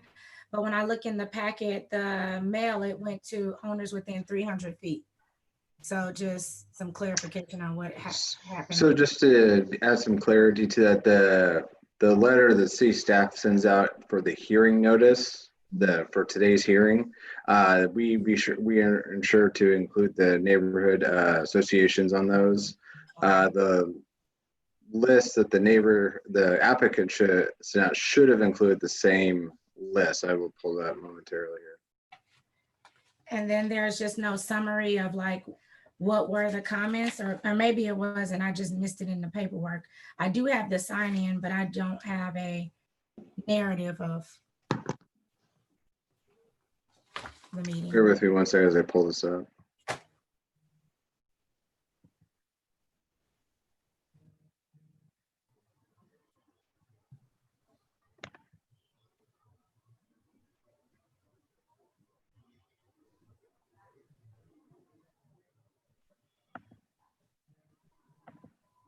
Joe, do we have people on who are going to be speaking later once we get to that portion? You do, and I was getting ready to mention they've been waiting for a while. I do think we need to move to the public testimony at some point soon.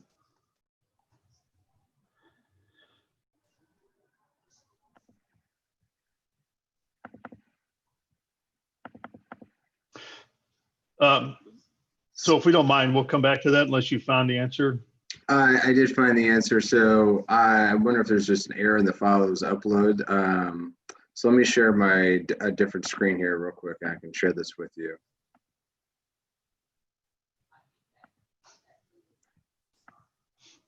So this is the meeting summary form provided by the applicant. And then this is the sign-in sheet of attendees for this particular public engagement meeting. Yes, I got that. I was just saying that it doesn't tell me that those people agree, that they disagree, but that's fine. We can listen to public comment. It's okay. So just to add clarity to that as well. So the intent of the public engagement ordinance is to have the meeting, and we do not require a formal response back of opinion. That is an optional comment field, but is not required as part of the ordinance. Okay. All right. Well, so at this time, let's go ahead and open it up to public testimony. Joe, has anybody raised their hand? You said there are a few. So let's go ahead and take the first one. Yeah, there was two, and now there's just one. So I'm a little confused. We'll start with the first one, Rachel Riley. I'm going to go ahead and promote her to a panelist, and then it looks like Sharon Hardy is the second one. They're both promoted. Go ahead, Rachel.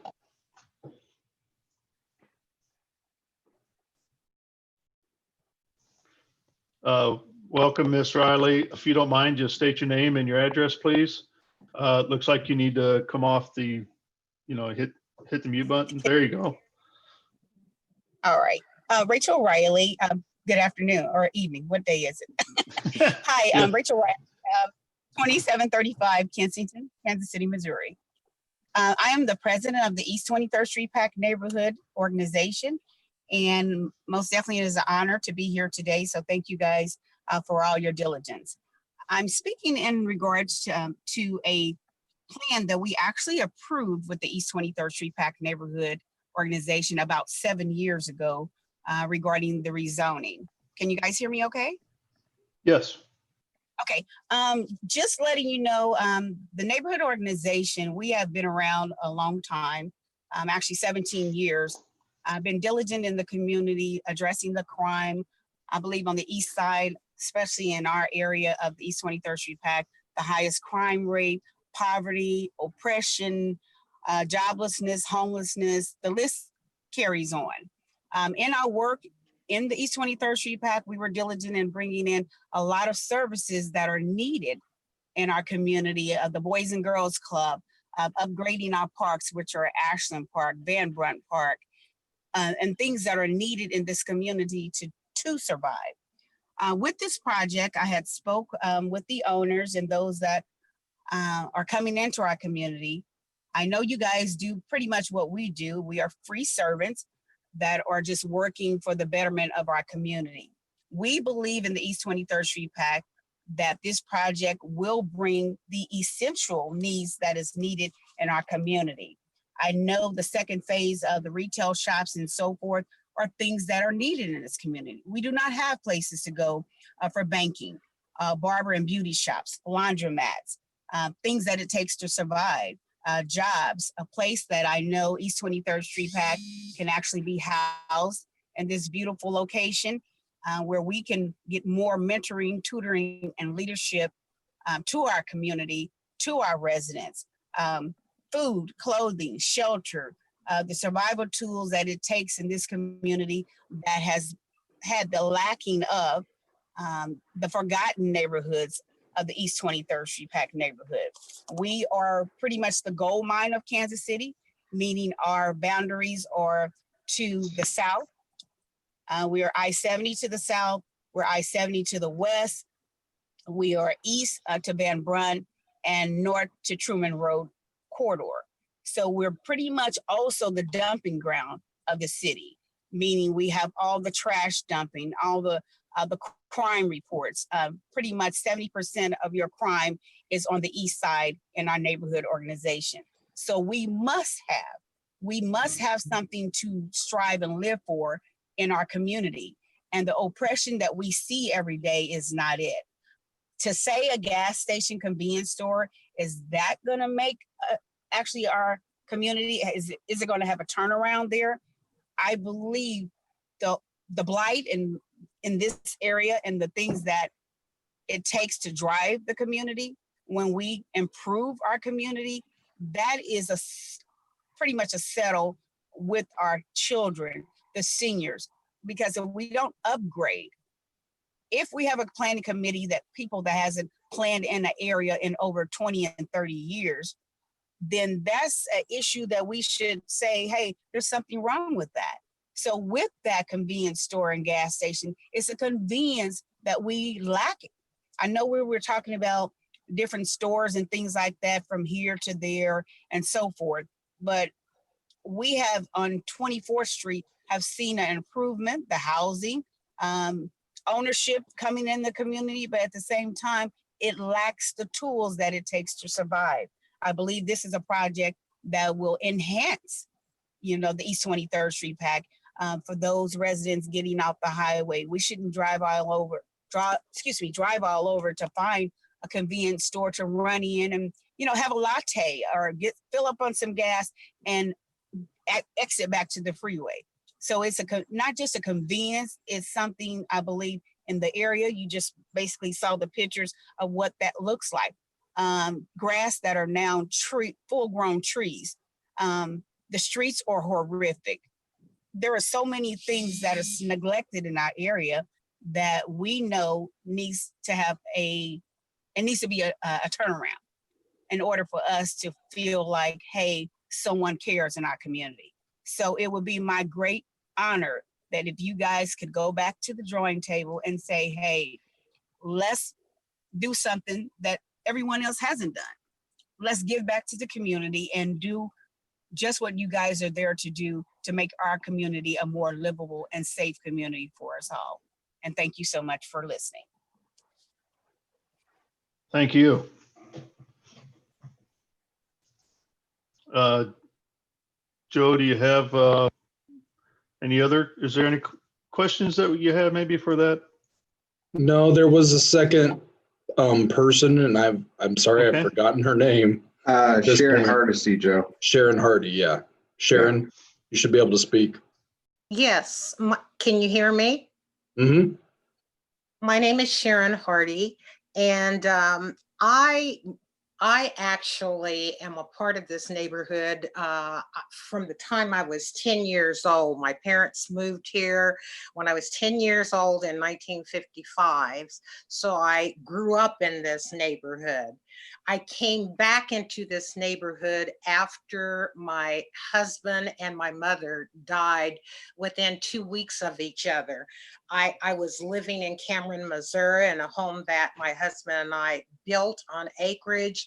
And when he became very ill and my mother became very ill with cancer, I moved back into the area. So I've been at this residence for now going on 4 years. And I'm one of the homes that you showed in the presentation that's on, I live at 2316 Mersington. And I believe I heard Mr. Bryant said that I didn't oppose to this recommendation in terms of rezoning. I do oppose to it because it's residential. I've listened to all of the narrative about the neighborhood in terms of its vacancy, but I still believe that it is residential. I do not understand, and I've talked to, in fact, I feel so strongly about it. When I was one of the recipients that received the notice of application from Mr. Bryant. And I tried to determine, and I asked him to send me a name. There were 3 of us on that call on April the 13th to send me the contact list of people that he notified. At that time on the phone call on April the 13th, he told me that he sent the application letter out to 41 people. I asked him to send me a list of those contact people. We didn't get that, the 3 people on the call. Instead, what we got was a traffic survey. There has never been, from the time that I've lived here, any type of communication in terms of this proposal, this development proposal, rezoning, other than the letter that I received from Mark Bryant dated April the 1st. I received that in the mail and opened it on the 5th of April, and with a notification that there would be a teleconference on the 13th. The only way that I learned of any of this development, any type of anything to have to do what we're talking about now, the proposal with the development as well as the rezoning, came in that letter. And so there has been no, as far as I know of, and I canvassed my neighborhood to see if anybody has come of late. And I went back when I finally got Miss Riley to respond to multiple phone calls I was trying to make. In fact, I had to get who the president of our neighborhood association so that I could call to see the dates of the reports and any type of communication. She finally called me when I guess it was, I notified John Woods, who is director of neighborhood planning. John is a very good friend of mine, longtime business association that I've known for a long, long time. He asked me to elevate the letter that I sent to the representatives of 3rd District, Melissa Robinson, and I believe the other one, I got that, I sent it to a whole host of people. Brandon Ellington. Then John said, go ahead and send your email everything to Lee Barnes and Jeffrey Williams. So I did that. After I did that, that is when I got a call from Miss Riley the next day at 8-something in the morning. I've tried to find out when there have been meetings so that I can participate in those. I'm just exasperated. I have some very detailed questions that I outlined. Those people that were on the call, my aunt, who is now in the hospital, she's 85 years old, and the person that was representing her uncle, who lives on 2331 Cleveland, he would be directly impacted by this also. And we sat down and I drafted a letter, and I'll just read the concerns that I had, because we only spent no more than an hour and 15 minutes on that call on April 13th, where there was no time to really talk in detail about some of the concerns that we had about this development project, since this was the first time that it had been mentioned with a piece of correspondence that Mr. Bryant sent. But after that phone call, I will tell you some of the things that we talked about, and I've got those outlined, and I'll read those very quickly for you. Yes, please. I wanted to know the identification of the stakeholders' needs. When was that done? I'm a stakeholder. I'm a resident in this neighborhood. Clear project objective goals and scope, clear deliverables and deadlines, a detailed project schedule, and number 5, a communication plan to the entities, the stakeholders who would be directly impacted by the development project. Then, in addition, some of our questions were, and Ms. Hill addressed some of my major concerns, all of our major concerns. What types of shops would be in the development? How many real retail spots did they have? In the blueprints, it looks like a possibility of 10. What type of businesses are project developers planning use? Some should not be allowed, such as medical marijuana, gun shops, vaping shops would be a few that we as stakeholders would not support. What study was utilized to determine the need of another gas station in the proposed development area?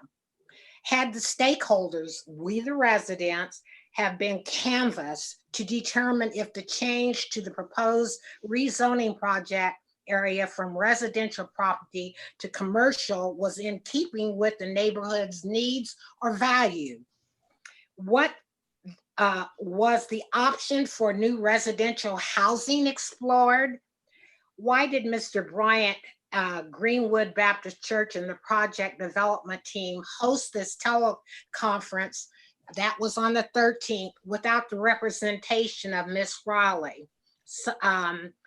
Number 7, Mr. Bryant's letter was addressed to Ms. Rachel Riley, who obviously was, as I said, was not present during that teleconference to answer any questions that we might have had.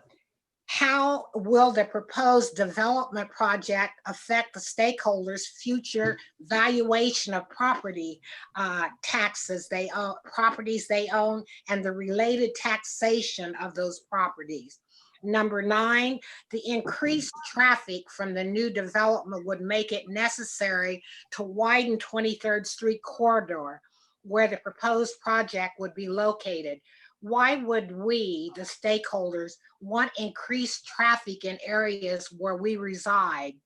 When this specific question was voiced and expressed, Mr. Bryant inferred whether or not we, the stakeholders, agree that the city of Kansas City had already made some decisions about widening 23rd Street corridor. So I mean, I don't understand whether there was a lack of transparency, lack of communication, and I'm just at loss to understand. So those are my main concerns. What about the, if that project goes in place, what are the thoughts about, the borders, the fencing to differentiate or separate commercial from residential, the sidewalking, the garbage pickup? Those are some of the key questions that we had. So when he said that, I didn't have, and I'm one of those people that you're showing the house of on 23rd Street, 2316 Mercington. I do have strong adversity to this project and in terms of rezoning. Okay, thanks, Hardy, for your presentation. Thank you. Joe, anybody else in the audience with their hand raised? Miss Riley has raised her hand again, but no one knew. Okay. Ms. Riley, if you don't mind keeping it very brief, because we've still got 8 cases to go. I will. On the day. Okay, thank you. All right, can you hear me? Yes. Okay, just responding to Ms. Hardy, a lot of her questions that she had. I explained to Ms. Hardy when she did decide to call me. Actually, I was not in on the meeting because the mail went to another location. So therefore, I was not in on that hearing. A lot of the questions that she's asking, that she has, and I explained to her then, this project has been going on for 7 years. This was not a project that just popped up today when she got the letter. And I told her if she was not notified that it was her, she was obligated to check in when she moved to the neighborhood, and I believe that was just in 2018, to find out what was going on in her neighborhood. But I reached out anyway, because this is something that the East 23rd Street PAC, we have robust calls. We actually do flyers, we do the whole signs in the yard. So it was not our obligation to let her know what was going on in the community. So this is how I let her know how information is explained or how it is produced in the community. And again, I let her know all the things that she was asking. This process has been going on for the last 7 years. So it's not something that just popped up because she moved in the neighborhood in 2018. No, I Okay. moved in 2016. Oh, well, you told me 2018, but No, I did not. okay, well, Okay. if you've been here since 2016, and I'm just making a point. Yeah, ladies, I don't want to get It's your into an responsibility argument. to find out what's I going on in don't, the this is neighborhood. not It's the not about forum for arguing. that. No, and I'm Okay. not arguing, and I, if I had known It's your moving responsibility. community, that was something that every resident understands to do, I certainly would have done that. I tell you, I would have done that. Okay. Thank you, ladies. Joe, is there anybody else that has their hand raised? No, Joe, Mr. Chair. sorry, Joe, this is Angela Ely, city staff, 3rd District Planner. Is it okay that I speak? Yes. Hi, this is Angela Ely. I'm 3rd District Long Range Planner. And it's really important that I speak on this because it's an amendment change to our Truman Plaza area plan. As Chris has already talked about, the area plan talks about having low density residential in the area. And that goes from south of 23rd Street, probably 4 or 5 blocks going south. But that whole area has been designated as low density residential. And the reason that it was designated as that residential is because we worked with the residents who were on the committee when the Truman Plaza area plan was updated in 2012. And one of the committee members or steering committee members was the former president of 23rd Street PAC, which was Ms. Riley's mother. So she was on that committee. And so we really, when we have our area plan, we want to have it speak to the commission. And anytime that there's any development, this is the voice of the community because they have said this is what they want to see in the area. So when you're making your consideration for an area plan change, you have to consider what the community wanted originally with the area plan. Thank you. Okay. Yep. Thank you. I have a question for Angela is what the interaction, if this project has been going on for 7 years, what interaction you've had with them on the opportunity to develop this in a different way? Yeah, so I've been working with the city for 5 years now, almost 6. And there has been different voices within the community group. So there hasn't been an agreement to what Ms. Riley was saying to the entire, I guess she's saying something, to the entire what she's speaking on. At one time, and I think Joe probably remembers this, some of the community members wanted to downzone the area so that because there's a like B3 zoning, probably 2 blocks over on Jackson, they wanted to have a downzoning in the area to match what was on the area plan. And so there's conflicting voices. They're not in agreement. And so what we do in long range planning is the area plans we hold as the document that guides development in the area. And so that's the guide that we have. So that's what our record is. It says low density residential. Just because there's a highway that's not too far away, at one time that highway was not there. There was residential in that entire area. And so that's why you have single family homes that are currently there that used to have that footprint in that location.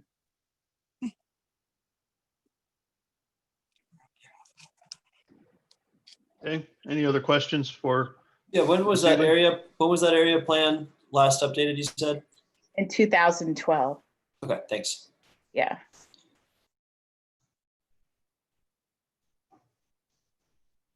Okay. Joe, anybody else from the public like to speak? No, Mr. Chair. Okay, so at this time, we're going to close the public testimony for now, and we'll allow the applicant to come back and speak on some of those things. But we did have a request from the applicant that that maybe we continue the case and hear everything. I believe he said the 16th of this month, so it'll be 2 weeks from now. Otherwise, I'm not sure what the commission kind of feels about the case at this point in time. So let's hear from Mr. Bryant at this point in time, and then we'll go into let the commission speak on together.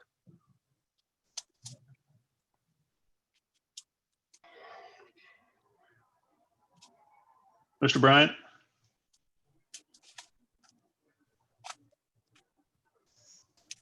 It looks like Kobe, he may have had to rejoin under different names. I'm going to promote the new name momentarily. Okay.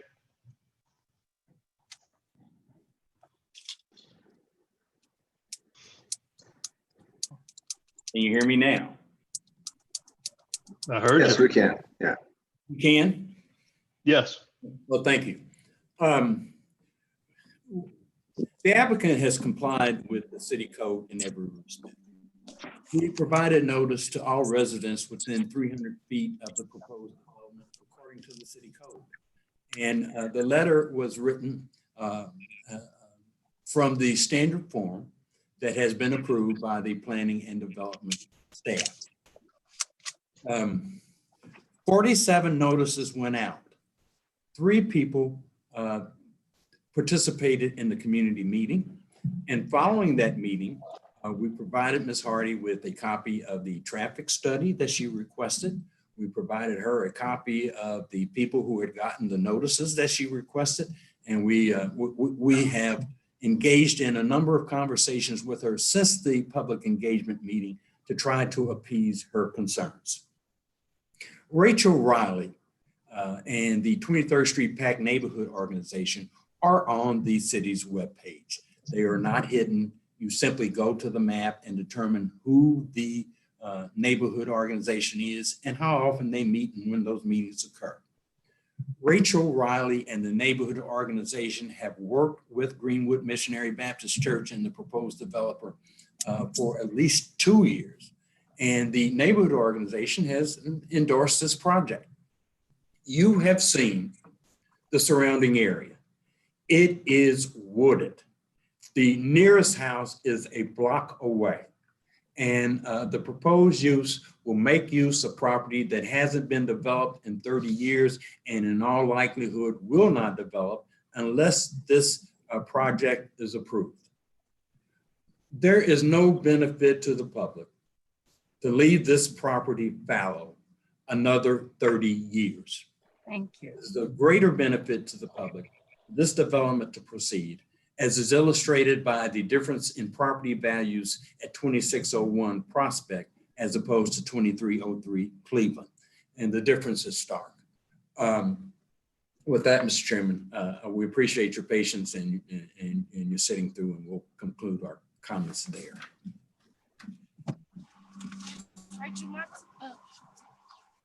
Okay, thank you. Brian, just to kind of check back in because it looks like the site plan needs a little bit of work still. Actually, you know what, I want to hear from the commissioners, but you know, if the thought was to maybe move forward with the project, taking a look at the site plan and revise that for the next meeting. We'd be happy to do that, Mr. Chairman. Mr. Chair, this is Chris Huey. I apologize Yes. for interrupting. Just on their particular date, I would refer to Riyadh as how quickly he could get plans turned back into us, because our staff reports are due a minimum 1 week prior to the hearing. And therefore leaves only him really, and we need to provide an opportunity for the staff team, not just myself, the whole review team to review these. So we're almost at day 0 now, essentially, for a revised plan set. That's right. Yeah. Yeah, anytime you're talking about a continuance that requires revised plans, 2 weeks is usually not going to cut it. We have no objection to a longer continuance. Okay. So from here, are there any other questions from the commission? Not a question, but a request. If the bullet points that Ms. Hardy outlined, such as what types of shops, how many shops, and the studies that suggest that there's a gas station needed, if that's also forwarded to the appropriate person, staff person, and that those bullet points are addressed when we get the revised development plan. Yes, and from my standpoint, I think that all of those items will be addressed as part of, finishing the application for the development plan.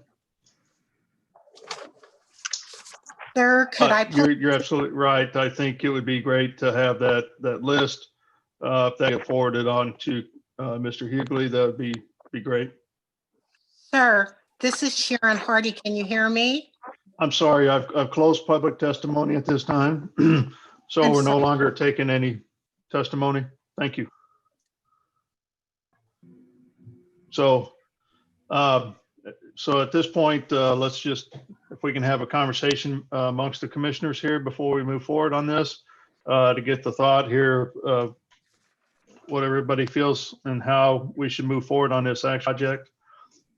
Is it possible to turn the site plan off so we can actually see all the commissioners, please? This is Tyler Enders. I would like to give this a real look. And I think as you've indicated, there's more that we need to see on this to give it a real look. So I agree that we don't want to view all development as good development, but I also think that there's a good case to be made for the positive benefits of this project. And so I agree that, we probably aren't in a good position to rule on it today, but a continuance might make sense. Thanks. I would agree on the continuance. My only concerns with this project are kind of the size of it. I'm sympathetic to the idea of the need for stores and the gas station, but I also am sympathetic to the residential concerns as well. But mainly, I think the gas station could be decreased in number of pumps and size. I live off of 75th Street, and we have a gas station with 4 pumps, and it works just fine. So I would think that would be a consideration if there's a middle ground, to make it less of a gas station and more of a retail location. But I'm in favor of continuance. Okay.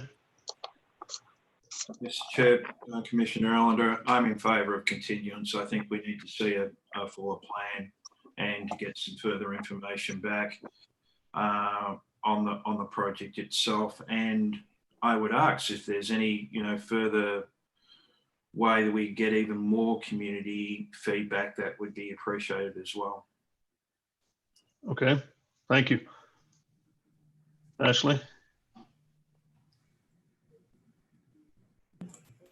I kind of feel a little torn. I feel like I probably could make a decision on, oops, am I muted? No. Okay, sorry. I feel like I could make a decision on the amendment and the rezoning without having the specifics of the project. But I'll defer to others if people feel as if they need more time to see all of the pieces. So. Yeah, I think, again, just my opinion, I agree with Joe that it's best to do them all in one package, to have them all approved or not approved at the same time. Mm-hmm. I think that as we look at the way our city grows and develops and building equity in different parts of the city, I think that development has been a really, really important part. And again, I don't think all development is good development, but that's why I really want to give this project a real chance, because I do think it's investing in a place that is unique and that it's positioned relative to the highway, it's positioned relative to other spaces, properties that have been disinvested in, that are not owned by people who live there. I think that those all create a really, really unique situation where we have a good opportunity to consider something that could have a really positive effect. And I would, as I think all of you guys have said, it would be great to hear even a little bit more from the community to find out if this really, where people stand. No one wants to live right next to a convenience store, but it might make sense for the neighborhood. And so we're always going to have those types of issues. And it's very unfortunate that not everyone could be happy about the project potentially, but I think that it's worth giving it a real listen.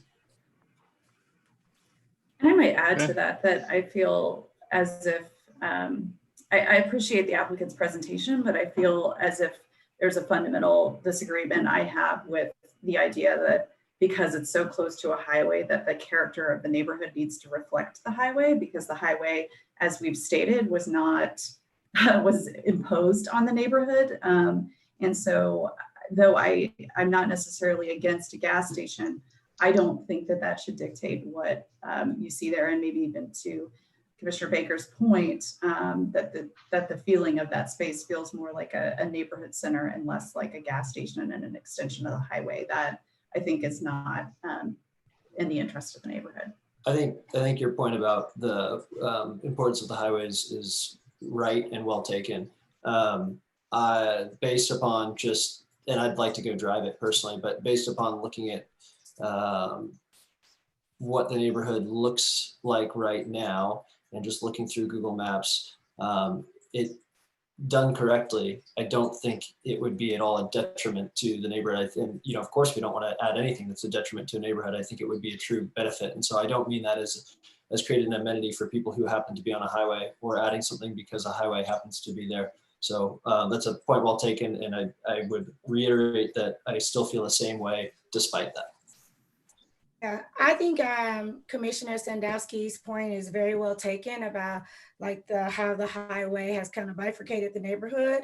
And I would also suggest that there's just a lens at which you look at vacant land. Some can see it as a liability and other people see it as an asset. When we look around from an equity lens, you will often see in low-income communities that development are gas stations and convenience stores and not really affordable or market rate housing or a restoration of the neighborhood. And I definitely understand the need and desire to want to have service and amenities when you might not have access to a car or one car or wanting to be able to run quickly to get things. But I also have seen, what happens in those neighborhoods when we continue to put convenience stores and gas stations in neighborhoods. It limits the future development of that neighborhood to retain that fabric. So again, I would love to, revisit the plan, hear a lot of the concerns from neighborhoods and the developers, certainly not putting a judgment on here, but we do typically see this type of development as being the only development in low-income communities. Something I like about this development is the addition of the other retail space. And, there's no telling if it's actually something that can be filled, and if there's actually a need, a desire, if you could actually meet market rates there. But that said, it's nice. Again, I find it as a very unique development in the way it's situated across from a space that, just juxtaposed to the places that it is, and to see the amount of square footage that's devoted to something other than a convenience store, and the emphasis of convenience store, and the willingness to say, yes, we are willing to sign some, restrictions or covenants about what makes this a convenience store. Those are all things that to me are a really unique opportunity for us to invest in the neighborhood with the developer that's willing to do it.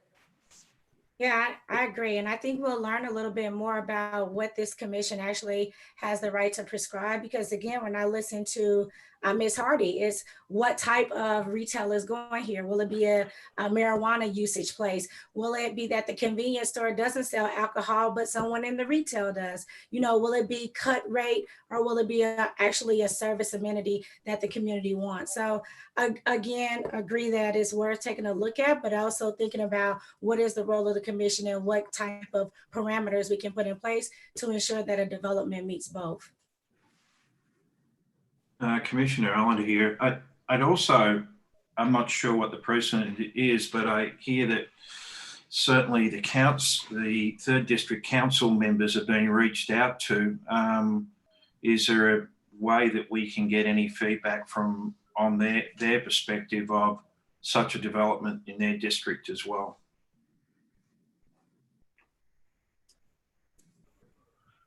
Okay. Oh, this has been a great discussion, I think. And I appreciate all of that. So, Mr. Rojas, did you have anything to add? I have been very skeptical of spot zoning. We know it's not worked very well in many places. I can see that the areas that need a development, housing development for low income would be a greater benefit to the entire area. What seed are we planting? That's all. I'll listen a little bit more into the subject as we go along, and I know the area, like many areas, is in need of a lot of things. A major housing development would be great. Thank you. So if there's not any additional comments, I think I'd like to get a motion.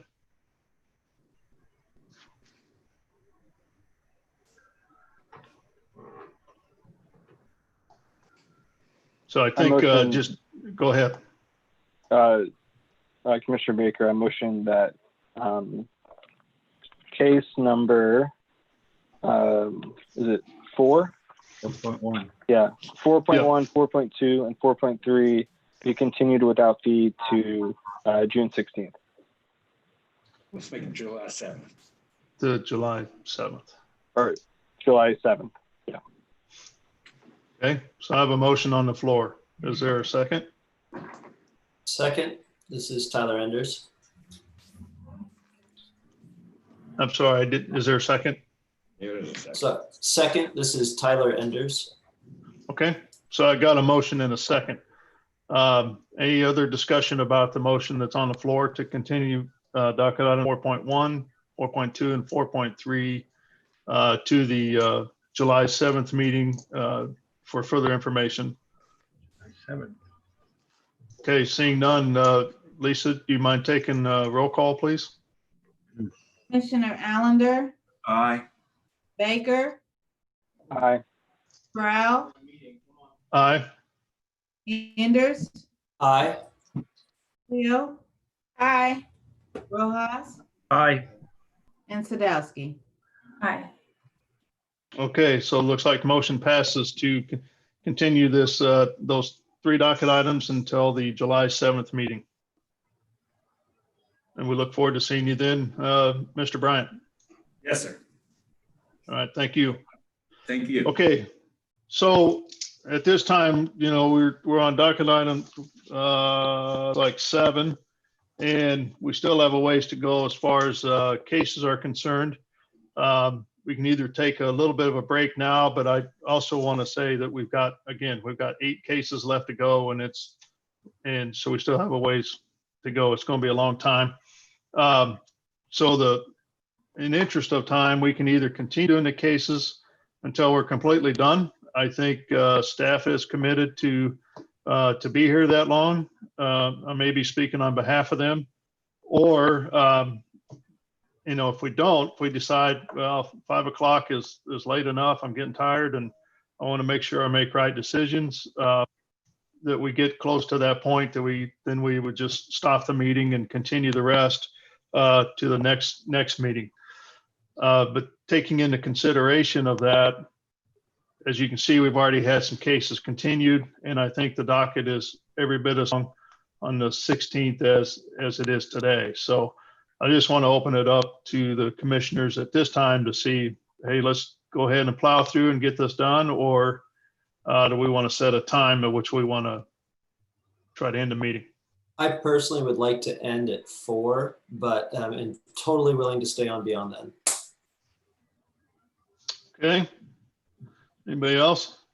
I would echo with Enders. I would like to plow through if we can, and if you need to take a break, you know, but end at 4. Okay. It was a question about when we can leave or how much time we have. On what's that again? What was the question? Sorry, I had to walk away for a second. So the question is we still have 8 cases to go. And, yeah, you know, it's a 2:45 right now, give or take. And as you can see, it's already taken us from 9 to this point to get to where we are now. Yeah. So it could still be a long afternoon into the evening to finish the case up. So the question is, do we continue to plow through and try to finish everything on our agenda? Or do we set a time here that which we want to complete or finish our meeting? I have to leave at 3:45 to pick up my daughter, so that's my only condition. But I'd be willing to just to leave if you guys would want to continue. So. Okay. So I got 2 that want to leave around 4, which is about an hour from now, hour and 15 minutes. And, I have a hard stop at 5. But... Okay. I'm good to plow through as long as we can. I agree with you, Mr. Chair. We don't get any better on the next meeting. So. Okay, and then so, Mr. Rojas, it's kind of up to you. I think we can plow through as best we can if we have. Okay. So at this, so it appears then we have 4 of us that can plow through and try to finish the meeting out. Is that right? Commissioner Hill, you're okay with plowing through? Plowing through, but I would like to end at 4. I have a 6-year-old that's running crazy upstairs with my mother, his Nana. So if I could end at 4, that would be good. Okay, so that means we just need to end at 4 o'clock because we won't have a full quorum after that point. And then therefore it means our next meeting will be every bit as long, if not longer, because the cases we don't get to today will be heard then on the 16th. Chairman Corral, with all due respect, you're training us up well though, and we're going to get better and more efficient, I promise. Well, frankly, it's not you guys, it's me too, to help keep the meeting going and pushing to find, you know, resolution as we go, but we'll get there. And certainly as we get in person, they do go a lot faster. So, so I'm going to suggest that since we're going to stop at 4 o'clock or give or take, let's keep going, no break, and have at it. Try to get the next one done. So with that, Joe, I think we're ready to move on to the next docket item, if everybody else is ready. That puts us at docket item 7, case number CPC 2020-00064, a request to approve a development plan for ground floor neighborhood serving retail on about 1/10 of an acre located at 1023 East Missouri Avenue, or at the southwest corner of Missouri Avenue and Gillis Street. Christopher Huey, staff planner. All right. All right. Good afternoon again. Christopher Huey, staff planner, city planning development. Before us is kind of a unique neighborhood case for 1023 East Missouri Avenue. The property is zoned R-1.5. It's in the Columbus Park neighborhood. And in the R1.5 district, that is still a residential district, but it does have allowances for neighborhood serving retail with the approval of a special use permit, or in this case, a development plan. The site consists of 2 existing historical buildings on about 10th of an acre, more or less, in the Columbus Park neighborhood again. The applicant is proposing to rehabilitate these structures, the north building using a coffee shop as a ground floor use, and then residential units on the 2nd story. The ground floor use is about 1,800 to 1,900 square feet. There is and then, as kind of stated earlier, the neighborhood serving retail does require a special use permit or development plan. So this one's a bit of a unique situation that it contextually and historically was used as a commercial space in the past. Is unclear what the ground floor is currently used as to staff records, but we do know that there is historical precedence for the commercial use. So in the R1.5 district, commercial uses can be established on a ground floor, so long as the gross floor area does not exceed 2,500 square feet, which is the case for this particular site. One of the kind of unique code requirements we had to kind of work through on this particular site is parking.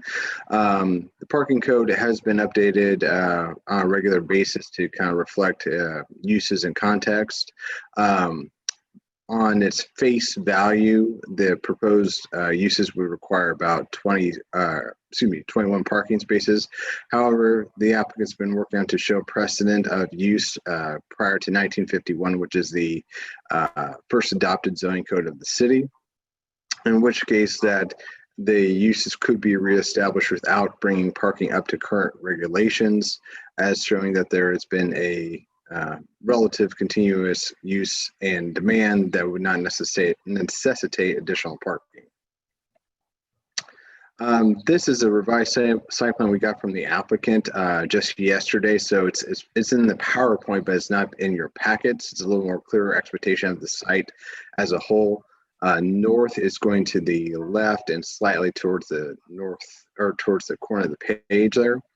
Again, it's two existing buildings on one parcel. Again, with the ground floor retail being here at the Missouri Avenue and Gillis Streets. Also not included in your staff report is we did receive 4 letters of support from various individuals in the neighborhood and community individuals. It's probably a little hard to read on this, but I will just state for the record that these are official submissions and will be included as part of the staff report, either in future staff reports before the CPC or as this project moves on to the City Council for final review. I'm just going to kind of slowly click through these just so everyone can kind of have a chance to see them. If you want me to pause longer so you can read them individually, just let me know.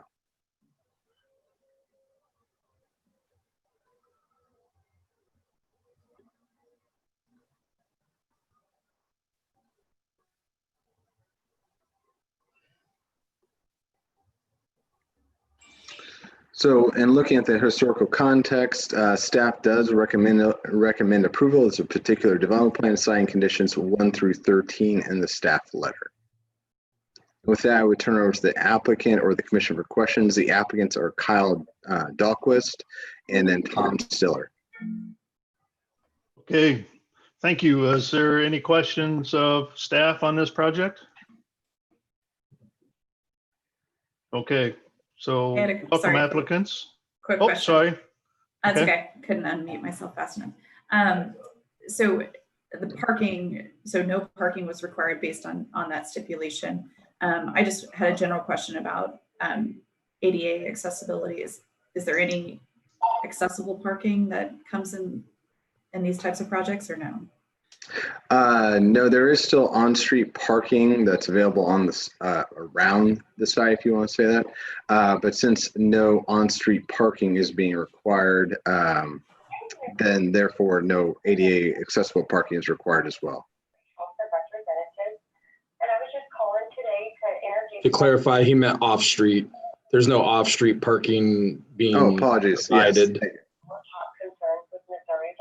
Yeah. I believe someone has their mute. voicemail going. Yeah, someone needs a mute. Oh.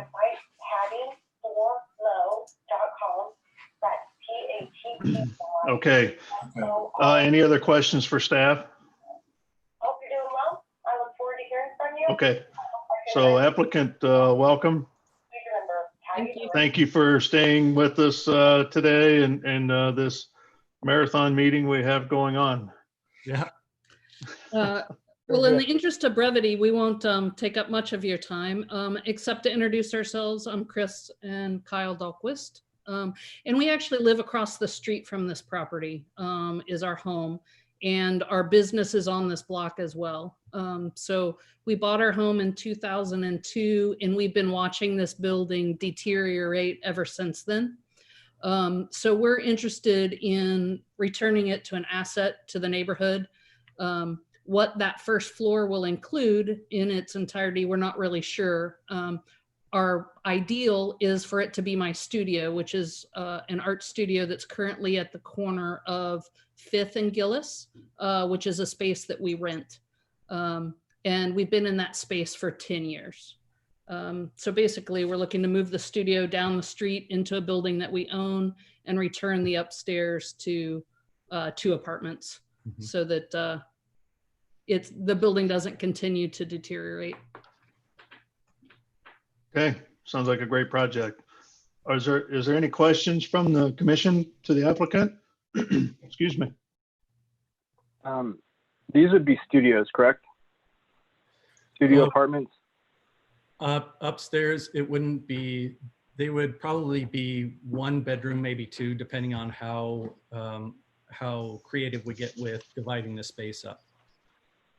Each floor plate is approximately 2,000 square feet. So at 2 apartments, each apartment would be approximately 1,000 square feet, give or take So for the stairwell. you could do 2 bedrooms, historically speaking. So. Okay. And our architect's on the line with us too, I think, Tom Stiller. Yes, and I've got a couple of items I'd like to go over, sort of tracking through the staff report, Mr. Chairman, if you're ready for me. You bet. Please proceed. Okay, and going right through the staff report, just a couple of items for clarity purposes. Under the summary request, it indicates, it speaks to the building to the north of this property. Turns out the property to the north is also a mixed use, residential and commercial. So there's that. And they've already mentioned that their primary objective is to use this as a studio. We have presented the thought of a coffee shop or a restaurant type of use, which is what the use was historically. And I've met with the building codes department. We've reviewed all that and they've approved and recognized that the lower level was used as an A2 use or restaurant type use, and residential or R2 on the other floor. So we've got that in place in the event that financially they're not in a position after the redevelopment of the building to rent that as their own studio. So that's more of a plan B. So we have that as part of the record, so we can do that. Next, yeah, I mentioned the building to the north. It's not crystal clear in the staff report that the building on the south portion of the lot was a house, and the intent is to keep it as a single family residence. It's the building to the north that would be the mixed use. To add some clarity to that, the initial plans didn't call out a use for this southern building. We presumed it was a single family use, but I'll clarify in the revised staff report. Thank you. We do have a question regarding the in lieu of costs that are applied to the residential uses. And so it's more of a point of how this works. We're restoring 2, I guess it'd be 3 living units. So we're not adding any. So our question is, would the in lieu of fee apply in this particular case? Only if it were determined that they were newly created lots. It sounds like you've had clarification through our permits team that the northern building already had 2 units and the southern building already had 1 unit. So therefore that would become a net zero or a fee of $0. Okay, very good. Thank you for that. We've established the structures were built prior to 1951, so the off-street parking is not there. One of our major concerns, and going through with all the preliminary costs to restore the shell of the building and make it ready for interior finish, depending on what tenants are there and whatnot, is the requirement for the storm drainage study. In the end, what it's going to amount to is we're going to remove and replace 2 gutters, 2 downspouts. That's the extent of the changes. Have not had a chance yet to meet with Robert Davis, who in the development review committee hearing, I think kind of indicated the basic requirements for stormwater studies when we have a combined system. Again, another protocol question. If we get into a tangle with providing a larger study than we've anticipated by scope and how far downstream we have to go or some such, is the commission in a position to have us back and review that and look at different options as to how that might happen? We're very concerned about the level of the study and the associated costs, because that could hinge on whether or not they're able to put their own studio in the building or not. So I guess I'm asking the question, if we move forward, if we were to be approved and we got into a tangle with cost on stormwater studies, is that an item that we could come back and revisit? Or would that be something we would need to continue now in order to fully understand the implications of that and then come back to you? Chairman, I can maybe answer a little bit of that, if that would help. Okay. So typically that's a standard condition from it sounds like from Bob Davis and Water Services. I know Stacy Lowe's on the call, so maybe she can get into more of the technical merits, but my understanding, typically that's a certification of either 0 or no new impervious coverage. Assuming that the commission passes this or recommends approval of this particular application and goes to city council and gets adopted, that would still be a condition. In order to remove it, you would have to go back through the process because you're effectively amending a city ordinance. It would be effectively a new application. But again, I think that I would defer to Stacy to maybe elaborate on some of the technical expectations that might be required for this project. Before she does, I have a question. What condition are we referring to in the staff report? Joe, they would be referring to Bob Davis's condition, which is number 10, which is unfortunately in direct conflict to a degree with the condition provided by land development, which is number 9. And I think we might be able to help straighten this out by removing condition number 10.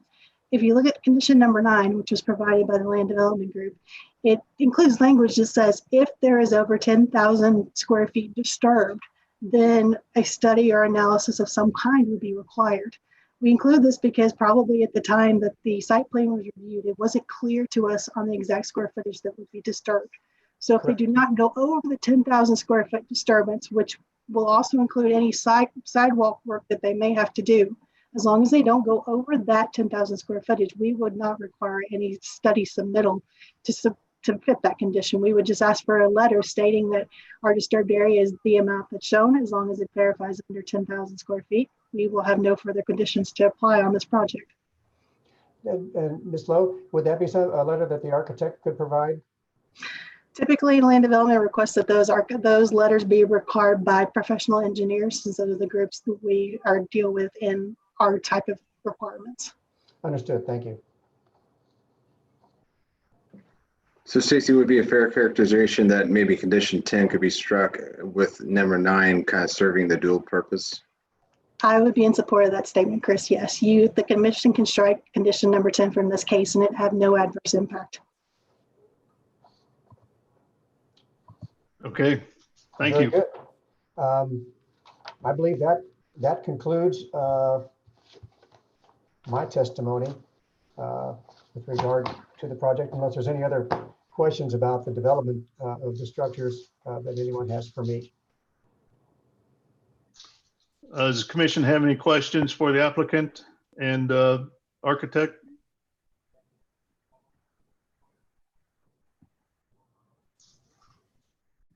Okay, I don't think I see any at this point in time.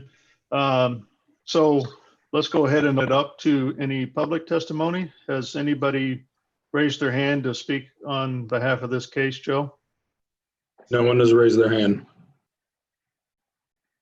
Okay, we'll kind of give it a second and just to make sure. Now someone has. Okay, that's what I thought. Abby Kinney, I'm going to promote you. Go ahead. Should be able to speak now.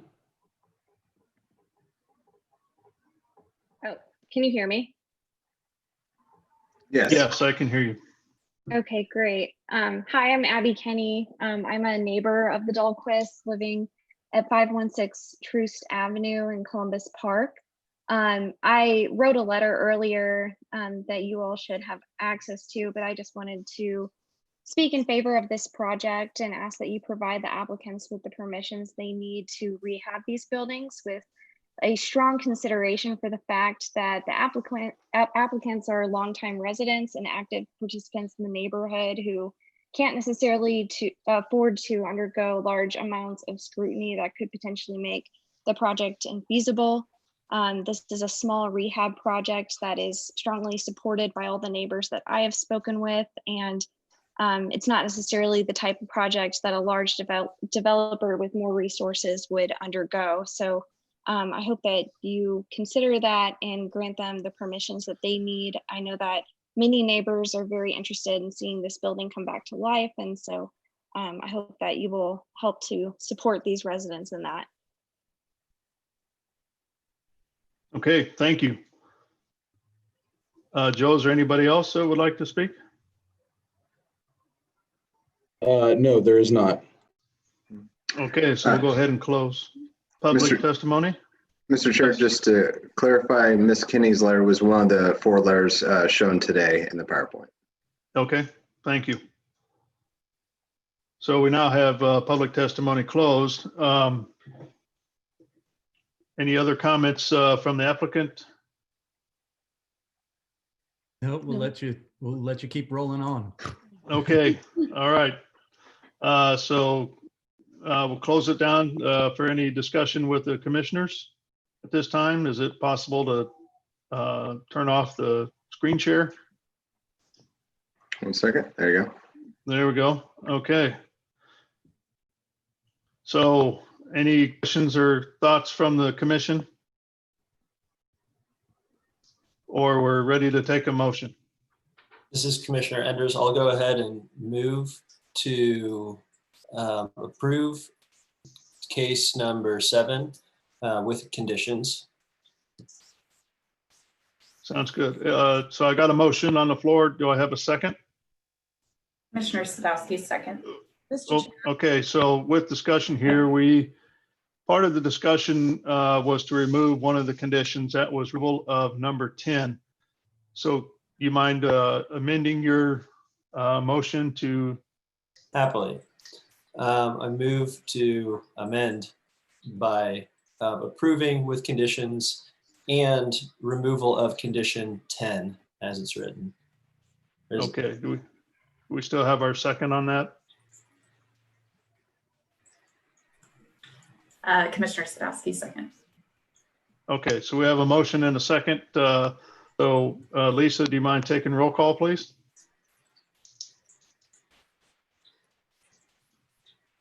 Oh, yeah, okay.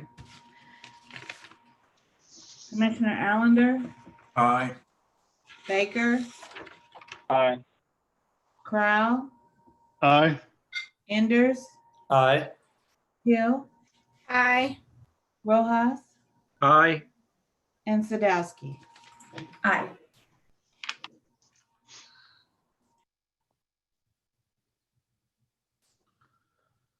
Okay, so the motion approves unanimously. Good luck with your project. Thank you for your patience today and coming in to see us. Thank you. all. Thank you for your service. Yes. So Joe, I think we probably have time for one more case, and while you're introducing that and everybody's getting set up, I'm just going to sneak away for 1 minute and I'll be right back while that's being done.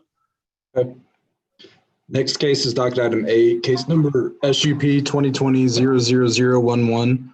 Request to approve a special use permit for light equipment sales and rental outdoor on about 0.14 acres located at 6733 Prospect Avenue, or generally located 130 feet south of the intersection of East 67th Terrace and Prospect. Christopher Huey is the staff planner.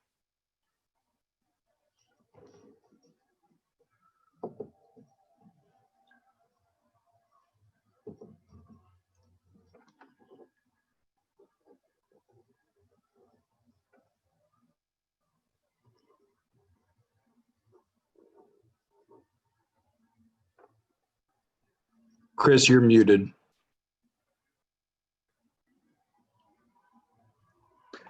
Apologies, sorry about that. Once again, Chris Huey, City Planning Development, Kansas City. Before you, as Joe stated, is a special use permit request for 6731, 6733 Prospect Avenue for a U-Haul rental and service business.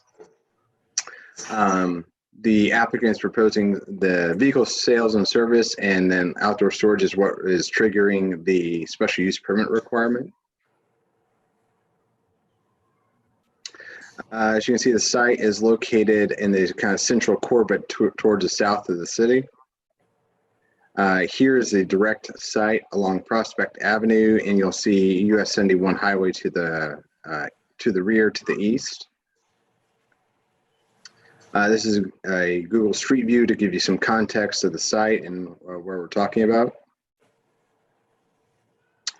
So the applicant is proposing about a 1,400 square foot building with 3 vehicle bays and a small office space. There are kind of 2 companion uses are being proposed with this development. One is for Motor Vehicle Repair Limited, which is more of your day-to-day maintenance and repair of a vehicle. That is permitted by right in the, I should say, excuse me, I have an error here. It should be M1 district, not B3. And provided it's not within 150 feet of a parkway or boulevard, which the site is not within that distance. So it does meet that requirement and would be permitted by right. Additionally, the applicant would like to rent out a U-Haul trucks for sales or for rental, which falls under the vehicle sales and service light equipment rental outdoor. This particular use does require a special use permit in the M15 zoning district, and so long as it is not within 150 feet again of a parkway or boulevard, which again this site is not, so therefore it is eligible for a special use permit application. Here's the proposed site plan. My screen might be a little hard to read because there's a lot of white content, so bear with me. Along here's Prospect Avenue. There's a main drive entrance off the property. The 3 vehicle bay garage is right here with a small office space. And along the back property line is 9 parking spaces, one of which is an ADA compliant parking space. The site is surrounded by proposed landscaping from shrubbery and trees. And we'll kind of evaluate the next page here. This is the proposed site plan, or excuse me, building elevations. As you can see, it's a fairly straightforward building, but they have added vertical texture to the siding and a faux stone wainscot around the perimeter. And here along the front of the building, which would face south, you can see the 3 vehicle bays and the man or person entrance door right here. So I won't go read through all this text, but just wanted to give you context. This is elaborated within the staff letter of how Motor Vehicle Repair Limited is defined, what it all contains. Again, more of your kind of lighter repair aspects. The light equipment sales and rental outdoor, the definition is there. It's basically autos, trucks, non-commercial trucks, meaning very heavy grade trucks. Motorcycles, trailers, and usually less than 10,000 pounds in cargo weight. So one kind of interesting characteristic is the SWOP area plan does recommend an office use for the entire Prospect Avenue corridor. However, this property, same error here, sorry, is zoned M1-5, which the vehicle repair uses are allowed by right. So if they were not proposing the special use permit use of the equipment sales or rental, this application could proceed straight to permit since it's under 8,000 square feet and the use is permitted within that zoning district. So with special use permits, the city and the commission and the council, or excuse me, the Board of Zoning Adjustments can assess a time limit with special use permits. We don't always do this type of thing. It's kind of dependent on the situation of the use, the location, and if it's new construction, rehabilitation, whatnot. Since this is a new construction and the base use is allowed by right, staff is recommending approval for only 5 years. That would give a chance to kind of reassess the operations of the business and see if the U-Haul's rental and storage has become an issue. If not, then they could simply just reapply, go back through this process we're talking about today through Planning Commission and Board of Zoning Adjustments, and then get an extension for additional time. One other aspect in the staff letter, which is not so much the purview of the City Planning Commission, but more the Board of Zoning Adjustments, but is included within the staff letter, is that there is one variance request. So outdoor vehicle sales and rental requires a 20-foot setback from all property lines, and that's a display of said vehicles. The rear of the property where the parking spaces are does not meet this 20-foot setback. To the north of the property is a single-family home. To the south of the property is a daycare. And then to the east, along the rear, is US 71 highway.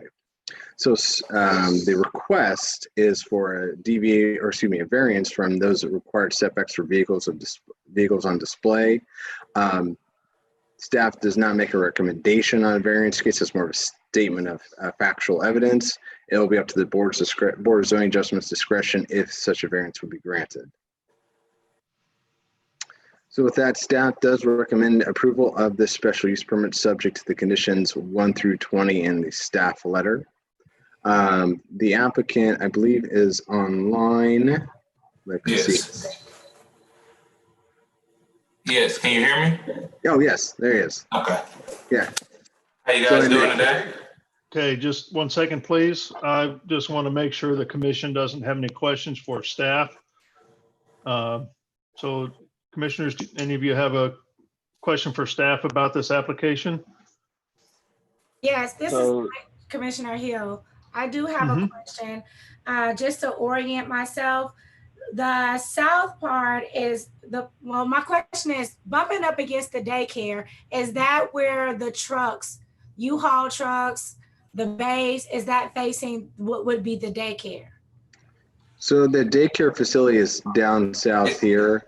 And then one of the staff conditions is that the U-Haul vehicles are stored in an orderly manner within the, with a maximum of 3 trucks stored in the parking spaces in the rear of the sites that would still abut next to the daycare facility.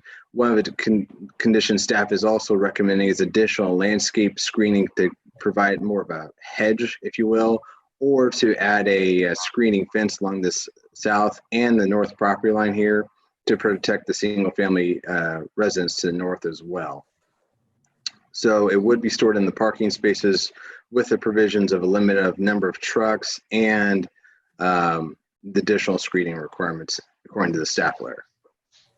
And my concern is just not only just the emissions. Sometimes when you rent U-Hauls, they're running idle while people are looking at them or bringing them back. I also am thinking about big trucks going through that intersection right where you have an early learning daycare with kids that are right there, just a disruptive noise. That's something not sure that the applicant or again, I don't know what the neighborhood association thought about this project. Yes, well, I've spoken with the neighborhood association and I've been with their attorney too. We've all been up there. They like how I've cleaned this up. I mean, there's a lot of trees and all those dump trucks and stuff. People are parking up there illegally.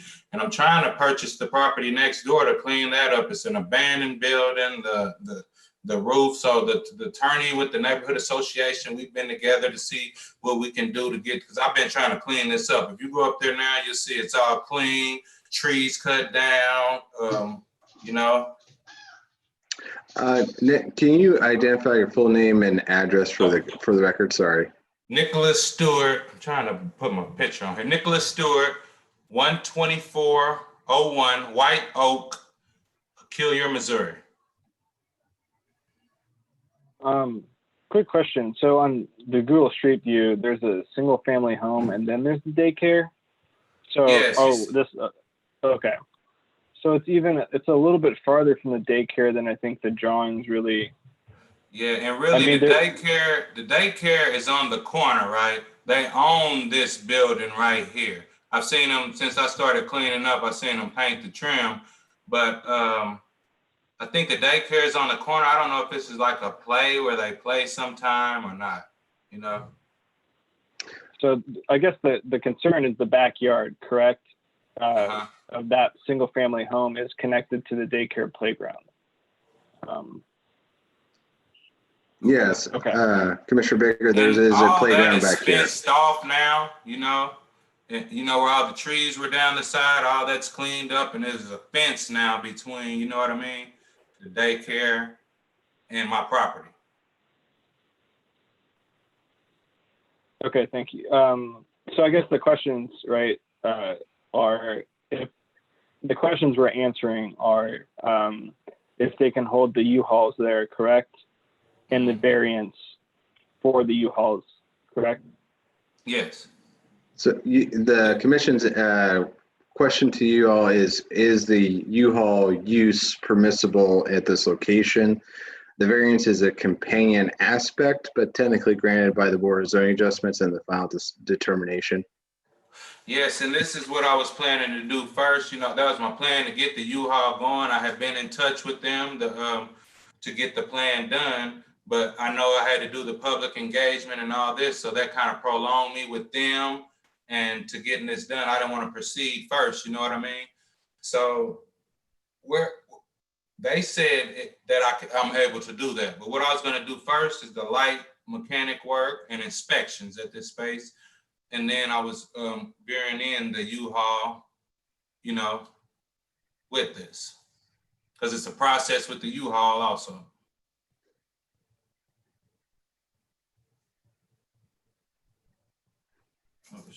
Okay. Do you need the special use permit now for the U-Haul, since you're actually phasing that in and that's something that will be done later? Yes, I need that anyway to get this done. You know, it has to be zoned properly for the so I can hold the U-Haul vehicles on there.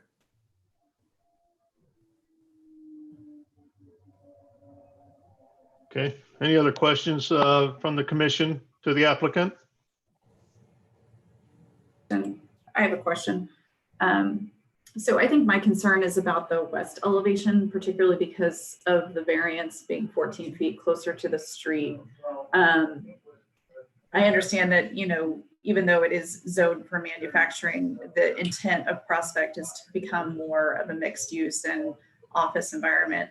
And if you look at the other buildings along that corridor, a lot of them are at the same level of height and massing, which is good, but there's obviously a lot more transparency than you would see in a manufacturing building. So I guess just to try to put a little more context to the building within the neighborhood, could you consider some more glazing on that larger buildings, more glass or windows on the upper? And I Yes, understand and there's security that's what I issues, do, ma'am. I do plan on, and this is picture. I did say that, and I'm glad you said that. I do plan on putting more windows because it'll face towards the boulevard. So, you know, it'll look like more windows, you know what I mean? Office type space. Yes, I am going to add a couple more windows on the side of there. Okay. About the same scale of the window that we see there? Yeah, it's going to be probably 3 of them. 1, 2, 3. Yes. Okay.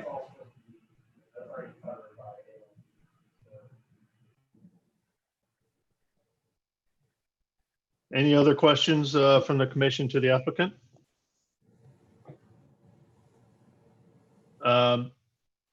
So at this time, let's go ahead and open it up for public testimony. Joe, do you have anybody in the gallery that's asked that would like to speak on behalf of this case? I don't see anyone who's raised their hands at this point. Okay. Seeing that we don't have any public testimony, we'll go ahead and close that at this time.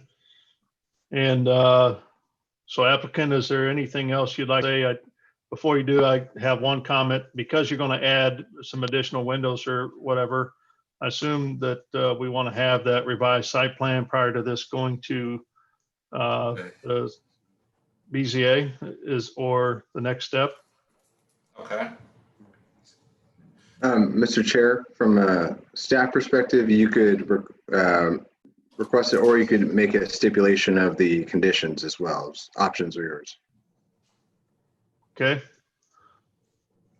To me, I think we need to have that, just that site, the elevations reviewed and approved by the staff before it goes to the next step. They need to have that prior to the next step. So I'd like to add that as a condition.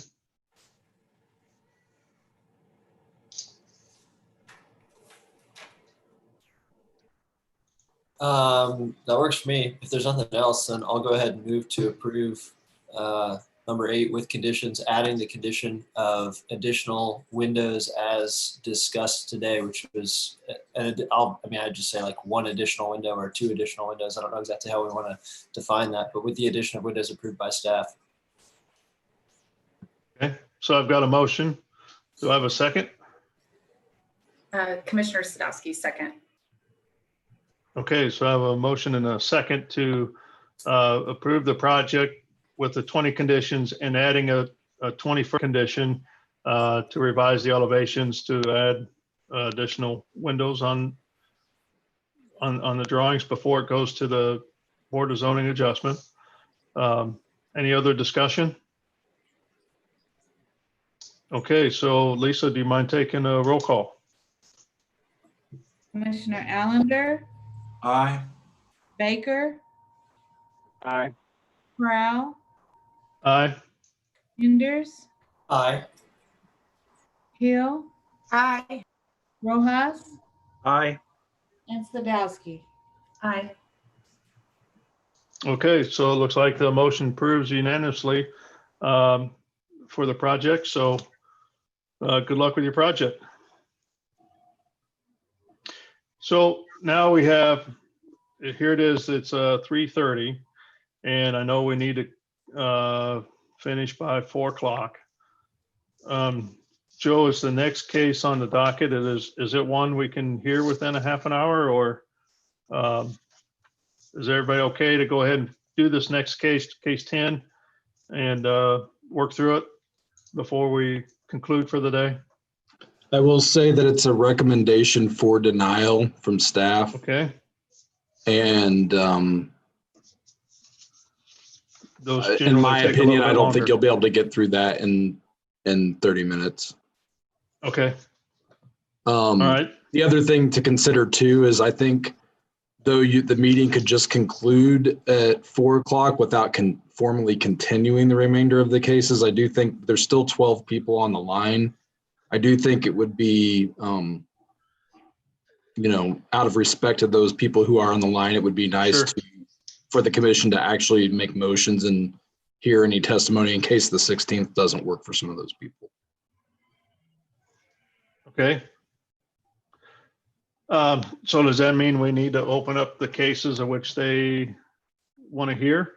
Yeah, I would need to call them, and then you would need to take any testimony on the continuance dates. Okay. All right, so let's do that. So I imagine then we need to go through and continue the rest of the cases. That's what you're saying? Yeah. Yeah. Okay.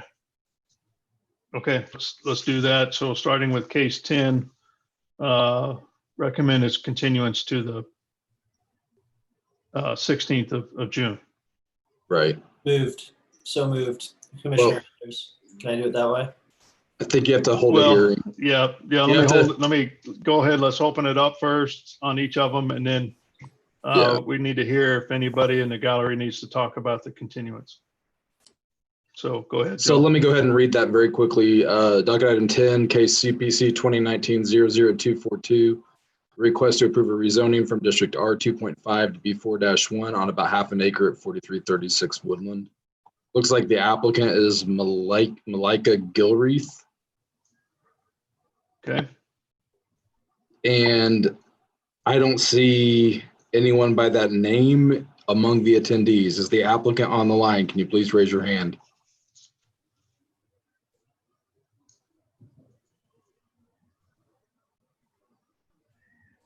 Please raise your hand using the Zoom toolbar if you're on the line. Joe, if I may, this is my case. I don't believe that they are on the line, and I have not had any communication with them in several weeks, even though they are aware that this is their scheduled hearing date, but I have not been able to reach them recently. Okay. Okay, so seeing that we don't have the applicant on the line, is there any, so opening it up for public testimony on continuing docket item number 10. Is there anybody in the audience that has raised their hand? There's no one else. Okay, so we'll close public testimony on the continuance of this. So now, Mr. Enders, if you don't mind. Yep. Move to continue case number 10 to 2 weeks from today. June 16th. June And 16th. that's without a fee. Without a fee. Thank you. Very good. So we Commissioner got a Sadowski. motion. Sorry. Yep, okay, so we got, Commissioner Sadowski, second. fantastic. So we got a motion and a second. Lisa, do you mind taking the roll call, please? Okay. Commissioner Allender,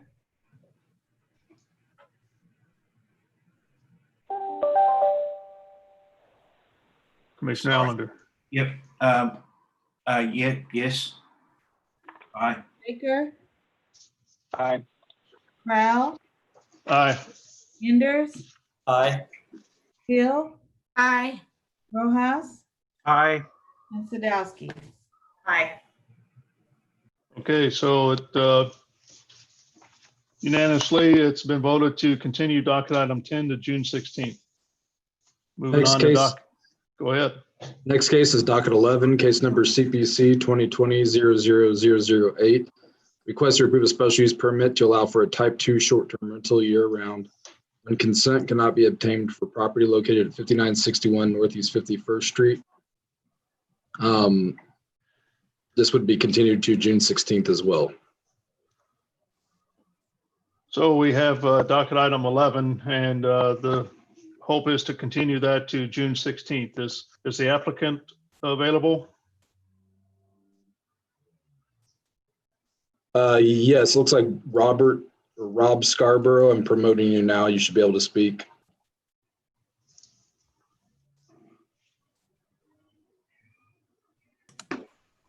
There you go. Yes, I'm here. Hi, Mr. Scarborough. How are you? Thanks for being patient, and apologies that we need to continue your case. Since we have a hard time limit here at 4 o'clock that some of the commissioners need to take off for family commitments, and that would leave you with, we wouldn't have a quorum. So unfortunately, we need to continue your case to the 16th. Is that okay? Yes. Okay. Is there anybody in the audience that would like to speak on a case to continue it?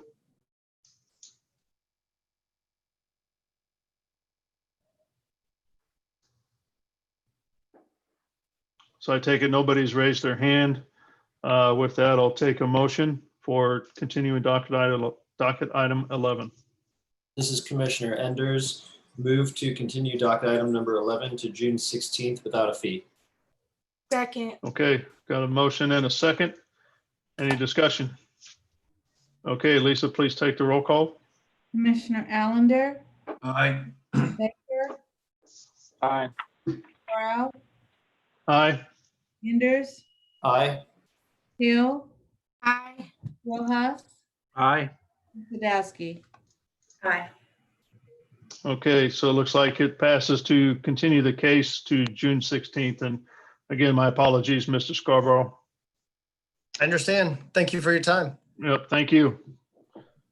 Next case is docket 12. That was the investor you should talk to if you're interested in doing this. That was Patty, my- please Yeah. mute.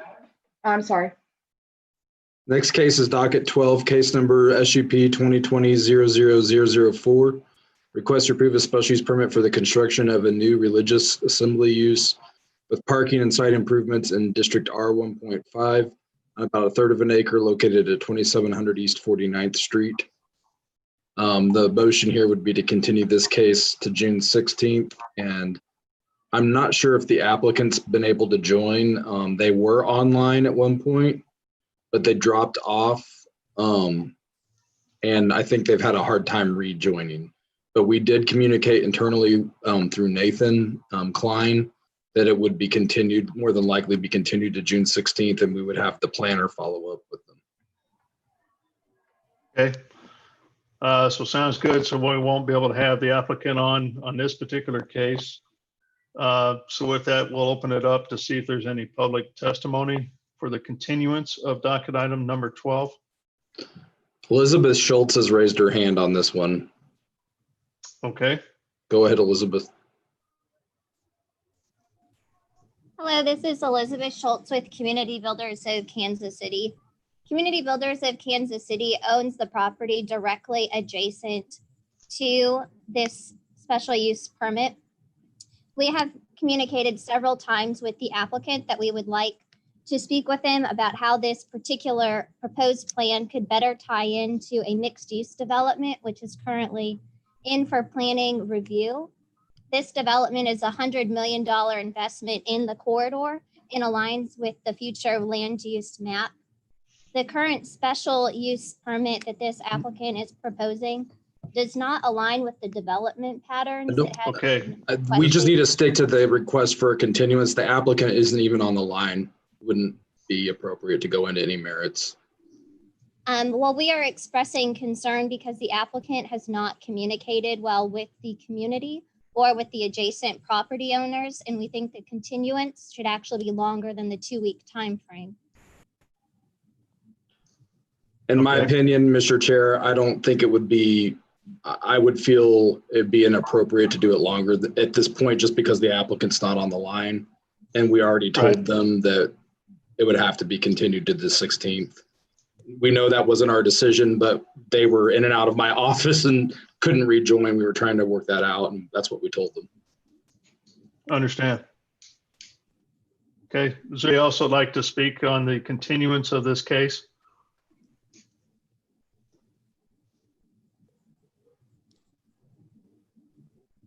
Joe, you still there? Sorry, no one else has raised their hand. Okay, very good. Go ahead. Commissioner Enders, move to, sorry, lost my spot, 6:12. Move to delay. I'm sorry, I'm. Continue case number 12 to June 16th. Continue docket item, yes, 12 to June 16th. Okay, without a fee. Without a fee, thank you. Commissioner Allender, second. Okay, I've got a motion and a second. Lisa, do you mind taking roll call, please? Commissioner Allender, Aye. Baker, Aye. Brown, Aye. Enders, Aye. Hill, Aye. Rojas, Aye. Sadowski. Aye. Okay, Chair so Crowell, yes. I have to head out, but thank you all, and I will see you in a couple weeks. Okay, so Lisa, that's Commissioner Baker is needing to leave, and so we'll continue on without him to continue the rest of the cases here. So docket item number 12 has been approved to be continued to the June 16th meeting. Mr. Chair, the next case is docket item 16. We have two companions, starting with 16.1 CPC 2020-00075, a request to approve a preliminary plat for the Glade Phase 1 on about 17 acres, generally located in the northwest corner and northeast corners of the intersection of East 87th Street and Drury Avenue. Docket item 16.2, case number final plat, 2020-00012, Request to approve a final plat for the same. The motion would be to continue this case to June 16th, and the applicant, I believe, is on the line as well. Promote them Okay. early. Okay. Applicant, are you available? I just promoted John McGurk. I believe he's affiliated with it. Dustin Curran and Lamine Niang. John All McGurk been is here. promoted. Can you guys hear me? Yep. Yep. Hi, Mr. McGurk. My apologies. The request here is to go ahead and continue your case to the next meeting due to a lack of quorum that most of the commissioners need to leave by 4 o'clock. No, I understand. I've And- got a 5 and a 7-year-old yelling at me as well. So June 16th is fine. It's been good to spend the day with you all virtually.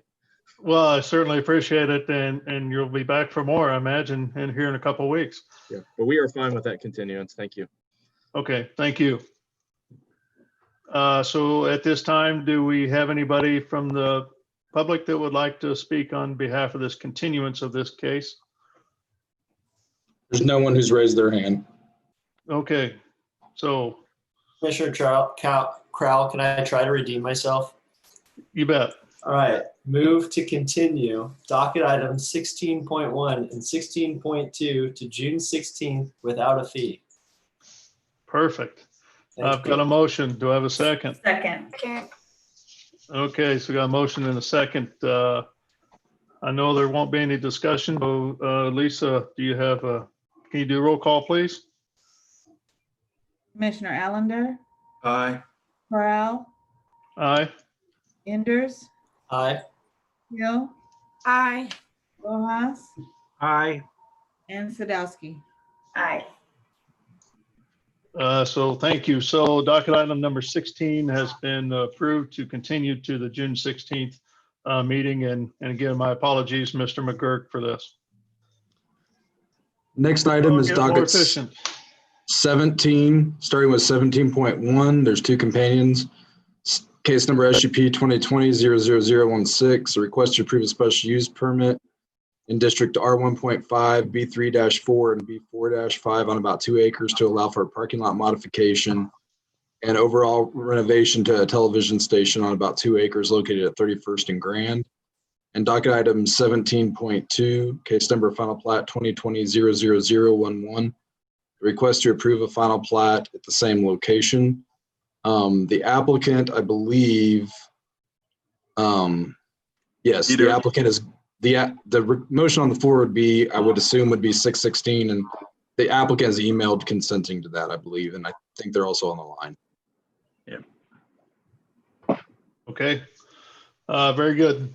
So if since they've emailed that they are okay with the continuance to the June 16 meeting, let's go ahead and move to see if we can open it up to public testimony. Has anybody raised their hand? The applicant did raise his hand, so Okay. perhaps you can go ahead and confirm that. Peter Ho, I believe is his name. Yes, Peter Ho, CBC Real Estate Group. We will agree to the continuance for June 16th. Very good. Thank you very much. And I appreciate your patience today and patience with us to continue this case. Thank you for your service. There was one additional person who raised their hand. Bear with me, sorry. Did you see who it was? Brad Cromer. Brad Cromer. Brad Cromer, yep. He's Is he with the app? Brad, are you with the applicant team or are you a citizen? Olafu, do you know? he's a resident who sent a letter to the plan commissioners. So Sorry, Brad, I was on mute. I'm a citizen. Okay, go ahead. No objection to the continuance and appreciative of all the work of the chair and the commissioners, and Peter Ho has done a very professional job also. I did send a 2-page letter, as Olafu mentioned, and I'm in support. My wife and I are in support. We just have a few things to be considered. at this point, I think I'll be able to speak at the June 16th continuance. Fantastic. Brad, Mr. Chair, what we'll do is probably I'll get Brad and Mr. Chroma together, and we'll try to see if we can carve out all those issues prior to the next CPC. That would be great. Thank you. Yep. Is there anybody else that's raised their hand? No, no one's raised their hand. Okay, so we'll go ahead and close public testimony on continuance of docket item 17.1 and 17.2. Mr. Enders, you're doing a great job. You want to do this again? Thank you. Move to continue docket items 17.1 and 17.2 to June 16th without a fee. All right, I've got a motion. I got a second. So Miss Lisa, if you don't mind taking roll call.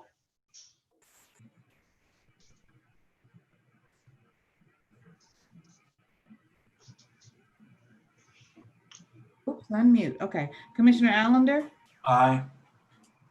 Corral, Aye. Enders, Aye. Hill, Aye. Rojas, Aye. and Sadowski. Aye. Perfect. So that leaves us with docket item 20.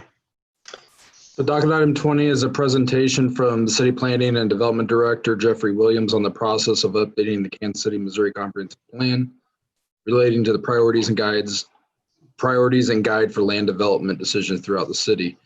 A link was provided to you all on the agenda, which you can, of course, take a look at. But we would request at this time, of course, that it be continued to June 16th. Okay. So it's amended to continue docket item 20 to the June 16th meeting. Is there anybody online that would like to speak on behalf of the continuance? No one is raising their hand. Okay. So with that, I'm looking for a motion to continue docket item. Chairman 20. Corral, move to continue docket item 20 to June 16th. Perfect. Second. All right, I got a motion and a second. So Miss Lisa, will you take roll call, please? Commissioner Allender, Aye. Corral, Aye. Enders, Aye. Hill, Aye. Rojas, Aye. and Sadowski. Aye. Okay, so it looks like docket item number 20 has been approved to move to our June 16th meeting. So I believe that concludes all of our cases. Is there any other discussion the commissioners would like to have? It seems to me that we should do a little bit of training somewhere in here to kind of help the meetings move through, to understand maybe special use permits, the process that projects go through from start to finish, and maybe some other topics. Is that something that everybody like to have, that we do that outside of, on a different day that's not one of our regularly scheduled meetings? I'd be very supportive of that. That'd be great. Okay. And what needs to happen is if we can submit to Joe maybe a topic or two that you'd like to learn about. I think there's 3 or 4 that were already identified that maybe we could do. Mm-hmm. Do you remember? Yeah, go ahead. Yeah. So I just, and I think the next thing would be is actually a date to do that. So maybe between, I don't know, do we want to do it between now and the next meeting, or wait till after the next meeting and do it? I think the sooner the better. Okay.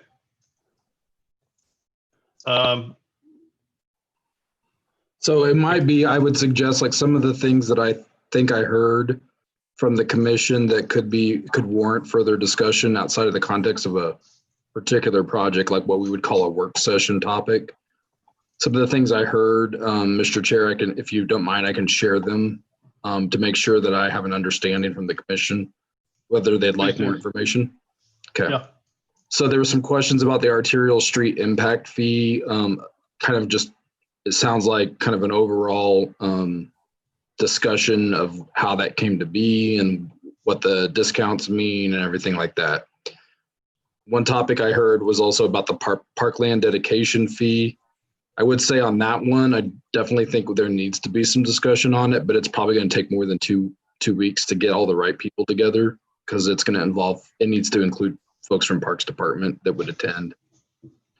Stormwater management questions, there's been quite a few about that. So maybe we could have that as a discussion item and have the right people from Water Services in that could help answer some of those questions. Those are the main things that I have taken notes on so far. Yeah. And I was thinking that it also would be good to have somewhat of a timeline to show that once an application gets submitted, how long does it take to get to us? What kind of are the steps that the applicant goes through to get to here? As well as once it hits here, then where does it go afterwards? It's just kind of nice to have that, to know how much time is invested in an actual project for approval. So it sounds like it may be a meeting after our 16th meeting, especially if we want to get the right people together to talk about the parkland dedication. I don't have a calendar in front of me, but maybe it's sorry, that's my cat's getting hungry. So the week of the 22nd, maybe. So I don't know what day works for everybody, if it's a Thursday, Friday kind of thing, or what may work.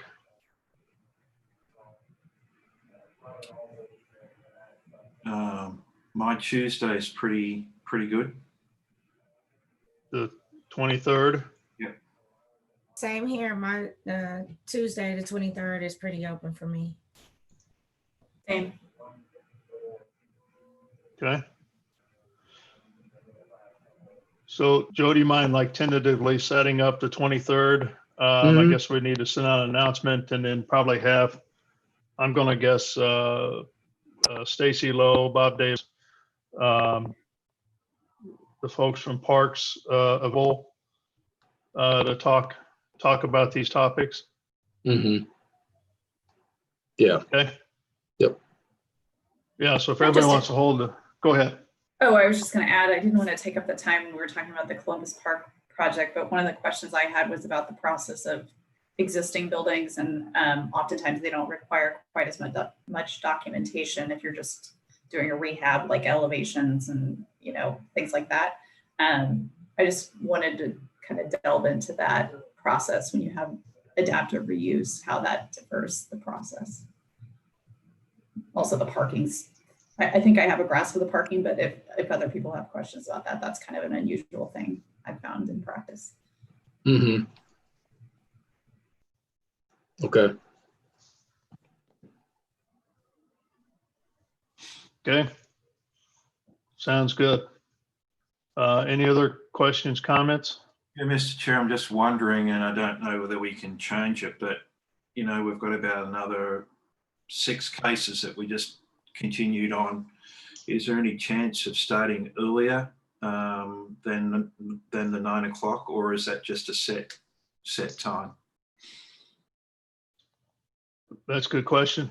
I'm up by 5 if you want to start then. Yeah. Whatever through to 12 o'clock finish. Well, seriously though, I think the meeting is definitely going to be virtually.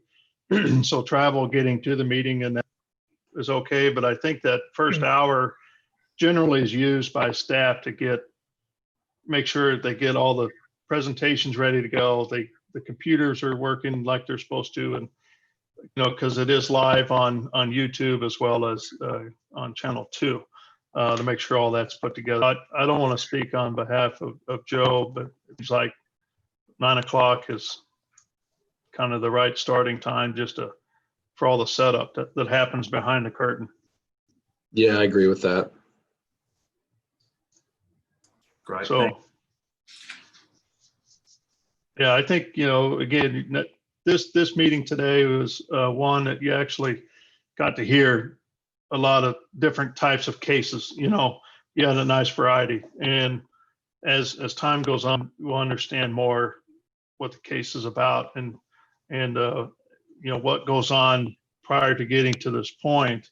So you know what staff has gone through on you. So there's just some things that you just know that's already been taken care of. But please don't let that stop you from being curious about the project or want to know more about the project and what the applicant is wanting to do. I think all the questions that have been asked throughout the day have been excellent. And I love the discussion that everybody's having. That's something that we need to have and continue as we move forward with our meetings. Good stuff.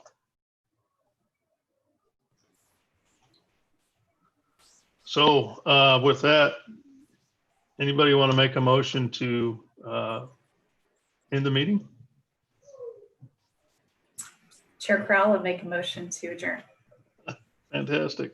Second. There we go. So I assume all in favor, and we'll see you next meeting, 16th. Great. Thank you so much, Thank you, everyone. everybody. Yes. Thank you. Thank you. Yeah. Nice work, Joe and staff. Thank you.